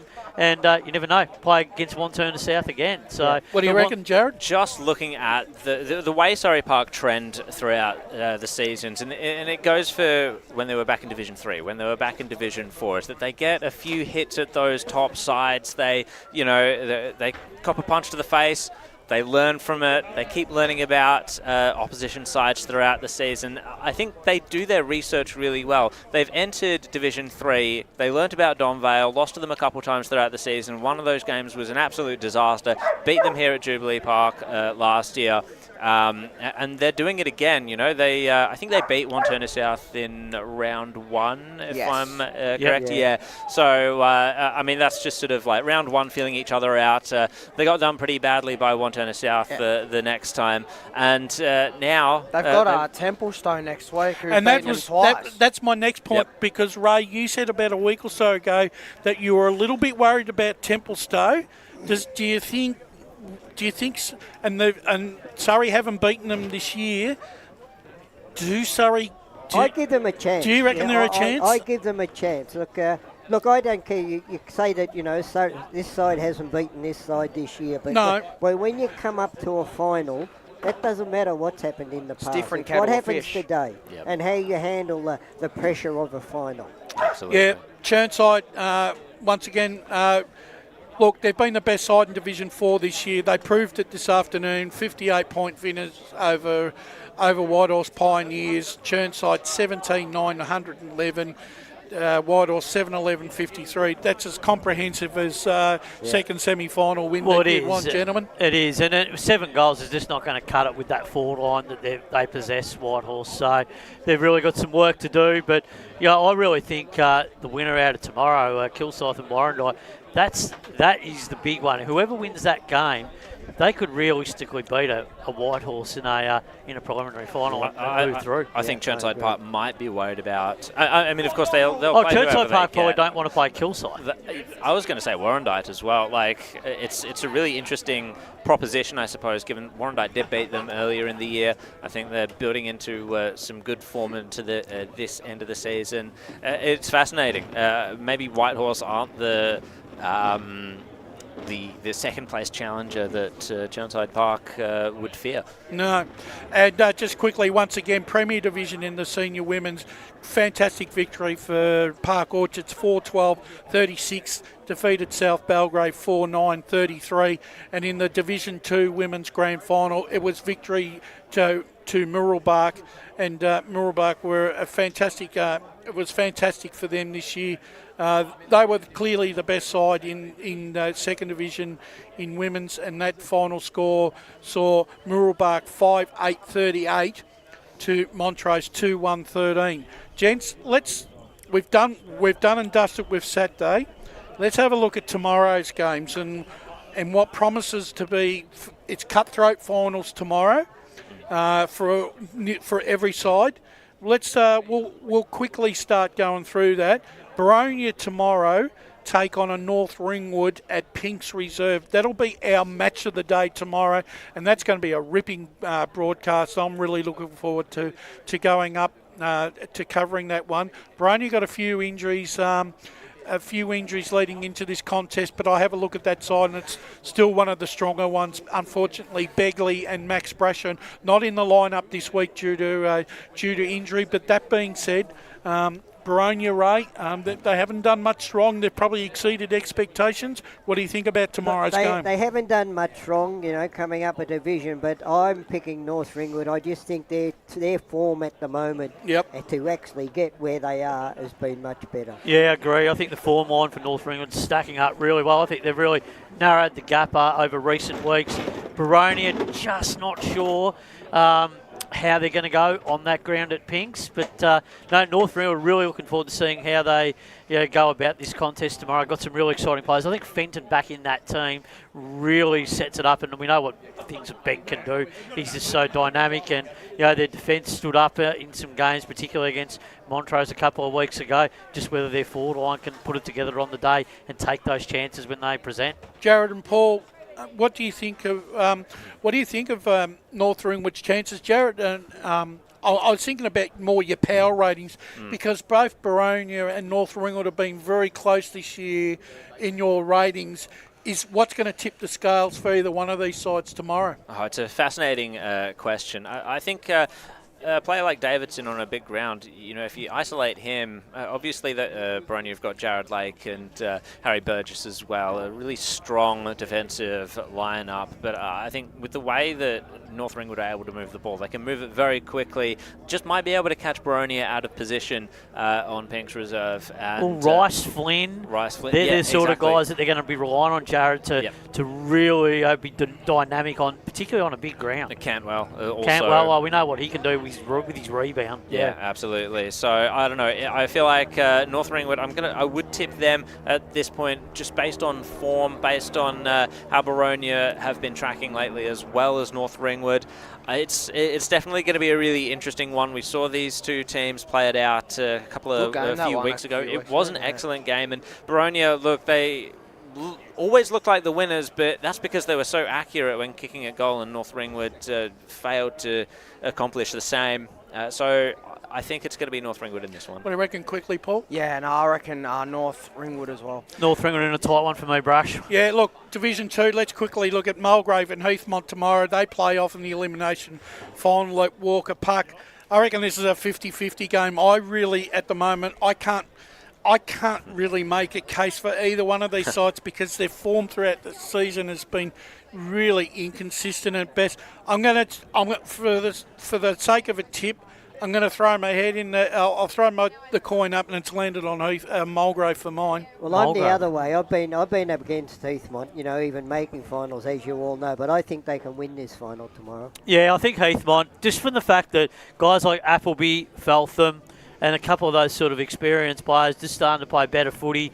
Just a little bit worried how Mulgrave's their form's fluctuated over recent weeks.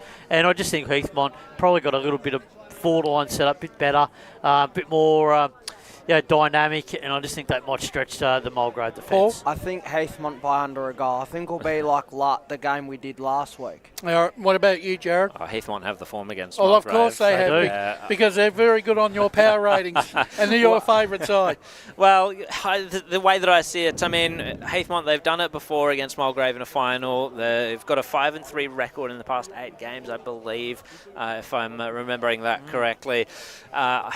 They've got the quality. I think that on Mulgrave in an edge sort of case. I know Mulgrave, they've got a fantastic engine room with Jervisoni and Tillyard, and they'll have to be shut down. But across most lines, I think Heathmont have got them covered. Finally, gents, Division 4 semi-final, the first semi-final. Let's quickly... Warrandyte and Kilsyth. I thought Warrandyte's form last week looked really, really good for a contest. I'm going to tip the Bloods in this one. What do you think, Paul? Yeah, I think Warrandyte should win this one. Jared? Kilsyth, I'll give them a chance with Goebbels and Drake as well. That's such an interesting... it's throwing the cat amongst the pigeons for sure at this end of the season, but I'm going to stick true with Warrandyte. I think they just have that quality in the midfield. What do you reckon, Ryan? Warrandyte for me. Kilsyth for me. Brash, think that those two experienced players, Drake and Goebbels, will be the difference. Well, gentlemen, it's been a fantastic day here at Jubilee Park this afternoon. We got a very, very good contest between Donvale and Knox, but I think it's time that we all ride off into the sunset for the evening. And we've had a great day out here, and it's time to say goodbye. But before then, we we've got to thank everyone's contributions this afternoon. It's been no mean feat. Our media team has covered the globe in terms of EFNL football this afternoon. And first of all, I'm going to thank Jaden Adolph. He's had to duck off quickly, but his contribution on the boundary line was good. Ray, thank you for your pre-match and your half-time and your insight throughout the afternoon. Thanks, Brash. Spider, always a pleasure to have you on board, and look forward to doing it again with you again real soon. Yeah, no worries, Brash and everyone. Looking forward to all the finals coming up over the next couple of weeks, and looking forward to tomorrow's games as well. To you, Paul, congratulations on your first game. You had a great. I hope you enjoyed the experience. It was good fun for you. I sure did, Brush. It was a lot of fun. Thanks, Brush, and thanks. Great everyone. call too. Great call. Yeah, well done. And Jared, thanks again. Really solid from you again today. We'll look forward to having you again on board tomorrow. Cheers, Brash, and well done, Paul. It was great commentating beside you. To Lee Green, Kate Green, and all at LKM Media, a fantastic day for them. They've looked after us. They've provided us with the audio and the video. And so a big thank you to them. But it's time to say goodbye. And it was Donvale, 13-13-91, moving into the third division grand final over Knox, 7-12-54. We'll see you all again tomorrow.